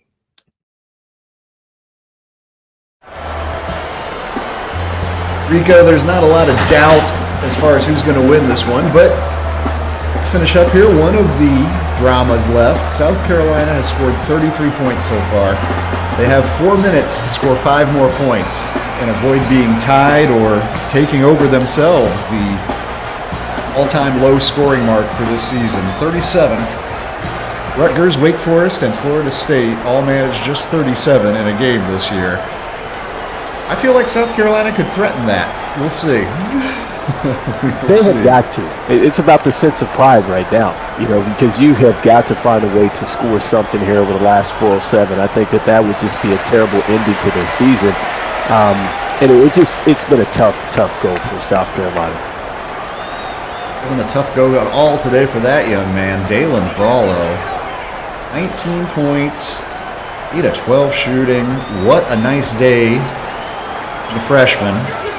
And you think Utah can put this performance in a bottle, unleash it again in round 2 and beyond in Hoopsteria, or was this really about the matchup and a South Carolina team that just wasn't ready today? What's your take on that, Rico?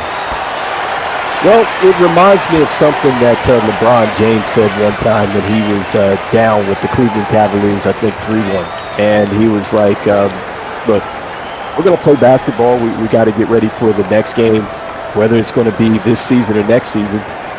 Why not? We might as well go ahead and win this game and prepare to win the next one. And so I think that Utah, what they do is they just play the way that they're playing right now. It's been loose. It's been free.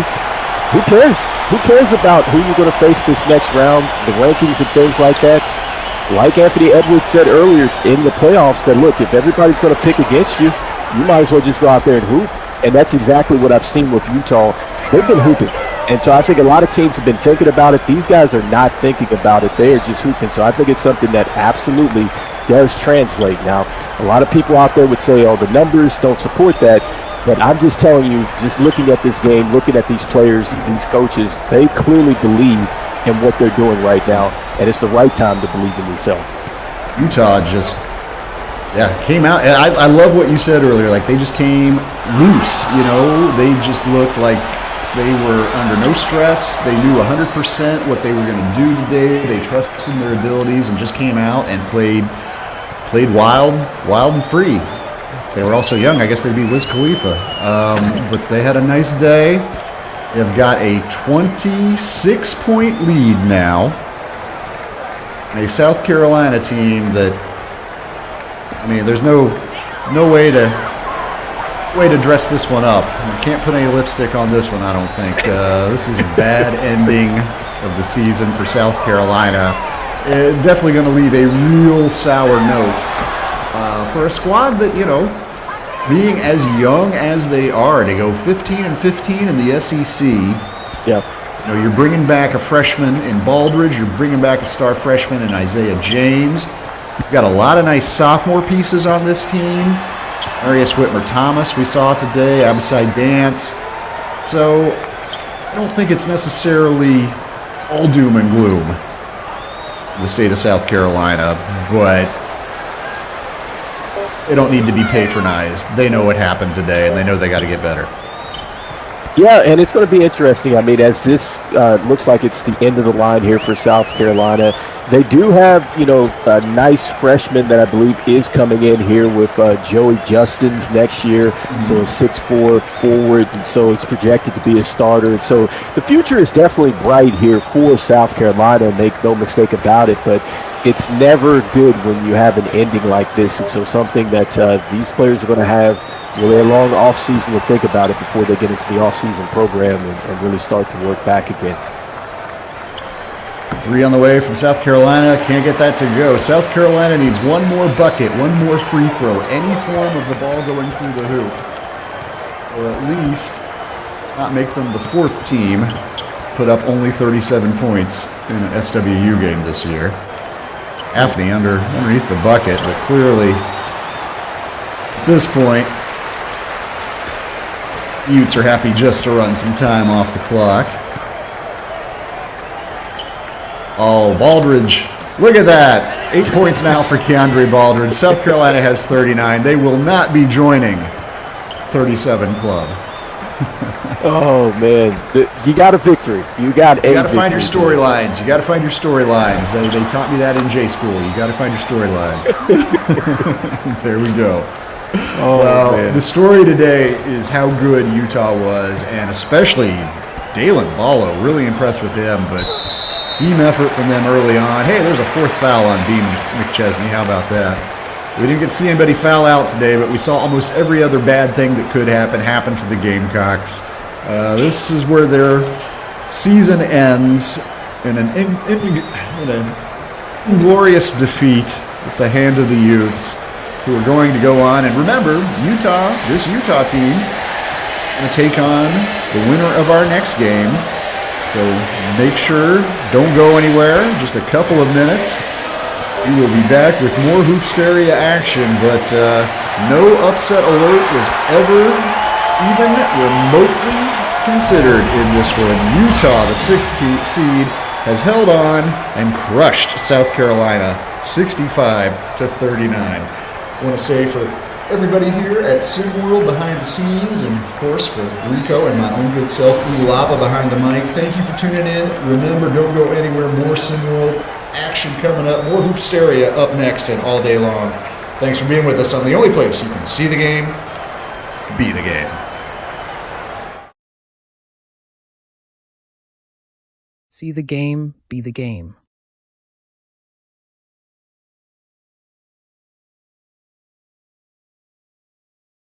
It's time to see the game, be the game. Hey, it's Henry Martell, and I just joined SimWorld Hoops. If you like hoops as much as art, then you gotta check them out. It's a Discord server, discord.gg/SimWorld Hoops. It's really the ultimate virtual basketball experience. This isn't your average game. It's like stepping into your own basketball world. And whether you're like a player or a fan, it's time to see the game, be the game.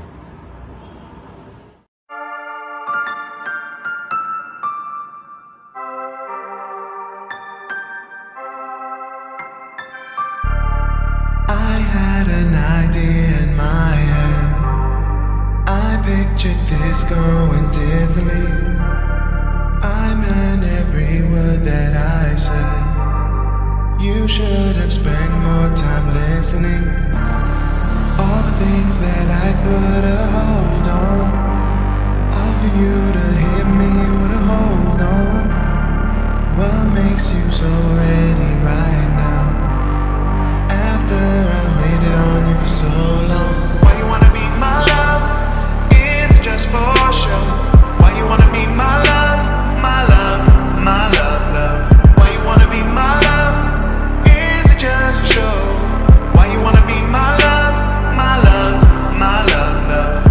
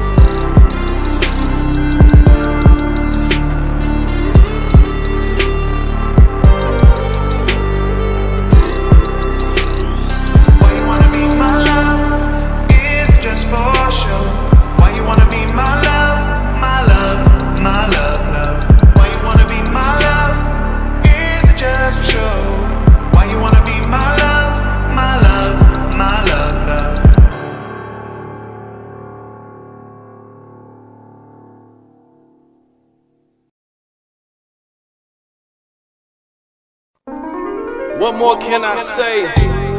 It's incredible, baby. Yeah. This that Ron Simmons, that Bush Reed type of vibe. We come to the ring, grab the mic. Hey, sweetheart, ring the damn bell. I'm off the top rope with the flow. My bravado, put niggas in a sleeper hole. Jake the Snake, don't be late when you got the load. What I mean is, if I pick you roll, that's how it's supposed to go. Rapper slash singer slash actor slash producer slash everything else slash I'm Cordell Stewart, I knew it. Mama made me special, that's my birthright. Daddy named me Junior, just so he can live twice. You ain't know that I had balls like a baby crib. One call, you's all in your house like baby's crib. Let him live. I'm a lover, not a fighter, son. Rule number 1, hun, watch how you pop your gum. I'm just a Northside kid where I did my Northside bid. I'm so Northside shit. I'm still on the Northside, bitch. I got that Northside edge. We getting money and dig. Blue honey and Bitcoin. Cash still under the mattress. Shoebox full of 20s and 10s. It's 94 again. Shout out to Sam Cassell. My mama raised me well. Daddy ain't want me to fail. Boski saved my life. They had me under the jail. All the lies they tell, they ain't want me to prevail. What I did with Microsoft is why I excel. Now I'm Excelsior. Days me and Lil Ricky swore we make it to where we are. Now we want more. They got me out here like Brady if he never won them 6 rings. God be wanting big things, niggas in the hood be wanting small change. For freedom, I'm somewhere in between.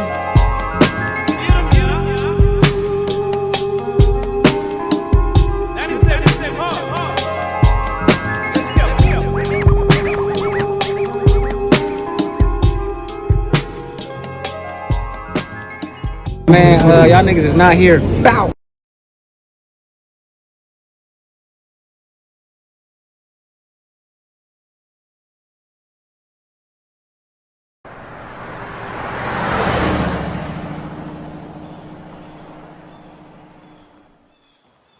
I'm walking on sunshine. Hey, what's up, baby? How you doing, little? Good. To see y'all. Y'all looking great. Thank you. Y'all ready? Yeah, we ready. All right. Let's see what you got here. Oh, you got them sitting on them big boys? Ooh, yo. Bro, that's clean. I knew you like it, man. I knew you like it. I just got one problem, though. What's that? It's a goddamn robbery, man. You can't be riding around here with 20. You trying to be incognito. Man, that's all I can This get. ain't gonna work, bro. What we doing? I wonder what they arguing about. Girl, I told him that shit wasn't gonna work. He don't listen to nothing. What's that noise? Okay. Pop the trunk, man. I know. Pop the trunk, bro. Pop the goddamn trunk, man. You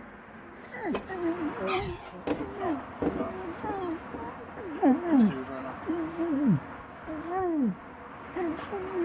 How you gonna steal the car and then keep the dude in the car that you stole the car from? Excuse me. I'm sorry. I'm sorry for my friends. By the way, you have a very nice ride. I really, really, really like it. Can I just reach around you and grab the shotty really quick, really fast? Thank you. Thank you so much. Oh, and a few of these bullets. Let's go. Man, I told you to be inconspicuous. Shh. Don't go nowhere.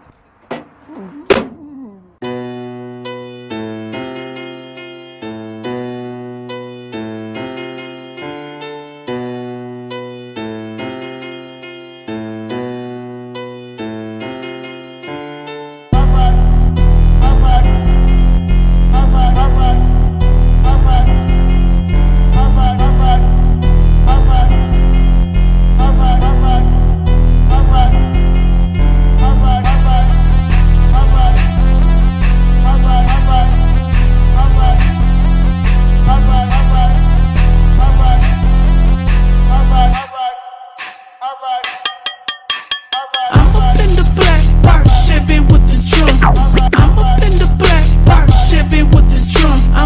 up in the black box Chevy with the drum.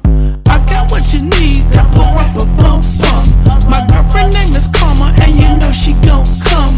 Now you crisscross, motherfucker jump. I'm in that dasher with a vixen. You don't wanna see us glisten. Underhanded pitching, hit him straight up in his mitten.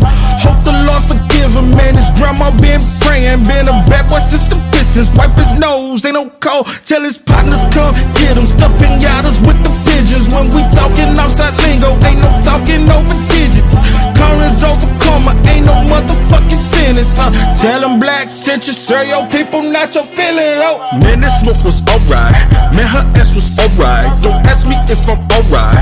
Pray this shit gon' go right. All my people alright. All my people alright. All my people alright. All my people alright. Man, this smoke was alright.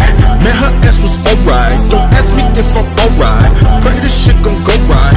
All my people alright. All my people alright. All my people alright. All my people alright.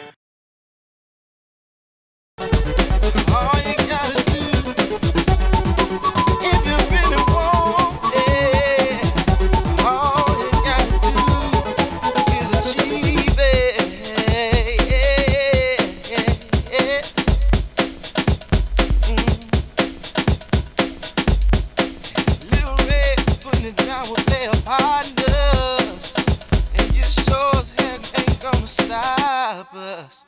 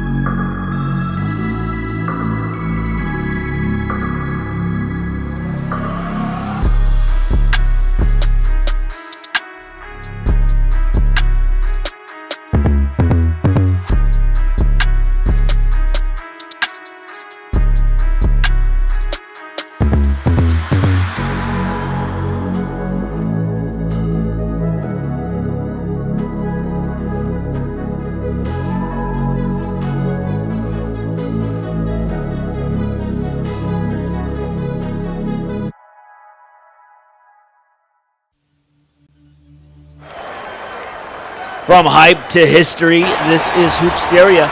And here in the heart of downtown Dallas, it's time for another first-round standoff. Game 4 of the Saturday slate continues here at American Airlines Center, where the hardwood turns into a battleground, and only one team rides on. The 14 seed Xavier Musketeers, representing the Big East, with their bunker-built offense and ambush defense, ride behind seasoned shot caller Sean Miller as they take aim at the 3 seed Memphis Tigers out of the American, and led by Penny Hardaway, a veteran of many postseason battles and no stranger to high-stakes shootouts. 2 proud programs, one shot to dance deeper into destiny. I'm JJP, alongside my partner Rico. And Rico, after 2 full days and 4 hours of drama, we've seen comebacks, cold-blooded finishes, and collapses. What are you watching for as this next duel gets set to tip? Yeah, so look, I brought my Pegasus, which are running shoes, because that's exactly what this game is going to be. It's going to be an absolute track meet, and it's going to be which team decides to play defense here. You're going to see some elite scoring on both sides of the ball, and so I would expect a lot of points put up here, but they're going to do something totally opposite this year. The winner of this game has a showdown with the Utah Utes in the second round of the Midwest region. We just saw the Utes flood the score sheet over the Gamecocks, 65-39. I've never seen a final score like that. It's got to be a scoregami as far as college hoops is concerned, Rico. Yeah, and I tell you what, that was a 1-2-3 Cancun moment. You could just tell after the first 3 or 4 minutes that South Carolina they weren't engaged and they just never woke back up. And so an unfortunate ending for them. So that's just what happens here in Hoopsteria. Somebody's got to come to the end of the line. And so we got 2 teams here. Somebody's got to move on and somebody's going to go home. So Sean Miller's Musketeers, they went 12 for 18 overall in the regular season, 7-7 in conference play. They've won their last 3. And as for the Tigers of Memphis, Penny Hardaway's squad has gone 23-10. His team wins the tip-off, and they went 12-2 in the American. They lost their last game coming into this matchup today in Dallas. And the Memphis starters, they have Klum, Outlaw, Banks, Mack, and Joyce. Hardaway the coach. And on the defensive side, Xavier, they have Burleson, Nesbitt, 3 Musketeers in the front court, Castaneda, Leverett, Maccabee.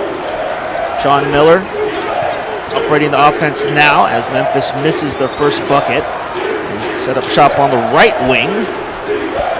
Saturday first round action. Jumper for Nesbitt is missed, and Outlaw comes up with the rebound.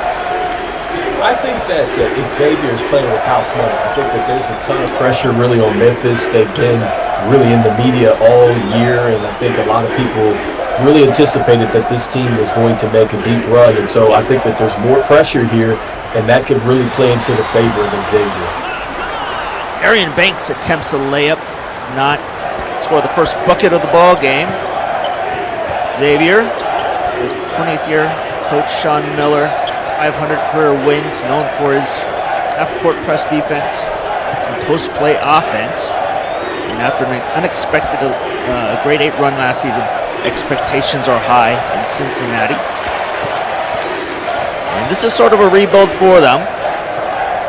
They are here in the first round as number 14 seed, trying to upset Memphis today.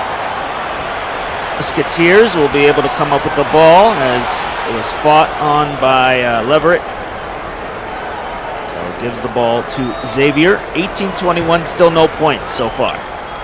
Yeah, and one thing that is a characteristic of the Sean Miller coach team is they're a tough team. I remember back when he coached Arizona with Aaron Gordon there, Stevie Johnson, like that was a tough team, and he's always had teams that are extremely tough. So you'll see that today. Excellent move by Milan Maccabee. Able to put up the first 2 points for Xavier. Lacedarius Outlaw. We'll see what he can do against the Xavier defense. From the right side, gets snatched. Now Xavier in transition. Cesar Castaneda over to Braylon Burleson, who was able to come up with the steal on LDO.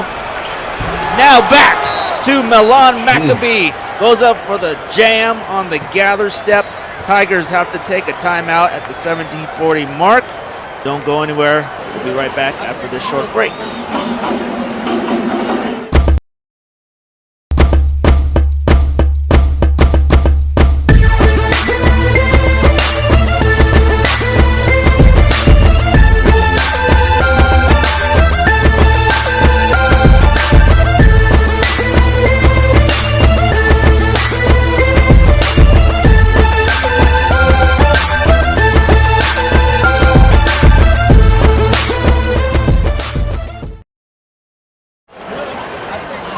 Xavier showing a different game from what we are used to, Rico, as they're up 4.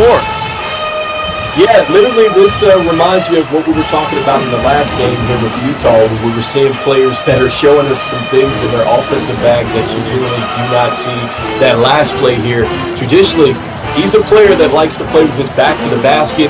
He went right over top of the defender that time, and so that is a good sign if you are definitely rooting for Xavier today.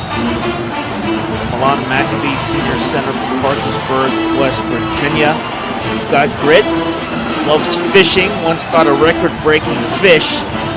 He came up with a big catch and the dunk, and that necessitated a timeout from Memphis. Now we're back on the court here, 17-40. Xavier up 4-0. Inbound here by Joyce, and now Kenneth Klum. Starting off with the ball guarded by Braylon Burleson. Memphis, number 3 seed, still with 0 on the scoreboard. 14 seconds on the shot clock. Darius Outlaw goes out to Darian Banks on the wing. Kenneth Klum off the screen, and now charging towards the rack.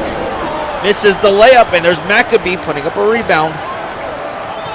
Yeah, I love the energy that I'm seeing from him right now. The activity, the basketball's finding him. Defensively, he's doing some good stuff. You can tell Xavier's come out with a lot of energy. Braylon Burleson now makes it a 6-point contest.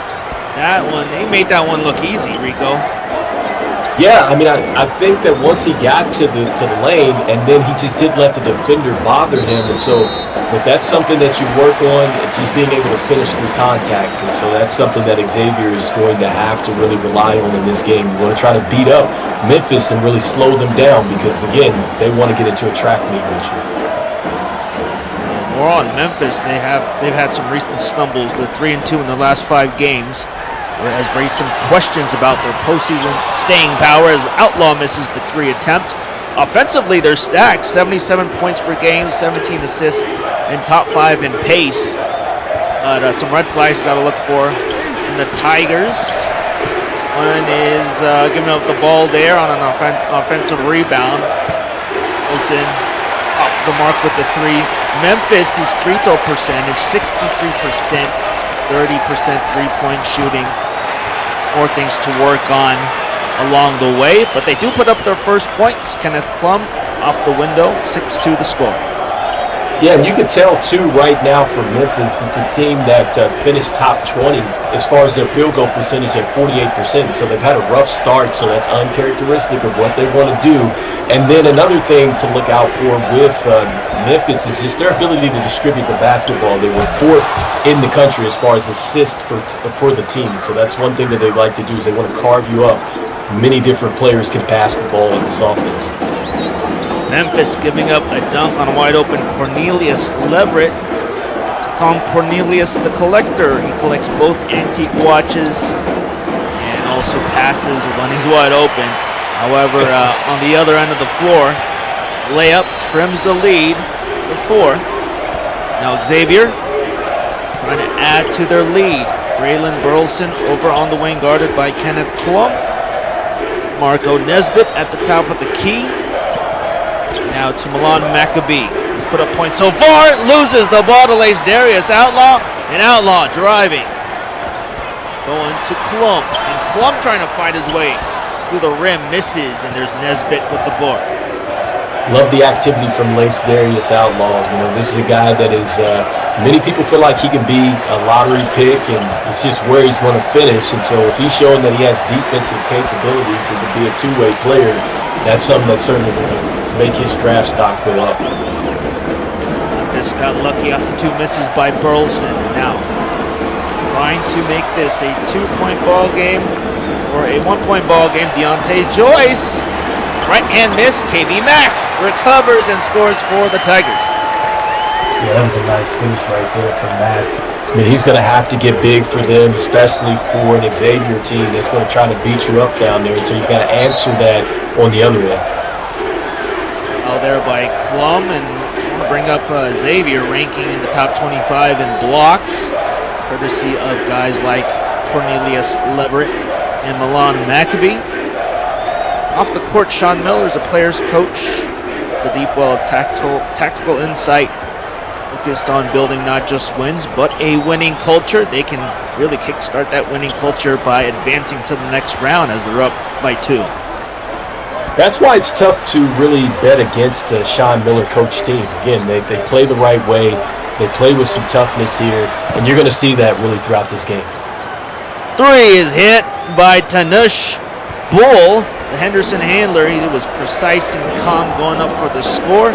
11 points now for Xavier. Memphis trying to start a run. And Asterius Outlaw scoring from the wing, hitting the long 2. Yeah, that was a layup. You know, as soon as he got that ball, I was screaming layup because you can't give him that type of opening. This guy's too elite as a scorer to give him that much, opening. Asterius Outlaw, more numbers from him. 20.1 points per game, 5.1 assists per game. And the SimWorld leader in dimes. Here's DeMarco Nesbitt trying to interrupt me as I was bringing up Outlaw's stats. And Outlaw now locked in. It seems like, looking at his facial expression, trying to cut the lead. 13-8 the score here in Dallas. Outlaw with the catch and shoot. He cannot hit in 2 range. Yeah, you could see Nesbitt and that wingspan right there, because literally it looked like he just put his arms up and he was already at the basket. So some very good athleticism from Nesbitt there. Nesbitt and Outlaw is the matchup to look out for throughout this half. Nesbitt missing with the jumper. Now Jalen Smallwood has an opening. He dunks it. Beautiful. And that's what you want to do. If you're Memphis, you want to get out and run. You want to try to get some points up before the defense gets set. That's exactly what Memphis wants to do. They want to get you into a track meet. Nesbitt, okay, they've been relying on DeMarco Nesbitt. He's known as an agitator, knows how to get under opponent's skin. Got under Penny Hardaway's skin by scoring the bucket there to make it 15-10 Xavier. Darian Banks over to KB Mack. Another key player for Memphis, KB Mack, but the rock is now in Outlaw's hands. Outlaw missing there, and Nesbitt, we've said Outlaw and Nesbitt's name a lot throughout this contest so far. Continues to be a prime matchup here in first round action in Hoopsteria. Here's Nesbitt, losing the ball. Outlaw winning that battle. Memphis in transition with Darian Banks, highlight reel dunk. Woo! Oh my! Top floor Darian made this crowd erupt. 15-12 now, and we're approaching the 11-minute mark here in the first half. Yeah, that was wild because he was going up and the defender got to a point where he couldn't go up anymore, and that was just terrific athleticism. This guy can jump out the gym. I feel like Banks was hearing us mention Outlaw and Nesbitt constantly. He wanted to be in the frame. He wanted to put up a highlight reel clip. He sure did. And now Memphis with a chance to tie up. They lose the ball. Stolen by DeMarco Nesbitt. He's been solid so far in the first half on both sides of the floor. Now the ball, Castaneda. Figuring out what to do against Outlaw. He'll give it out to his guard, and now over to Leverett. Now some ball movement here as the shot clock winds down. Braver over to Leverett. Missed there, and Mack with the rebound. Yeah, that was some good defense from Memphis. I like how they showed on the perimeter, made it just tough to get any kind of entry pass to wherever you wanted to go that way, and a great contest. And so this is something that Memphis is going to have to do if they want to go deep in this tournament. They're going to have to defend along with score at a high level. Leo over to Smallwood. Right side action here. Now Smallwood stepping back for the 3. Ooh, in and out.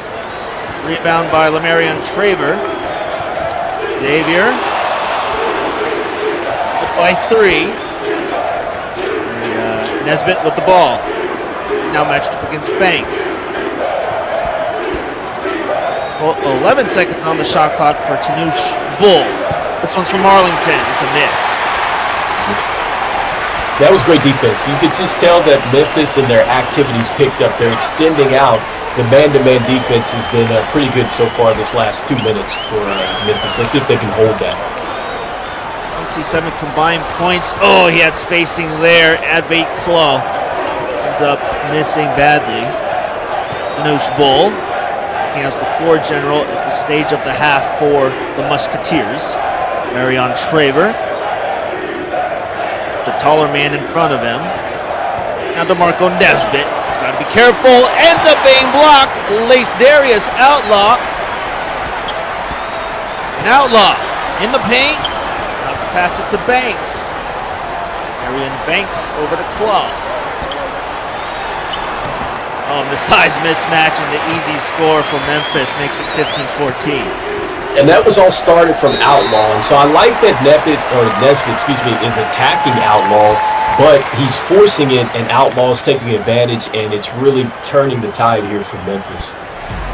Breaking the action as Sean Miller has called timeout, but we want to announce our live EM giveaway. It's incoming. It will come when we hit 50 concurrent live viewers on the site. We love YouTube, so we encourage you to bring your buddies or call up your buddies, text them, send them the URL to SimWorld YouTube channel, youtube.com/@SimWorldTV. Tell them to tune in on this fine Saturday. If we hit 50 concurrent live viewers, that's when EMs will start raining all over the Discord server to one lucky winner. So SimWorld Sports is the only place where you can see the game, be the game.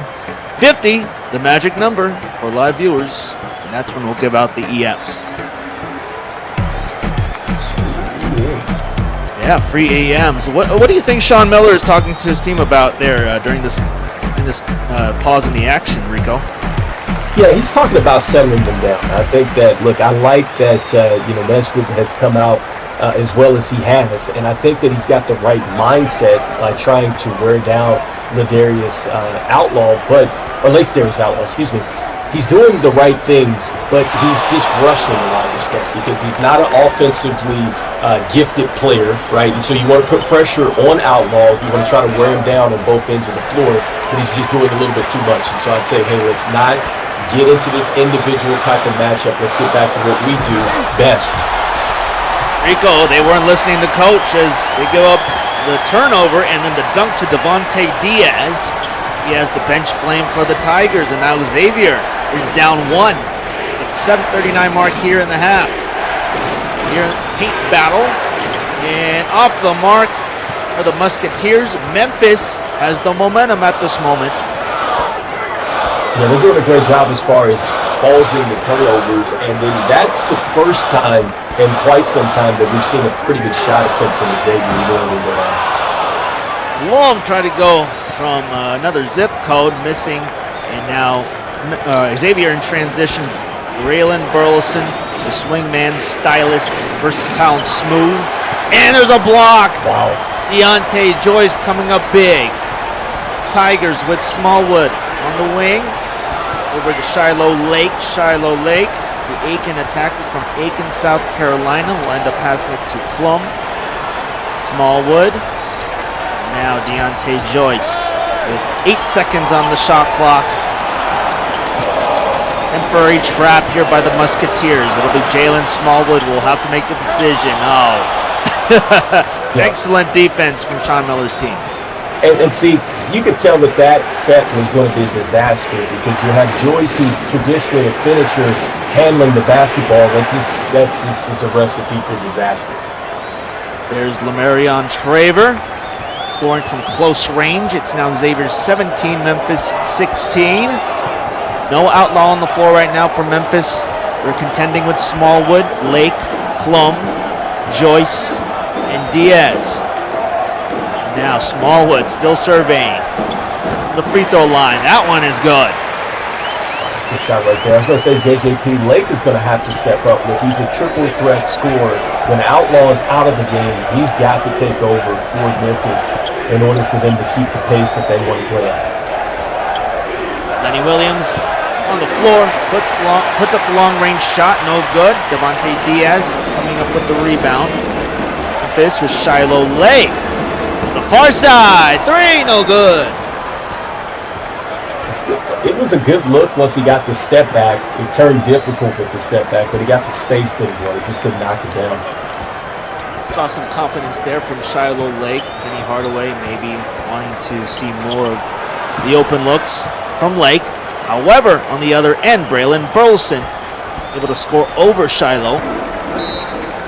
And Memphis needs to call timeout at the 5:03 mark in the first half. We'll step aside. Stay tuned. More action here on CBS.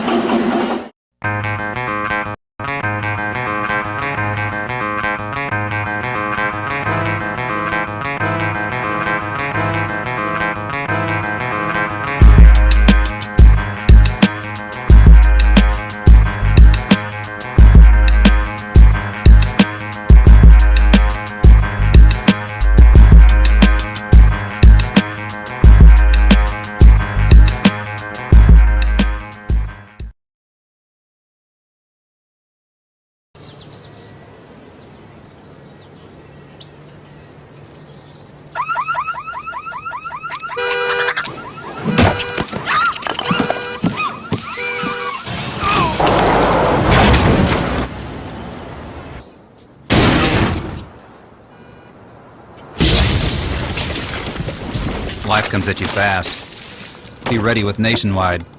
Investments, retirement, insurance.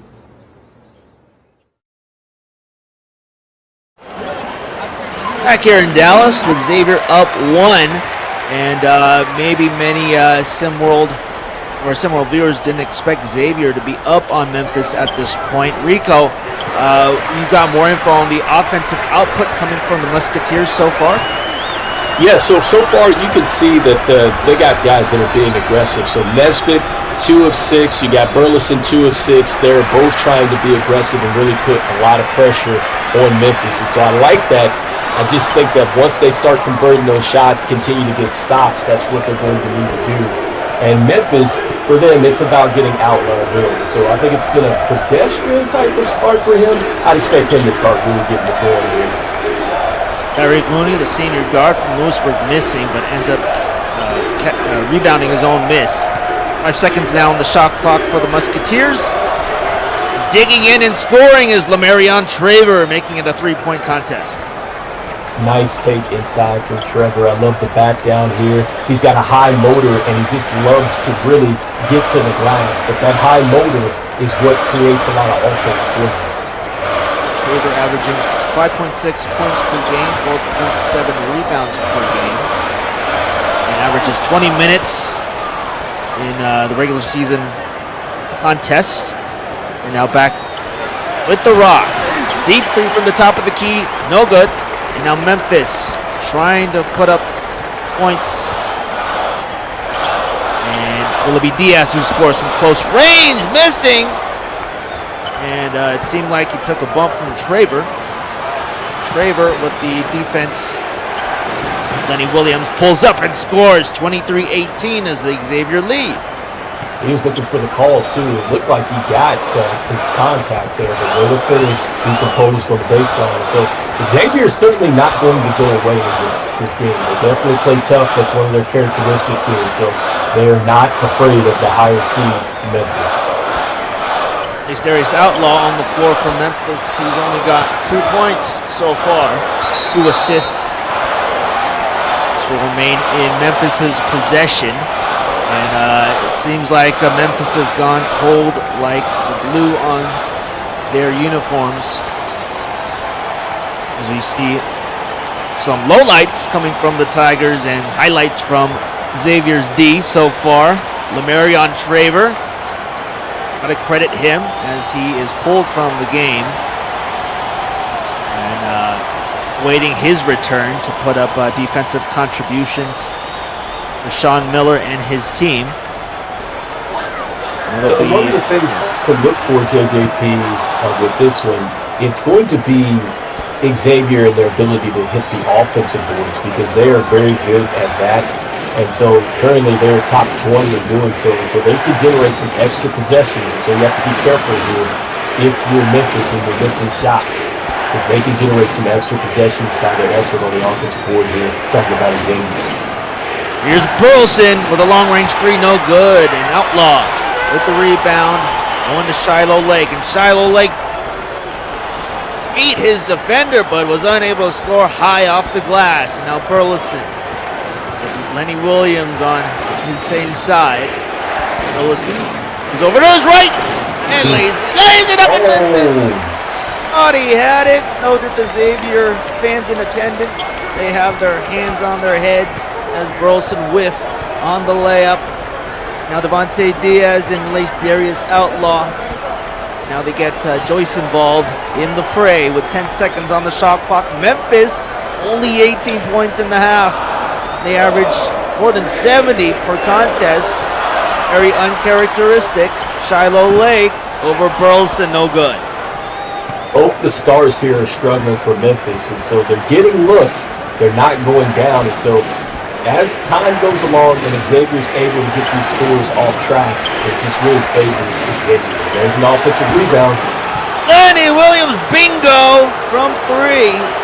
Now 26-18. Here's some boos from this crowd here. A lot of Memphis supporters in the stands here in Dallas.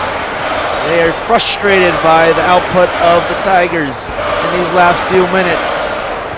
Lace Darius Outlaw, and not much in the score sheet. He has the ball right now. Blocked! Wow. What a block! Wow. Coming from Cornelius Leverett. Wow, that was terrific timing right there from Leverett. And I'm telling you, this Xavier defense has been very impressive here early in this first half. And so I'm going to see if they can keep it up. But this is the type of defensive effort that certainly could have them moving on. Xavier putting up points and defensive contributions without DeMarco Nesbitt, who started off the game strong for the Musketeers. 14 seed Xavier against number 3 Memphis, and Memphis putting up the 3 with a man in his face. Now only a 5-point ball game with 40 seconds left in the first half.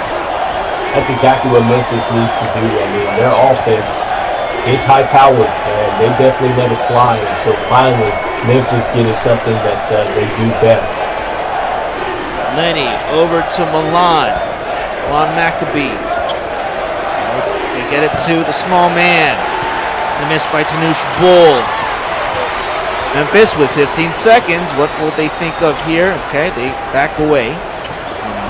Move around the perimeter with Smallwood. At 7 seconds. Smallwood! Whoa! Where is he doing? Jalen Smallwood. Who was he trying to channel there? You cannot have that type of play right there to close out a half. Just a mental mistake. And that will be a miss for Xavier. Xavier ends the half with a 5-point lead over the Memphis Tigers. 26-21. Once again, Xavier is the 14th seed. Memphis is the number 3 seed. Rico, your thoughts on this half? Yeah, so my thoughts here starting with Memphis is, look, Lace Darius, I keep wanting to call him Ladarius. Lace Darius Outlaw, he has got to be, I think, even more aggressive as far as getting some more shot attempts and things like that. He's 1 of 5 right now, so he's got to get to the free throw line, maybe see the ball go into the basket that way. And then I just think with Xavier, what I'm liking here is I love how they're hitting the offensive glass. We saw that they got a 3-point shot out of that. That's what I'm talking about when you're generating extra possessions, and so you make Memphis pay. So they are doing that. And then I love what they're doing defensively just to Memphis. They're getting it to the point where they're slowing them down in transition. They're making everything become half court, and they're making Memphis really think. They're a team that just wants to go, and they've got to stop and think. And so this is a great situation here for Xavier if you're rooting for them.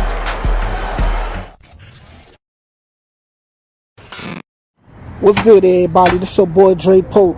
I've always wanted to be a pro coach, and SimWorld Hoops is the only place where I've been able to live out my hoop dreams.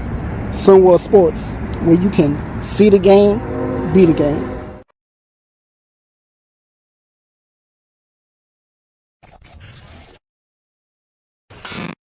See the game, be the game.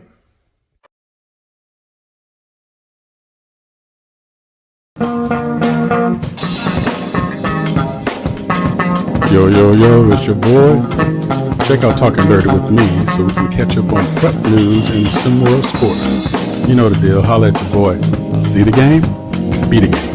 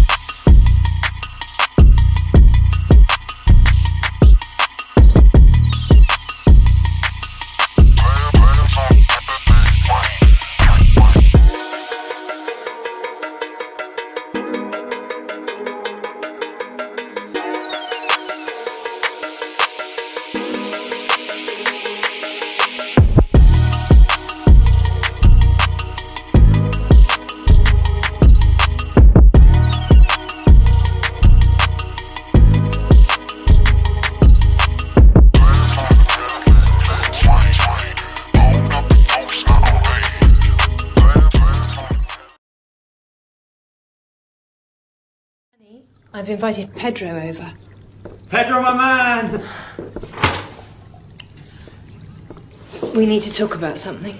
Great. Let's talk. What's new, Pedro? Look, Tim, for the past 12 years, Pedro and I have been having an affair. What? I did not see that coming. At all.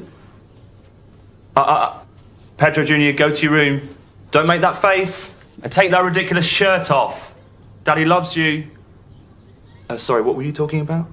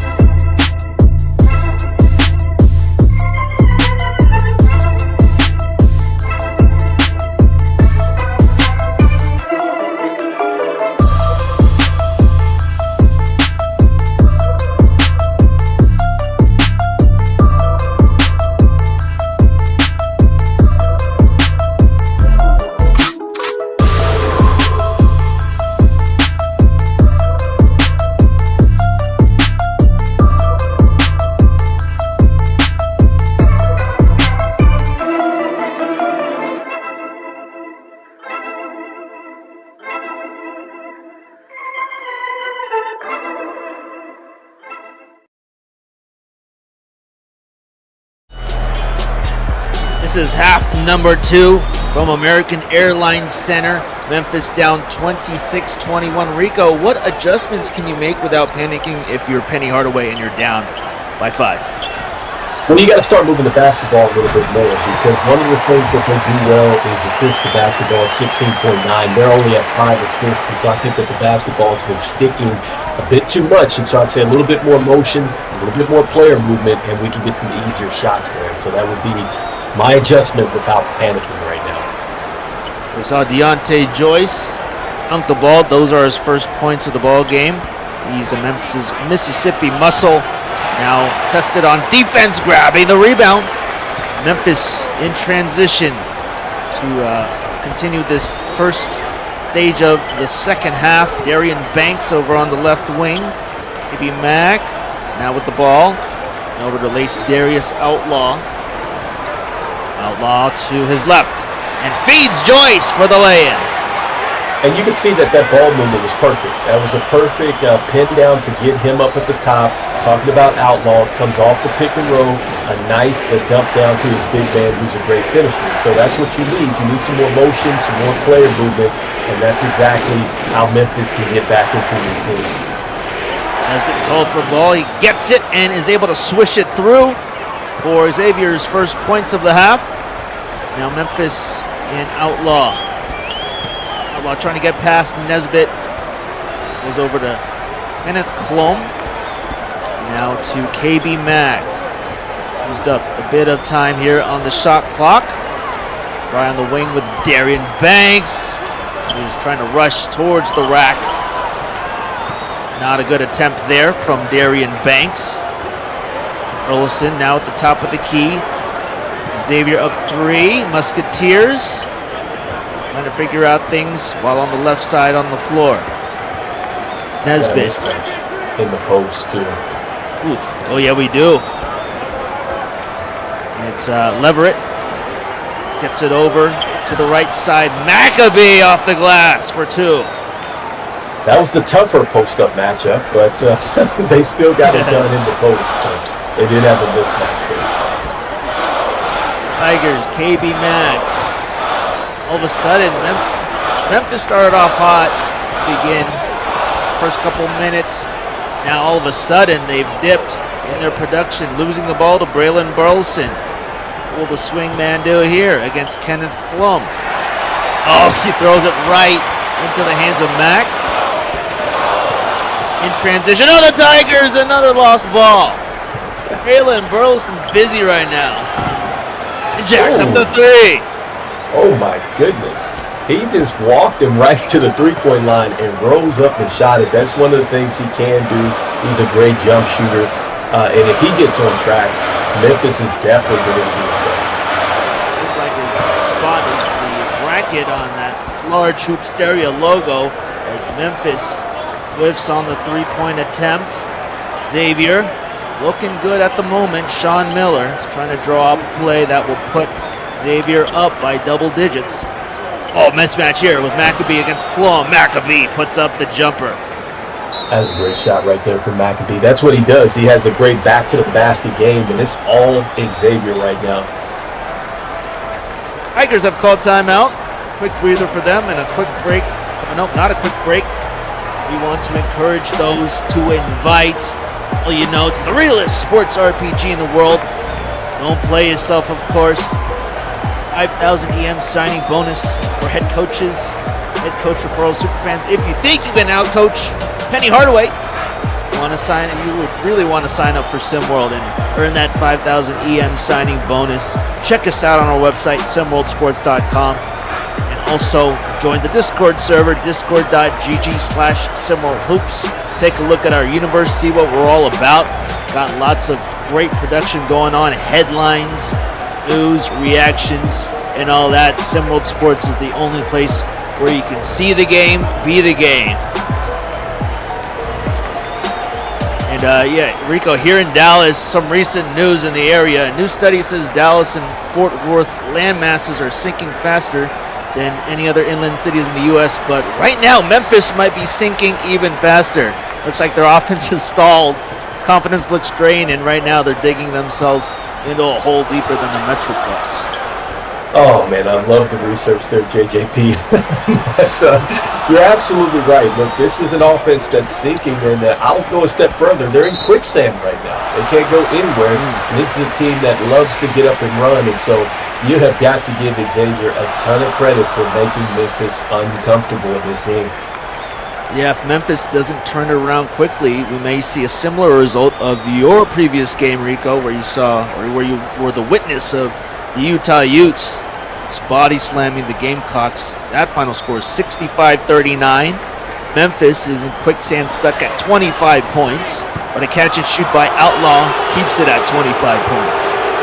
Yeah, in wrestling terms, look, this is Xavier coming off the top ropes. You got to get out of the pin here. You got to get up. And so that's going to be the challenge here for Memphis right now in these next couple minutes. Memphis, though, with the counter move to prevent the layup, and now Lace Darius from deep. Ends up missing. It's Cesar Castaneda with the rebound, and Castaneda, you see the confidence in his face. He's El Boombox, loud and proud, youthful energy. Goes to Nesbitt. Olsen All these guys with solid, smooth movement on the court at the moment against Penny Hardaway's defense. Milan Maccabee in the paint now. Fancy move, but just misses there. And I love the creativity.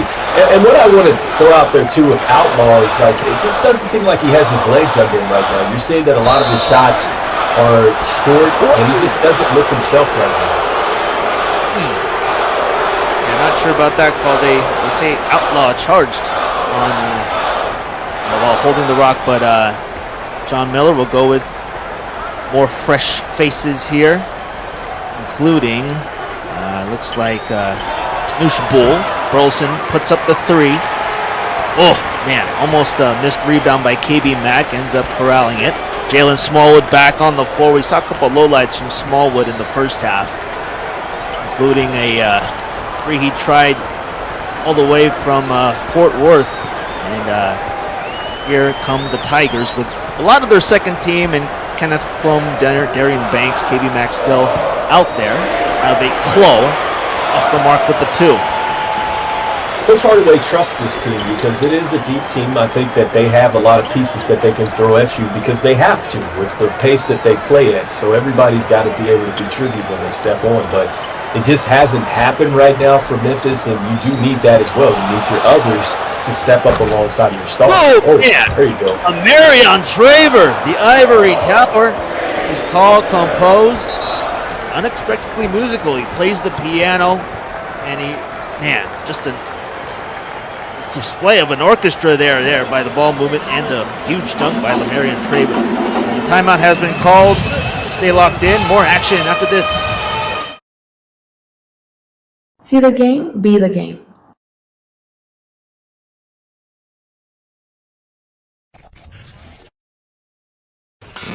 See the game, be the game.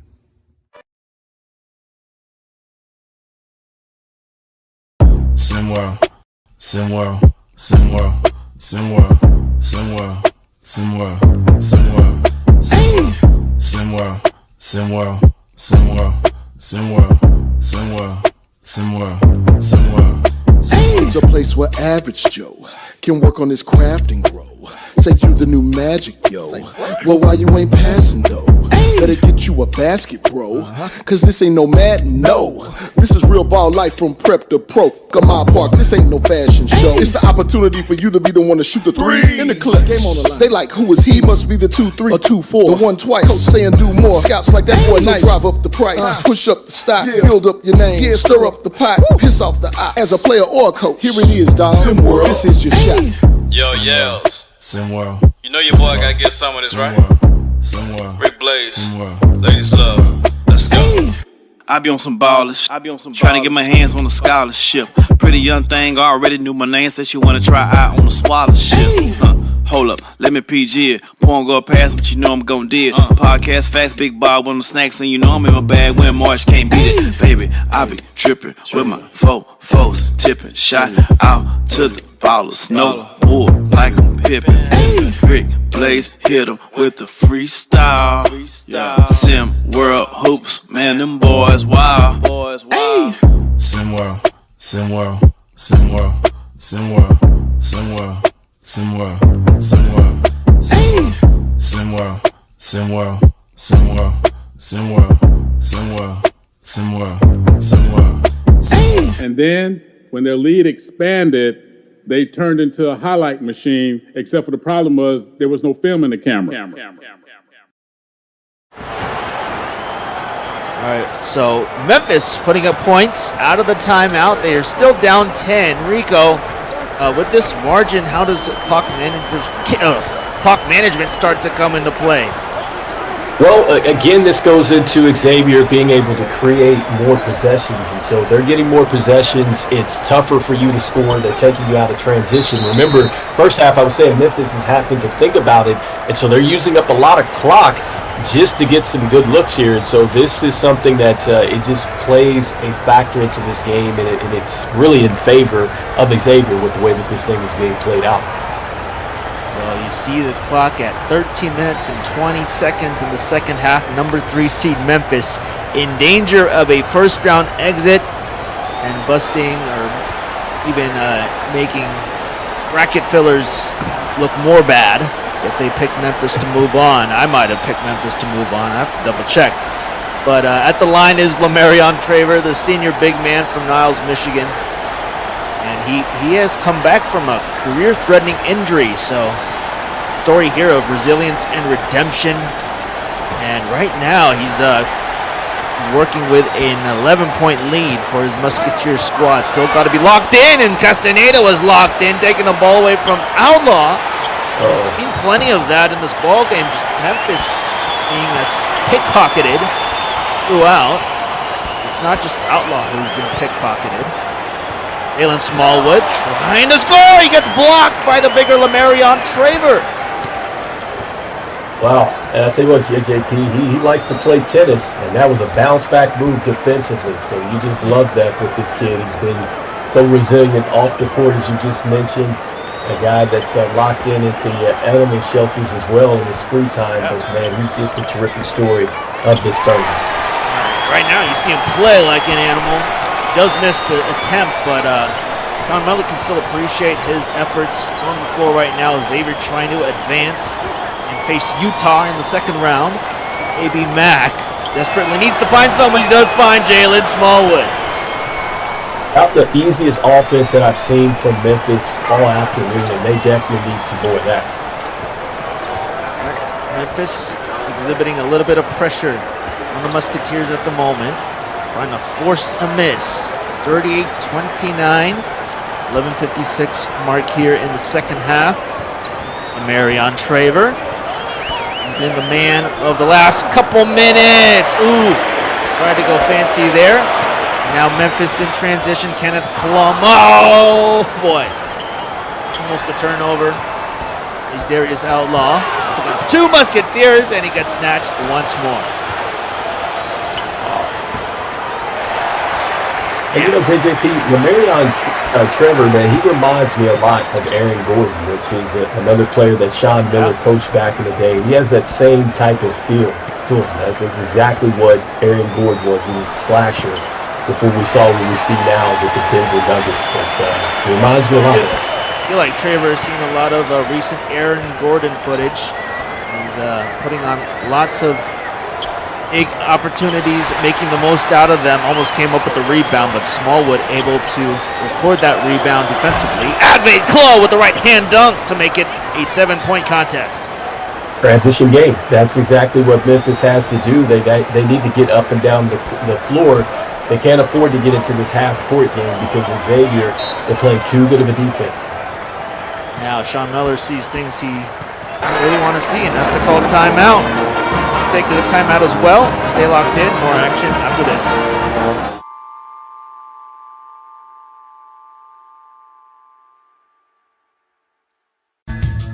Yeah, I want to send this out to all of the H-Time. Showing love. Kool-Aid, overdose, chopaholics. Appreciate y'all, man. I want to thank the H-Time riders and Bunsy with them. PDL. All of the H-Time, man. Player partners. R.A. and myself, Ron Yale. Let's get it. Said I'm doing this here for all of my dogs. DJ Kool-Aid, overdose, the chopaholics. All of my partners and all the ballers hustling in the streets. And regardless of all the people that cross us and all the haters out there that try to rob us, they can't see that they will never stop us. Cause we got love from the whole city. Southside, Northside, why don't you stand up? I wanna thank y'all for showing me love. So put your flames up, keep drinking your cup. H-Town is the city where it all goes down. Eastside, Westside, why don't you stand up? I wanna thank y'all for blowing me up. So put your flames up, keep drinking your cup.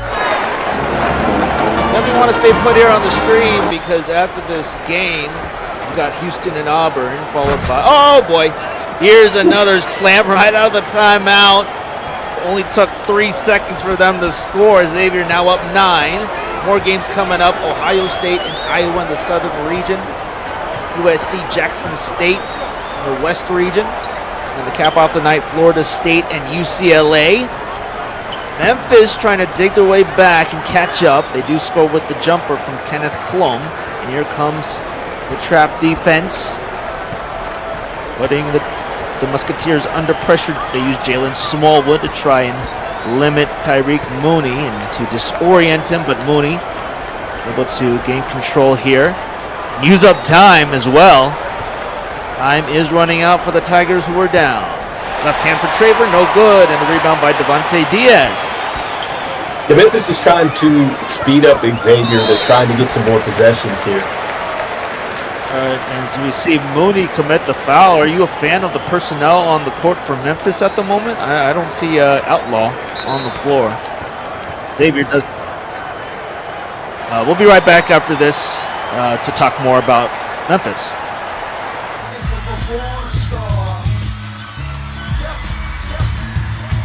And I go by the name of Ron Gill.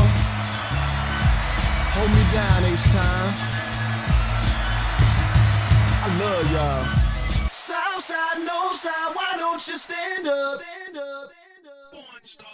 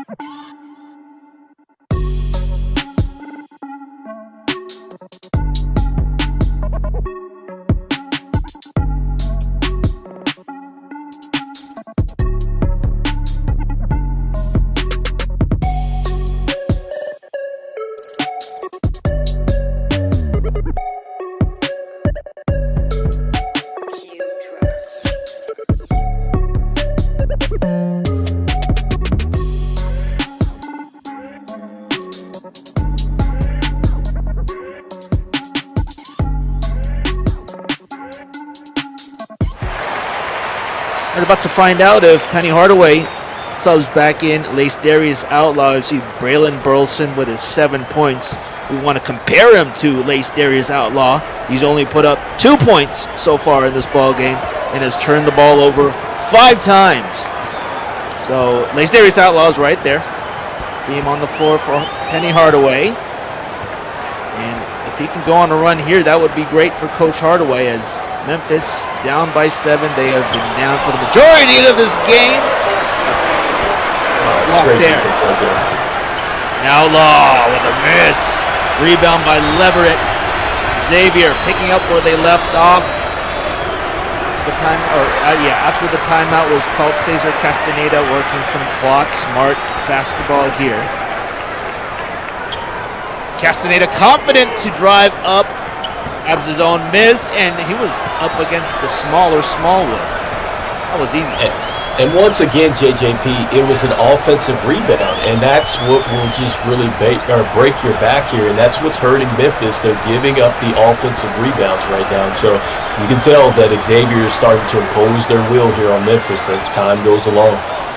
Let's bring up the fact that Lace Darius Outlaw is a potential SWBA lottery pick. If he continues to fail to score just like right there and finishes the game with only 2 points or 4 points, what will that do for his draft prospects? Okay, so for me, I'm the guy that I've looked at the entire body of work, and I think a lot of people would say, oh, well, he didn't play well on this stage and at the biggest moment, but if you're a lottery pick, and if you're picking one of these players, I hope that you're looking for more than just this performance. And I just don't think that this is necessarily going to be the one that pushes you out of a certain spot. I think that teams really have fallen in love with you for the most part. And there's still some other things that you can do, whether it's, the draft combine and things like that you can actually increase that, because you can have an interview with the team and it go terrible. So, I mean, there's a lot of other things that happen here. So I don't think that this game is going to necessarily impact it like that. I see you as an optimist, Rico. And Lace Darius Outlaw, you didn't see him go for the rebound. You didn't see him try to attempt to grab the ball. And just an interesting decision making here from Lace Darius Outlaw, with Memphis down by double digits. They'll have an opportunity to do things. They give the ball away. It's Leverett with the steal. And Castaneda up against Lace Darius. He scores. Too little, man. He told him about it, too. Let him know as he went by him. You can just tell the swagger is all on Xavier, man. They got a ton of juice right now that they're playing with. Look at this defense. Musketeers slashing this Tiger defense. Penny Hardaway is sweating right now on the sideline.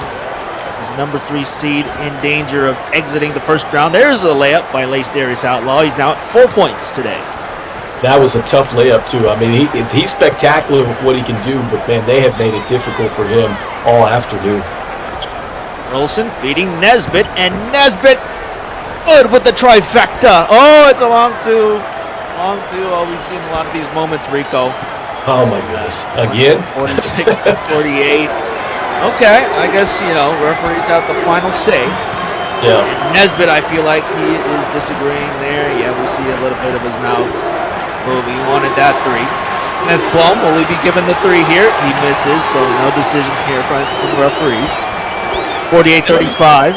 Yep, here we go. Hey, let me say this about Nesbitt. I've loved the way that he's been aggressive because he's really the defender on this team, and he knew he had to come out and challenge Memphis offensively, and so I've loved everything that he's done. I mean, it hasn't worked out all the time, but that was a big shot right here with 6:04 left. And that trio of Castaneda, Nesbitt, and Burleson really efficient today. There's another steal recorded, this time Braylon Burleson. And he's probably surprised at how many times he's been able to pickpocket guys like Kenneth Klum on the court tonight. You talk about draft stock. I think that Burleson, the way that he's played defense right there, if you're thinking about going after him, you already know that he's polished as an offensive player, and so he's showing you that he can have the activity on the defensive end. You're intrigued, I think, if you're a scout looking at him today. Couple misses by the Musketeers, and now Memphis in transition. They haven't scored much in the second half. It's about 10 points in this half. Deontay Joyce swings over to LDO. Lace Darius Outlaw working the handles and dunks it. Hey, now there you go. That is the Outlaw that we know right there. I mean, that's the most that he's had open floor and runway here, and he just knew what to do with it. McAbee goes up for the J, no good. Memphis, turn things in their favor in the last 4 minutes of the ball game. Lace Darius feeds Klum. Klum almost loses the ball. Now they go back to Outlaw. Outlaw with 13 seconds. Darian Banks. Banks trying to pass Burleson. Whose ball will it be? Looks like it stays with Memphis. It's Burleson and Banks who are fighting for the ball. Maybe Mack is substituted out, and Jalen Smallwood, I see, back on the floor. So big man goes out, small man comes in for Memphis. And Jalen Smallwood has really been a huge factor for them. Actually, he's been more of a factor than Outlaw here to the last couple buckets. So maybe he's the source of offense that Memphis is going to have to lean on down the stretch.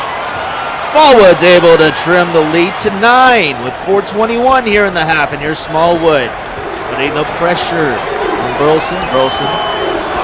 Oh, here we go. The defense worked in Penny Hardaway's favor. Jalen Smallwood unable to finish on the other end as Burleson grabs the board. Now the Musketeers looking to punish. It's Nesbitt going up with the left hand, gets fouled after grabbing the offensive rebound. Yeah, yet again, an offensive rebound. You get the stop that you wanted, and this is one of those things. Now you're seeing that it's costing Memphis late because they're either getting the basket or they've drawn the foul here. And Xavier wants you to now run into their half-court offense. That plays into what they want to do here to try to get this win. Marco Nesbitt at the line. He's had a fine game. 8 offensive rebounds recorded by Xavier in this contest as they are trying to maintain this double-digit lead to hopefully advance to the next round here in Dallas. Nesbitt, the sophomore from Kettering, Ohio, averages 10 points per game. He's fearless. Good shot right there. And you love it too. Like I said, if you are with Xavier today, you said 8 offensive rebounds. They average 9. They're 19th, or they were 19th in the country coming in, and so they are playing exactly how they played throughout the season, and that's huge. When you're coming into a game, you haven't seen this team before, and you're able to come out and play the way that you're playing. You really like what you got going on here if you're on the Xavier sideline. This will be Maccabee's first foul of the night. In the previous game, South Carolina only put up 39 points. Memphis has an opportunity to outscore South Carolina here on this possession. Smallwood with the ball. Smallwood looking and surveying as he's guarded by Burleson. And Smallwood behind the three-point line with the shot clock winding down. Deontay Joyce, no good there on the left hand. Just enough defense. Oh, man. DeMarco Nesbitt. And this ball movement has been so strong for Xavier as they are currently up by 13, 3:15 remaining in this second half. Coming up next in Hoopsteria, Houston versus Auburn. You don't want to miss it. We've got some great action throughout the day. Saturday hoops. And this tournament has just been tremendous and full of surprises, Rico. And with Houston, this could be Coach Sampson's last game, right? And so Houston is the team that I've circled, and I want to see, are they going to pack it in, or do they play inspired? So I definitely want to see this game coming up. So, yeah, you're right on. It's been a terrific tournament so far, and if we got upset alert, the bell is ringing, the light is on. It looks like that it could be an upset here, but we'll see how this one closes out. For this matchup, Houston is the 11th seed. Auburn is the 6th seed over in the southern region. And after this game, I'll take it over to Miami, Cassius Center. And you don't want to miss that one. That's up next. Memphis still at 39 points, 3:15. So they need quick buckets to trim the lead. Darius Outlaw commanding and passing it over to the right side to Darian Banks. A.B. Mack from deep. He hits the three. They needed that one. They really needed that one. That was good offense, good, nice open screen that they got for him. He got a great look. That's one of the better looks that Memphis has had all afternoon today. Yeah, KB Mack doesn't want to go out for with a loss. He's a senior. Averages 10 points. A.B. Mack up on Maccabee as the ball is distributed. To Nesbitt, and now over to Traver, who's back in this ball game with 7 seconds.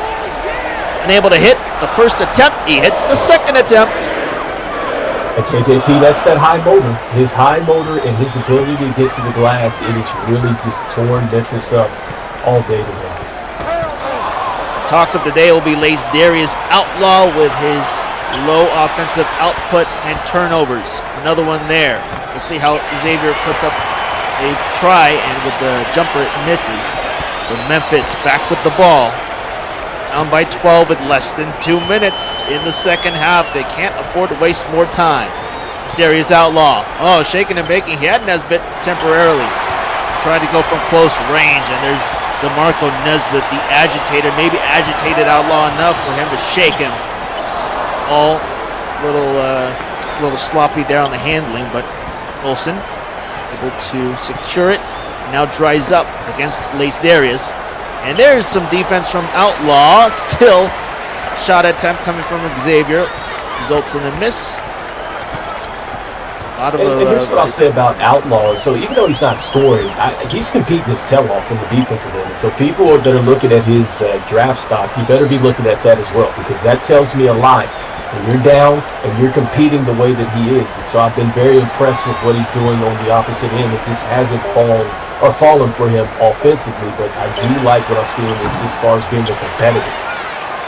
Oh boy, Memphis not playing with urgency. He tried for a three that was highly contested, and now it seems like Benny Ardaway looking to concede. Some guys approaching the scorer's table. Cesar Castaneda just waiting for the shot clock to expire. Can actually let it expire without even putting up a shot. Yeah, they waved the flag. This is over. Yeah. Oh man, KB Mack, the senior, grabs the rebound. Looks like he'll go out in one of the most disappointing ways that you can as a senior college hooper. And there's another turnover. Lamarion Traver can hold on to the ball to seal the deal and making an upset for Xavier. Wow, this definitely broke some brackets right here. The end of the line here for Memphis. So congratulations to Xavier. They get to face Utah on the same floor in the second round as they win this one 54-42. On behalf of myself, JJP, and my partner Rico, we thank you for watching. And don't forget, SimWorld Sports is the only place where you can see the game, be the game, stay put. More Hoopsteria action coming up next.